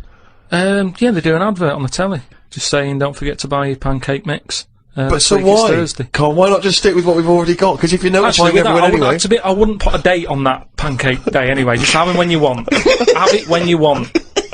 There's no big deal. You've got to make them yourself. It's not like some place is opening to do it. Have them when you want. I don't know why that's got a special day on it. Sick of it.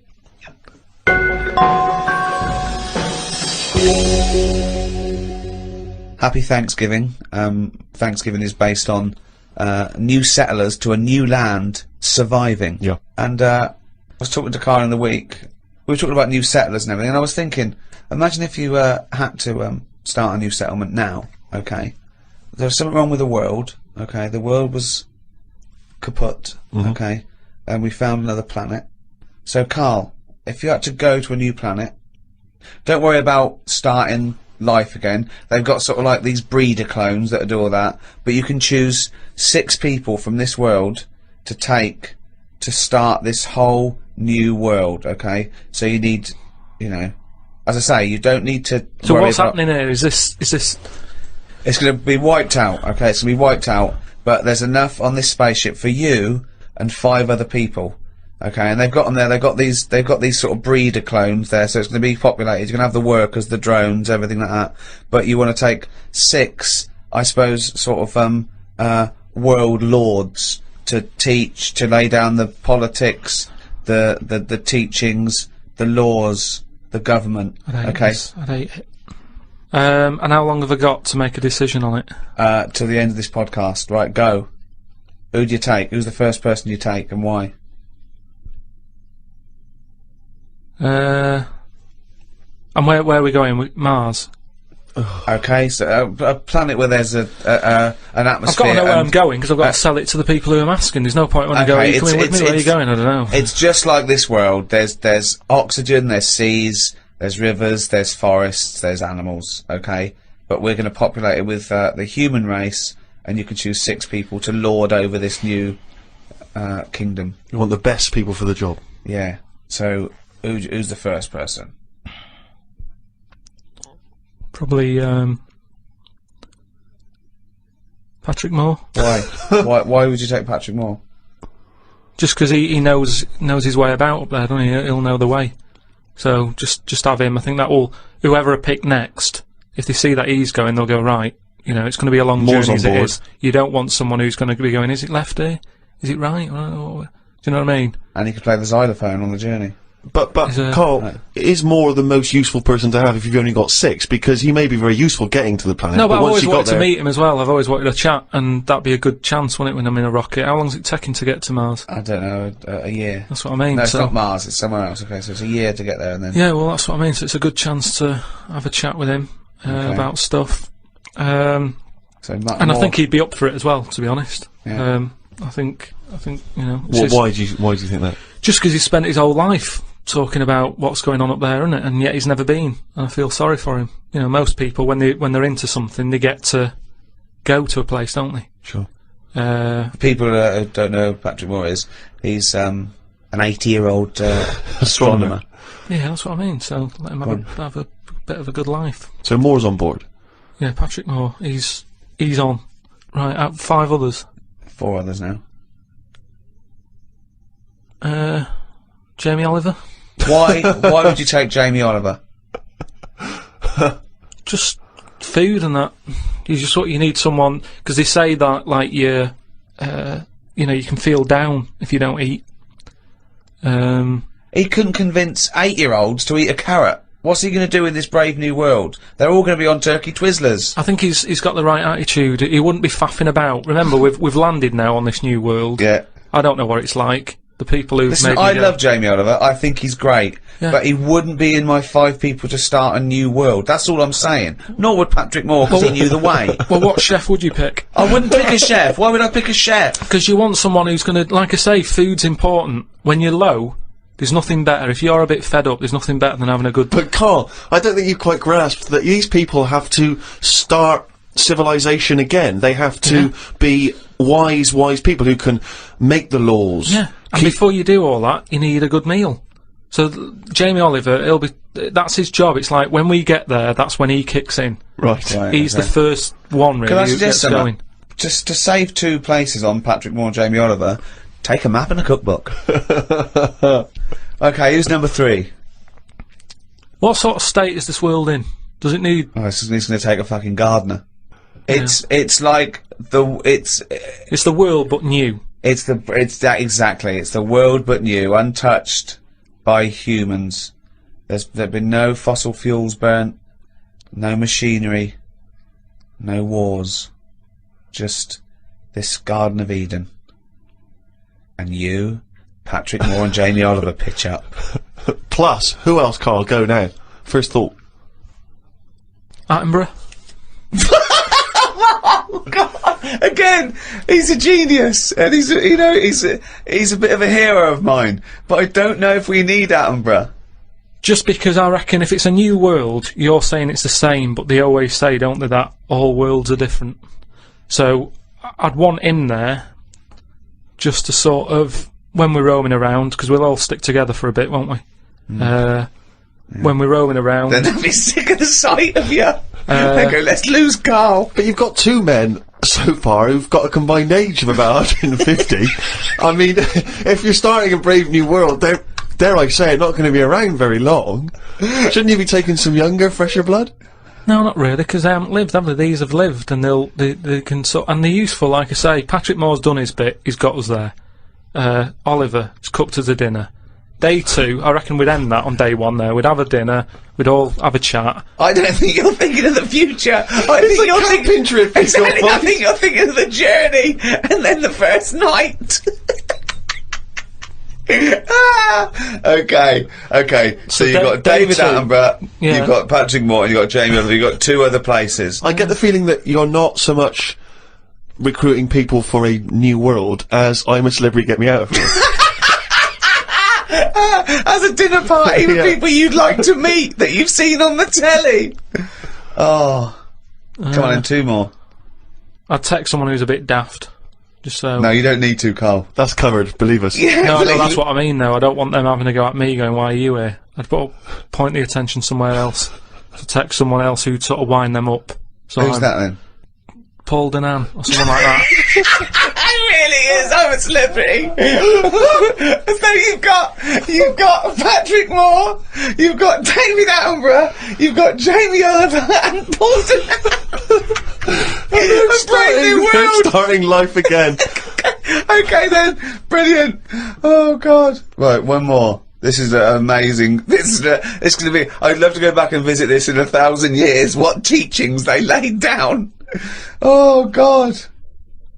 Don't know. It'd have to be a woman. I think you got to have a woman in that little group, haven't you? Could have another woman chef or. It's mainly eating. He's got that covered with Oliver, but now he's got to take Nigella in case he's in a cream cake kind of mood. God. Oh God. Delia Smith was furious. She packed her bags and everything. Or a nurse. Now you're thinking. Abby Titmus?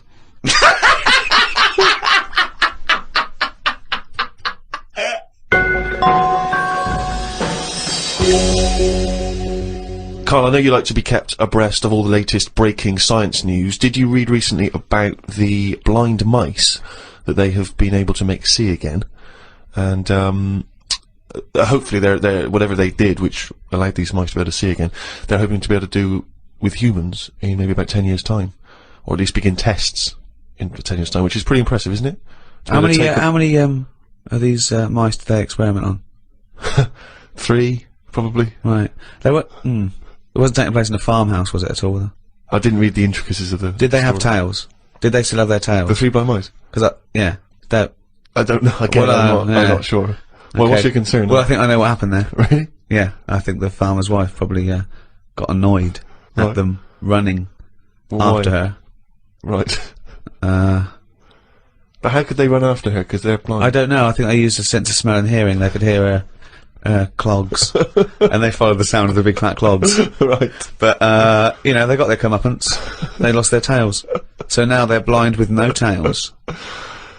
Is that not the story? I think you confused. Okay. Another more recent story. Okay. With that one. Okay. Yeah. Well, we'll leave that then. I don't know. Karl, thoughts though? That extraordinary, isn't it? To be able to cure blindness would be a remarkable achievement in science. It is, but it's just that thing how they say they've done it on mice and what have you. Yeah.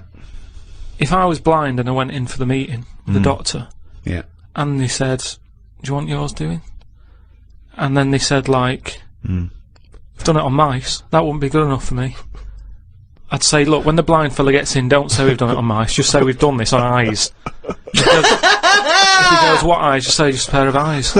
yeah. As soon as you say mouse's eyes, it's like, well, it's not the same, and it would make me go, I'll leave it. Yeah, and then you wake up and you can see, but you've got very tiny eyes right in the you've put in mice eyes. I'm scared of cats. It's just eyes. I think I just don't like having my eyes messed with, and even if I was blind, I wouldn't like it. Right. And I think mine are more active than most, my eyes. What do you mean?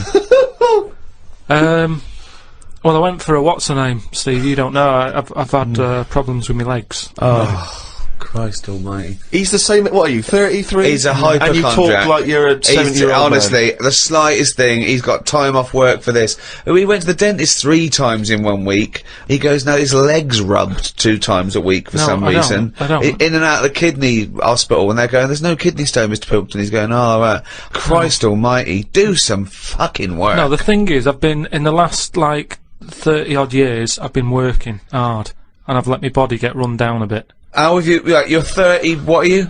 33. Right, 33. Sorry to start off with such a hard question, but how have you been working for 30 years?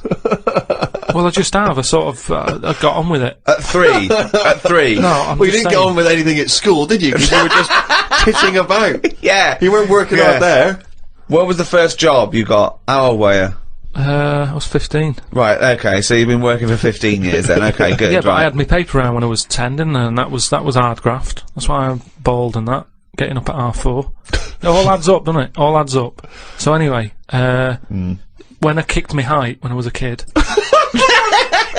He always says this. Like it's a classic story that everyone should know. Everyone and knows, also like- the phrase "kicking my own height." Yeah. Explain what you mean. Just kicked me out when I was a Kick kid. your. No one understands. You Karl. kicked your leg up to the kicked height me that like- you were at that time. Yeah. Yeah. So I if you kicked were, my height. It's not a well-known phrase. You can't just go, "I kicked my height." so you're 4.5 foot, and you've put your toe up into the air 4.5 feet by kicking. Yeah, but I landed on my back. Right, I okay. didn't Imagine seeing that in the playground. They go, get Karl Pilkington to kick his height. I bet he falls over like a It fucking wasn't in the penguin. playground. My dad got me to do it in the garden. Brilliant. But So- why did He you fall sold over? tickets, the neighbours were cracking up. Yeah. Why did you fall over? Did you hit I just yourself in didn't, the I didn't head? have a kick me height. I mean, my leg got high up, but I was that chuffed that I got that high. I didn't think of putting my leg down again. What's it look like? What the fuck did that look like? He's got to think it all through. I thought it was automatic. No, In like, no. It stayed there. You sort of stay balanced. Christ But you didn't almighty. think, well, I'm loving this. This is brilliant, but what should I do now? I got my leg up. I'll just keep it up. Whoa! It looked like a Hitler salute with his leg. What were you doing? So anyway, I landed on my back, Yeah. and I did some damage, I think. And it's because Definitely. of that. You sure you didn't land on your head? And it's because of that, like all them years and what have you. Yeah. I've had like a trapped nerve in my leg. Right. So I thought, right, now's the time to have it done, because when you get older, I mean, it was the kidney stone thing. Once you've sort of looked at, death and what have you, it just makes you think, got to start looking after Do you your think you body. could die of the slightly bad leg that you've had for 15 years? Well, it Do you just, think that'll eventually kill you? well, it could do if I can't run away from danger quick enough. Right. Again, you're thinking of Jurassic Park coming true. Well, whatever though, I'm just saying, you've got Yeah. to look after yourself. You know, if there's anyone listening could out always there hop. who's got a problem, get it sorted. I'll tell you That's what all though, I'm saying. if you have to fight off danger and you kick them, put the leg back down immediately after. So anyway, I went to see this fella, to like a professional leg rubber. Professional leg rubber. Yeah. And he sort of said a few things that were quite interesting. Remember that time when we had a chat on the last lot of like podcasts? I said, "Am I in charge of my brain, or is my brain in charge of me?" Yeah, do you remember what I said? That's the most stupid thing you've ever said. Yeah. Well, listen to this then. So I go and see this leg rubber, Professional leg rubber, yeah. right? And he is professional. Yeah. Right. so Remember, a leg rubber. You haven't said doctor at any Yeah. point in this He's a conversation. leg rubber. So this whatever, however profound this is, it came from a man who is self-confessed professionally leg rubbing. not just leg. Does he do back, left and right? Or back rubbing as well? He does it all. Right. Right. So I'm in Professional there, rubber. and I didn't mention about how I thought my brain was in charge of me and stuff. I'm lying there, he's bending me about and what have you. The first problem he came across is that my nerves aren't long enough for my Right. body. I don't know. we nerves aren't long enough for your body. He was lifting my legs up and I was going, right, stop that a minute, that's hurting that. He's like, what do you mean? He said, I've only got them like just about... Well, that's your tendons. No, but your nerves are in your legs as well, and your tendons don't hurt, it's your nerves that kick in. It's your nerves that make you go, Yeah, "That but they hurts." hurt because your tendons are being overstretched. Well, I'm just telling you what he said. Right, so he lifted the leg up, and I went, right, Was stop this doing above a that. laundrette, this surgery? No, it's a proper place. He had like towels and all that on Oh, okay. Oh, he's got towels Oh, then. okay, yeah. Yeah. So Definitely a laundrette. so I'm lying there. Other people's towels. He's got towels, underpants, yeah, bras. halfway through he said, you haven't got 20p, have you, for the dryer? Okay. So I'm lying there, and he lifts the leg up, Yeah. and I'm like, oh, that hurts a lot. So he said, oh yeah, short nerves. And I said, what do you mean? He said, your outside of the body is longer than your inside. Right, he doesn't sound like a doctor. He does not sound like a The doctor. outside of your body's Yeah. longer than the inside. So he had me lying on my front and what have you, and he was sort of crushing me back. Right. And he was going, does that hurt? I said, yeah. It was like 48 quid this as well. Putting me through all this pain and what have you. Well, you've got some good advice, though. He said, you're pretty stressed. And I said, yeah. So it's, I've quite a bit of stress in my life. And I explained to him about the kidney stones and that. I said, oh, that's He went, oh, shut the fuck up. He probably said that. He said that's where you were probably got a lot of tenseness. And A lot of tenseness. Is that the phrase he used as a trained professional rubber? He's a doctor. He's definitely a doctor. So anyway, he said, do you relax much? You haven't got any Lenore, have you? I want these sheets to come out nice and soft. He said, do you, you should learn to meditate or something. He said, because you're all tensed up. We're living in a stressful world, as he told me about it. So when I was telling him that I have problems relaxing, he said, that you're obviously the sort of person. Who's gullible enough to spend 46 quid for this hokum. He said, you're the sort of person whose brain is in charge of them, rather than them being in charge of the So brain. all you did was you met a person as stupid as you. Yeah. No, but I thought it's interesting that this is what he does for a living. Yeah. And he picked up, that was the first visit, that's the first, I'd only been there about 22 minutes. Yeah. You get half an hour for 48 quid. Right. But, he picked up on that Yeah. within like 15, No, he's 20 all right, minutes. fucking sucker cunt. No, he did pick up on that, yeah. But Okay, anyway, don't go to him again. The reason, well, I am doing, I've got locked into it, I've got to go at least another 3 times. Why? I'm trying What to do get you out of it. I don't know, I didn't realise that you have to have a minimum amount of things. So what I'm saying I can't is, wait. Well, what's the wisdom he's going to come up with next week? That'll be brilliant. I can't. Yeah. No, but what I'm saying Your is, blood's paranoid. we were talking, You've got jealous bones. You're the sort of person whose stomach's hungrier than you. What absolute fucking nonsense. do you know, like how we were talking about eyes, weren't we? He said, the thing is, you've got to be able to relax, and the way to do it is to focus. Right? He said, so what do you mean? He said, when you go to sleep, You're the sort of person whose eyes can see further than you can. he said, when you go to sleep, Close your eyes and see. Instead of just leaving them open staring at the But ceiling. Karl, keep breathing. Yeah, keep breathing. Close your eyes. You're not dead. It may seem like it, but you're not. You're just asleep. so he said, Oh, fuck me. he said, what you've got to do when you go to sleep, focus on your toe, right? Okay. He said, and just think about nothing else. I said, He's a witch! Did he say you to put a toad under the bed? no, he just said, focus on the toe and see how you go on and what have you. Next time you come in, let me know. Anyway, I gave this a go, focusing on the toe.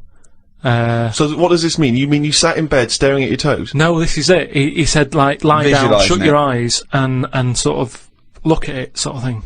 So I was lying there, and it just wasn't working because Oh, Karl, this isn't medicine. I was, You were, even though you were the thinking of a eyes, finger. well, no, He found out he was thinking of someone else's toe. Next It day, doesn't someone work. called up and said, "Karl, my toe's better." no, the problem was I was still using my eyes even though I had them shut.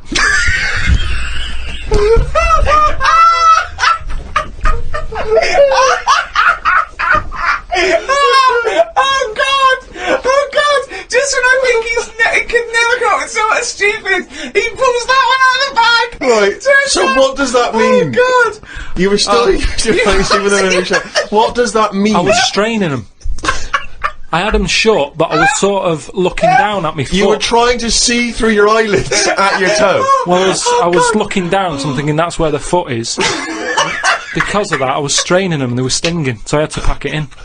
I'm gonna die! I am going to die! Right. So if anything, this okay. guy's just made your stress levels worse. Yeah, That's I said that to amazing. him. That's amazing. Okay, if someone out there's listening, could you put in order the top 10 most stupid things Karl's ever said? And to me, that is number 1. That is now number. Well, that's overtaken. Is your brain in charge of you, or are you in charge of your brain?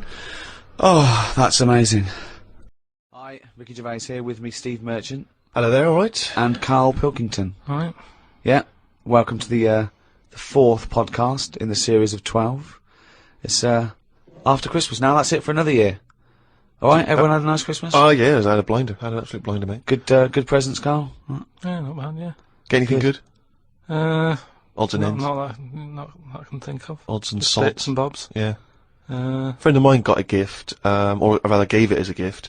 I don't know if you've been familiar with these. It's a charity organisation, and you go on their website or you phone them up, and you can give someone else the gift of, say, a goat for an African family.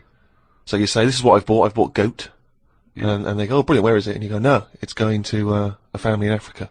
And it's a sort of goodwill thing, you know what I mean? So Because you buy an African family a goat that will help them for years. and it's to come. like you're saying. Well, I would have bought you a present. Yeah, but I've used that money wisely. Yeah, so it's almost like they've given Exactly. the present. They've given the goat. Yeah, it's a beautiful idea. But as soon as he told me about it, I thought to myself straight away, knowing Karl's views on charity and giving, you know, Yeah. particularly this seasonal time, Yeah. I wondered what his views would be. Well, are they happy with the present over there? Like the people who are getting it? What, the African family? Yeah, is the African family sort of going, "Oh, I hope someone gets us a goat"? That's nothing to do with Christmas for them. They're not sitting around thinking, "I wonder if Santa brings us some food." It's a long-term thing. These are happening all year, I assume. It goes towards a pool of money that goes to. It's not like they get you're an idiot. What, you think an African family wakes up and there's a little goat with a ribbon tied round it, and they go, oh, look what Santa brought us. Look, and that mince pie's gone on that glass of milk. You're such an idiot. No, but what I'm saying is, does that family want a goat? Yes. But why? It's not they want a goat, it's they need a goat. Do you think, what do you think this organisation is? Just arbitrarily giving goats to people. They're gonna say, oh, I wanted Nintendo. what are you thinking? But what I'm saying is, right, let me put myself in their shoes. Well, This'll be they a haven't first. got any. But say I'm one of them, right, over there, right? I'm hungry, right? I'm sat there, it's Christmas Day, right? I open it up, open the present, little goat there, right? Now, if I was one of them, I'd be going, not another mouth to feed. At the end of the day, there isn't enough food to go round for themselves, never mind a goat. Don't they say, like, having a dog and that is quite expensive? Sometimes they say, you know, what with all the injections you've got to give it, the food, the tin food and everything, it mounts up. And what I'm saying is, that's all very well giving them a goat, who's looking after it? Well, I'm assuming it's all above board. The goat's had its injections. That's what some of the money goes towards. It's given to them so they can milk it and have milk and cheese and whatever. I don't think it's a burden. What is this? What do you mean? They wake up Christmas Day and open a present. It's not like so there's that. a thing. There's a goat-shaped thing in wrapping paper. I wonder what that could be. I hope it's that goat we asked for. My God, it is. All I'm saying It's just a nice marketing way of distributing wealth. It's the way of going, this is a nice gift. It's like people sometimes they say don't send flowers at a funeral. They don't send flowers. Give some money to the local hospice. Yeah. It's just a way of redirecting cash. But the thing is, why do they want that goat? What's the main reason? What does a goat give you? Milk. Right. Now, wouldn't it be easy to just send them a bottle of milk? Without all the hassle and the headaches that come with it. That's all I'm saying. And the other thing is, think about the goat. That was happy over here. Suddenly, it's on barren land. No grass. I'm gonna burst! What do you mean? You didn't send a goat from here. I'm saying, who's happy at the end of this, right? You've got a fella who hasn't got a present over here because the mate bought him a goat, right? So yeah, let's do this properly. So there's a tick. He's not happy, right? Then, you've got the person who's opened it, who, like you said, wanted something else, right? It's a goat. They go, who's going to look after this, right? So tick, they're not happy. And then you've got the goat going, what am I doing here? Tell you what, a lot of people are wondering, Karl, is what I received from Ricky this year. Go on. Nothing. Absolutely nothing. I remember actually after my birthday, he said, "Oh yeah, I'll be getting you a little gift." Forgot. So I've had nothing from him this year. He's a man who's got a little bit of cash in his pocket now. What I'm hoping is that maybe he'll pool it over the next 5 years and buy me something I've been reading about recently. Now, you definitely love this, surely. Have you started seeing this now? Virgin are starting plugging Virgin Galactic. I think it's something like 200,000 quid, and you'll get a chance to go in a space shuttle into space. Now, I don't know what your feelings are, Rick. You know, I know you've probably got a bit of cash in the bank. Honestly, I was thinking of giving you another signed extras DVD. Anything. It's the thought that counts, so that Okay. would be great. But Because I've got some knocking round, I can give you one of those. I know you've already got one of those, but Sure. I don't mind. They don't cost me much. no, great. And do you like the book Flanimals? I know it's aimed at 5-year-olds, so I don't know why I but personally there's- would want it, but But you know that's going to be in the little yeah. selection box for you. Great.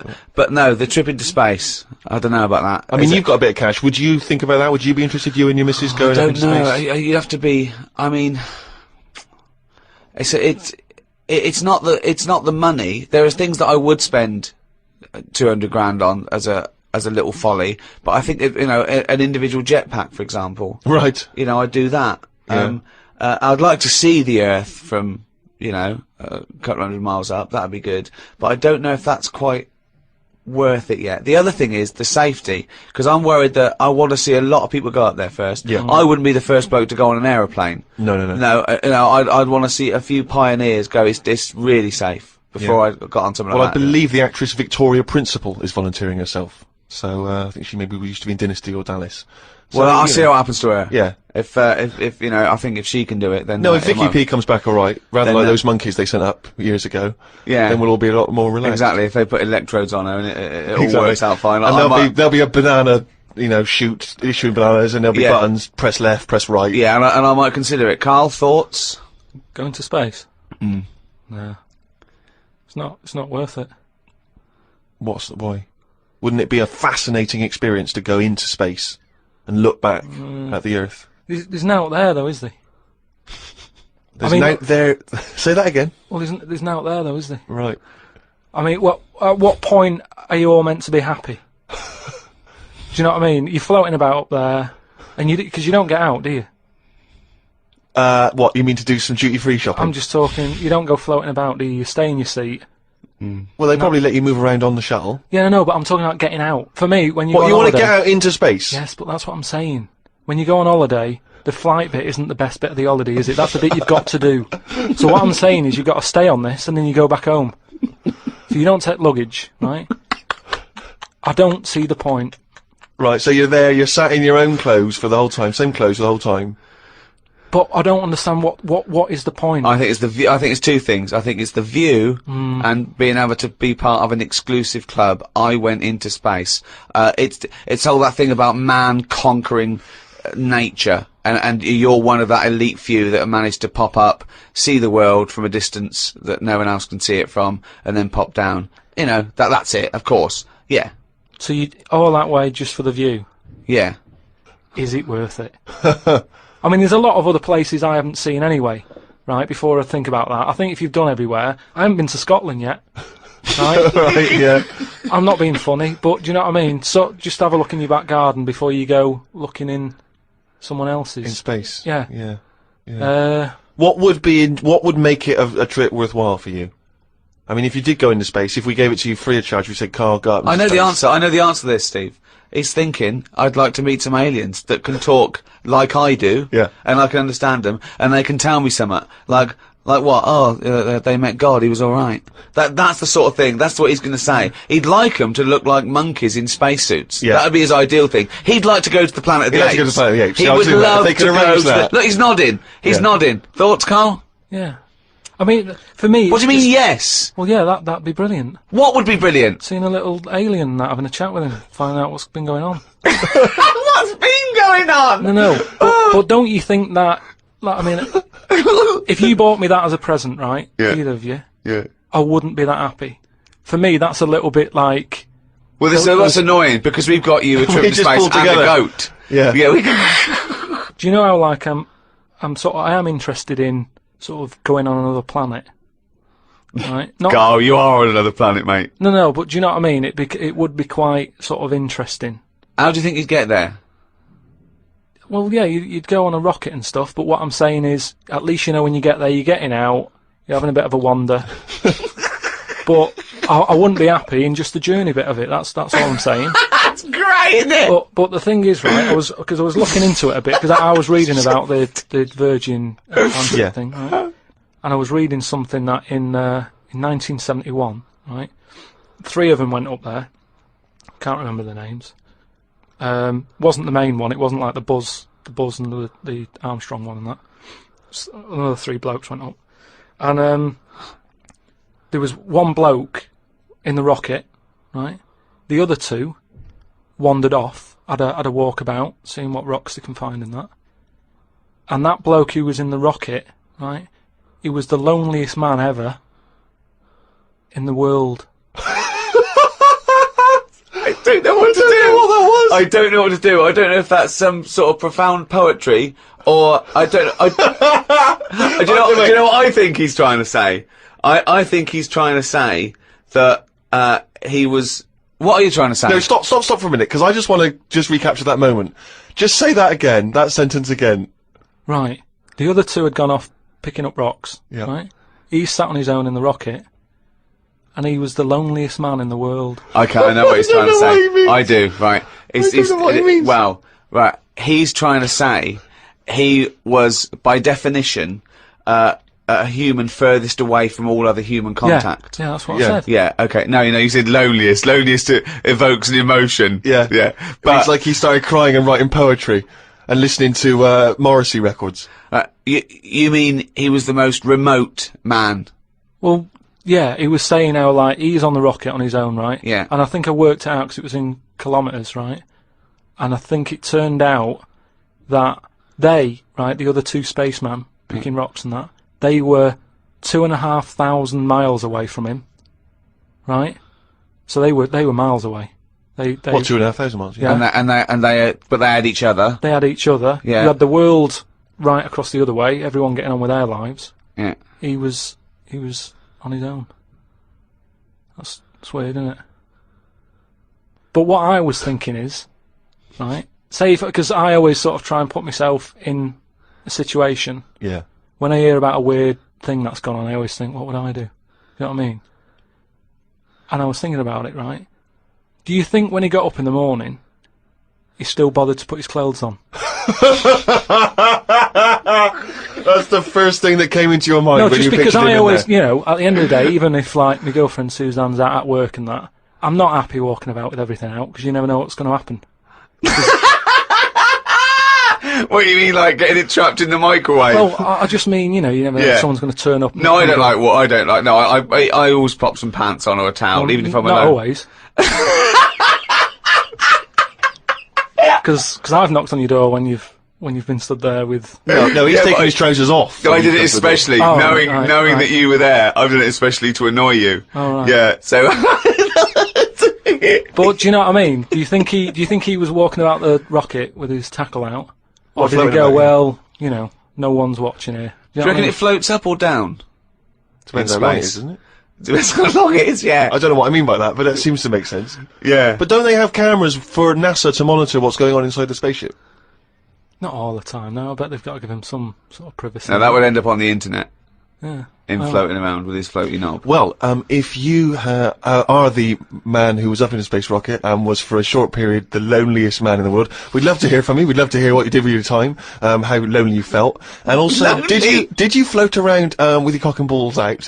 What was that like? Did it float up or did it float down? These are just some of the questions that we'd like. So if you are that person, or maybe you know them, maybe they're a neighbour of yours, then you can get in touch with us at podcast@rickygervais.com. We've done radio and stuff in the past, Rick, and we have never had the kind of response that we've had from these podcasts. I mean, It's people amazing. are emailing in by the hundreds of thousands. It's meant, well, maybe not hundreds of thousands, but I didn't count them, but thousands certainly. Crazy amounts of email. I couldn't really get through them. I've just managed to pick out a few. It's because it's global now. It's people all around the world are listening, and that's so exciting. We've got just loads from America, Australia. It's mad. Yeah, New Zealand, Canada, and these are just some of the ones that I've pulled out from the email because there's so many of them. Podcast@rickygervais.com if you want to get in touch. Rob says he listens to the show in his exams, which I'm sure cannot be a good idea. I mean, No, because that's a waste. What I'd do is the night before, I'd record all the answers and then listen to that, as Yeah. opposed to me, you, and Karl Pilkington. but surely you're not allowed to listen to your stereo or your iPod in an exam. That would be crazy, wouldn't it? Well, he's probably got it's probably up his back, Right, a little yeah. wire, wired to him, covered in sort of like some sort of fake flesh and Yeah. hair, and then just pops into his ear. It's all changed now, though, isn't it, as well? What do you mean? Well, they're allowed calculators and that, innit? It's just sort of. Sorry, I had calculators in my exams. What Yeah. what world? What do you know about exams, Carl? No, You but- never showed up. But what I'm saying is, years ago, a calculator wouldn't have been allowed. We've moved on a bit now, haven't we? What year was this I don't though? have an iPod. With loads of people with abacuses. I don't know. Anyway, Rob's question was this. Brilliant. I've never heard him admit that before. I think we've broken his Yeah, spirit. yeah. Carl, you go. I don't know. Oh no, we might have put an end to the phenomenon that is Karl Pilkington. Monkey news still to come. He's back. Anyway, listen, Rob's question is this, Carl, and it's specifically to you. Carl, if you could have a superpower, like Superman, what would your superpower be? Can I suggest consciousness? Yeah. Can I have the power of thought? Remember, you've already got opposable thumbs. So cross that one off the list. Oh, come on, Carl. Now, there's so many to choose from. Telepathy, X-ray vision. Flight, invisibility, Choose it wisely. strength, intelligence. But why have I been picked? Oh, for God's sake! No, but I'm just saying. It's Rob's question for No, you. But I'd just say, does anyone else want this? Or, do you know what I mean? Oh, No, what just- do you wish you no, could do that's no, impossible is because- the question, no, because- what? What do you mean? Because with that comes a responsibility. Is what With I'm saying. enormous power does come great responsibility. So, would you like Spidey senses? Is that what you're saying? Would you like some senses? Would you like some sense? The power of sense? Come on, Karl, you know what these superheroes, because they can... I know, but it they can always freeze things, They're never they- happy, are they? Do you know what I mean? Spider-Man that wanted to tell that girl that he could climb walls and that. He's like, I can't. Superman didn't never tell Lewis and that. Who's Lewis? Who's Lewis? Lewis. Who's Lewis? It's just a pen pal of Superman's. Lewis! His little secret chum! Yeah! Alright, Superman. Hello, Lewis. What are you doing? Superman. Who are you? I can't tell you, Lewis. Brilliant. You know, Hulk, he wasn't happy. So, But you're being allowed to choose the superpower. You don't have to get it forced upon you like the Hulk. Hulk, he wasn't happy! It's true, he's got a theme. He has got a theme. There's not many happy superheroes, are But there? leaving aside the superheroes you're already aware of, Yeah. what superpower would you want? You don't have to fight crime with it, Karl. Everyone around the world now is thinking, what can Karl choose? Let's deliver it to him now, Karl. Think about it and give us the answer, please. Let me just remind you of some of the other things. Invisibility. all the time though, or can I sort of turn that on and off? Let's say you could turn it on and off. Would that interest you? Yeah. I'll have that. Right. Okay, and what would you do with this power of invisibility? Just sort of wander about and that, just not get seen. It's a brilliant power! It's a brilliant... And it's put to such brilliant use! It's brilliant! Well done! And why would you want to walk around and not be seen in that? What would you gain from that? Don't know, you could sort of go in shops when they shut, so you don't have to go. How with would you the get crowds. in? Just get in just before they lock up. Oh yeah! How would you get out? Wait till the morning. Brilliant. So hang on. So that's your use of invisibility. They found the power of invisibility. You want to sneak into? Never mind. No, hang on. You want to sneak into HMV, right? Wait for 12 hours and then buy something. Ah, I love it. Just so that you don't have to be in there with other people. Do you know what? I don't want it. I don't want a power Why not? because I just don't think it'll do me any good. I think it's more of a hindrance. I love this. It's like, just think of these presents. We've given you a trip into space, and the chance to be invisible. Not happy with any of them. Yeah, what he wants is a voucher for HMV. Yeah. He just wants some tokens for a record shop. Just going through a few more of these emails. This one is from David. He's in Los Angeles, California, 22 years old. He says he loves the show, but he says, with respect to Karl, never before have I understood so little of what a man says. Virtually everything that Karl talked about was aloof to me. What on earth was he ranting about? Flies and condoms, monkeys and pushing the left button, cavemen and dinosaurs. And that's just some of you. I mean, let's be honest, if you are in America, I mean, firstly, the accent is probably a problem. But that is the best write-up we've ever had. Yeah. Flies and... Imagine if you're a new listener, flies and condoms. What on earth does that mean? This one's from Kent Plummer from Nova Scotia, Canada. He says, Karl, he's wondering if you've got any personal mantras that you could pass along. For instance, he reminds us of Ben Franklin's famous mantra, waste not, want not. Who said that? Ben Franklin. What did he do? What was his job? Benjamin Franklin was a well-respected American politician from the 1800s. He was a sort of thinker, a philosopher, a scientist, deeply respected. Also on a big money. political figure. He features on He's the on a dollar bill or the yeah. $10 bill or something. Yeah. So he's one of the great sort of American Enlightenment thinkers. And he came up with the mantra, waste not, want not. You must know waste not, want not. I mean, that's just... Do you understand the phrase waste not, want not? No, not really. No. What does it mean? You've never heard that? I think I've heard it, but I don't know. I've never used it.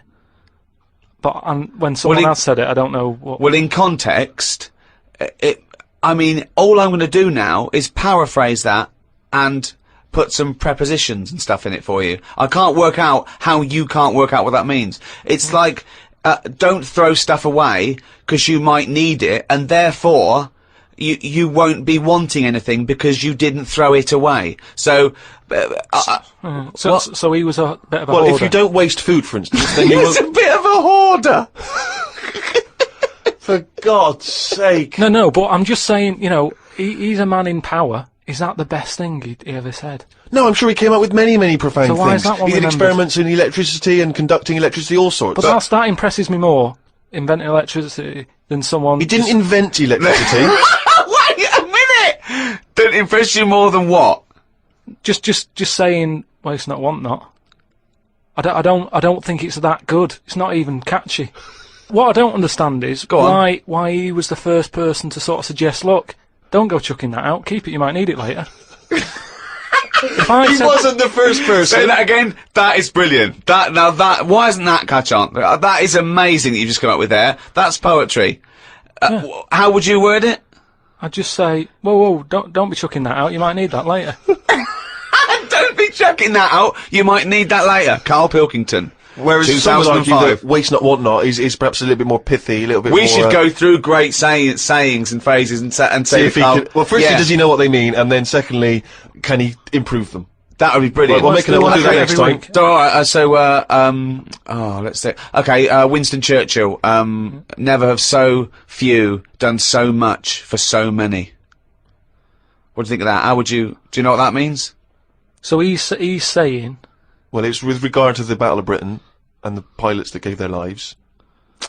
Yeah, I'd just be annoyed if I was one of them who gave a lot for a few or whatever, right? No, gave a lot for so many. If you were well, one of those few yeah, if that I- gave so much for so many, i.e., it means these few good men, their actions freed the world. They freed the world. They have an impact on every person in the world, and they were few brave men, and that's what he's saying. Yeah, but what I'm saying is, if I was one of them men who gave up his life, right, I'd want a name check. I don't want to be bungled in with everyone else who is saying a load of blokes gave their lives, well done and that, see you later. That's brilliant. Did you just say bungled in? Yeah, bungled in, yeah. He made up a word. I don't want to be bungled in. You made up a word. See, that's it, you see. We've been looking for it. That's original. That's Carl Pilkington. I don't want to be bungled in. Email here, Rick, from a man I know you're going to look forward to meeting one day. Paul, the party animal Parker. He's I imagine back. he had a wild Christmas. Oh, well, imagine I the don't- fun he got up to. He's sitting now in sunglasses with his mum giving him some soup because he's partied too hard. Well, I'll tell you this, I wish I was round there for New Year. Imagine no. what he's going to get up to in Oh, his mum. if he recovers in time, it's going to be mental. What's he want? Anyway, Paul the Party Animal Parker, he sent in a fact. That seems to be his thing now. He sends in facts that he thinks might be of interest to us. The kiss that is given by the bride to the groom at the end of the wedding ceremony originates from the earliest times when the couple would actually make love for the first time under the eyes of half the village. Now, Wow. a couple of questions straight away. Firstly, this is almost like a Karl fact. Yeah. Because there's no specific time or place. It was No. earliest times. Earliest I don't times. know whether that means That- the wedding ceremony in this country, in America, in Africa, who knows. Yeah. But, so, yeah, it's a little bit vague. But this was the thing that struck me. Actually make love for the first time under the eyes of half the village. And you wonder, why is it only half the village? Was it like, were they raffling off tickets? Yeah, the winners. Exactly. Yeah, You exactly. come and see two people getting it on. The rest of you, no, tickets only. It's cordoned off. It started off, and then a few of them got bored. Exactly. Once you've seen one stroke, you've seen them all. Yeah, that's about as good as it gets. Yeah. So yeah, I don't know if there's any truth. But what about that, Kai? How would you feel with that if you had to? At what point does that happen? Is that like, they go, like, I do, get your knickers off? Well, presumably, if it's the origins of the kiss, you may kiss the bride. The old vicar used to say, as they were jumping over the broomstick, he used to go, right, give her one. Yeah. And then... You may knob the bride.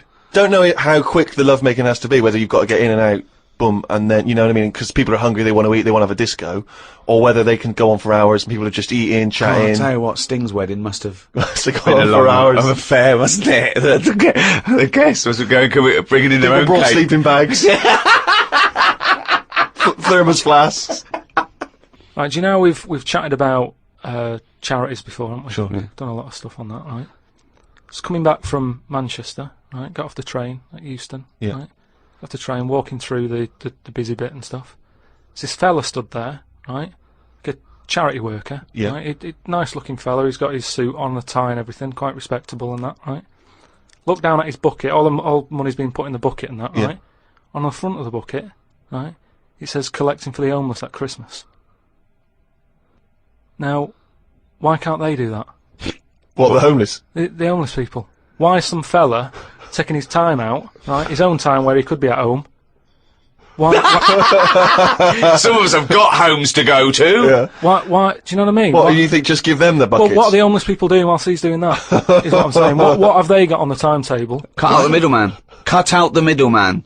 Give all the homeless a bucket with homeless written on For it. Christmas? Yeah. No admin. No? Just keep everything you get, mate. What do you think of that? It's a brilliant idea. What would prevent a homeless person and an entrepreneurial or homeless person just getting a bucket and writing that on there themselves? Could I suggest something? Hunger, some drug addiction, traumas, often mental illness. Just possibly too depressed to get up, put a suit on, and go to Euston Station with a nice bucket with some writing on it. And then, right, I was thinking about that, right, and I was walking down the street in London with Suzanne. Saw a little homeless. Well, I didn't see the homeless bloke, right. I saw a leg, Right. sticking out of a doorway. I thought, here we go, right. Walked past it, right. You're not going to believe this. Go on. Homeless Yeah. Chinese fella. I've never seen one of them.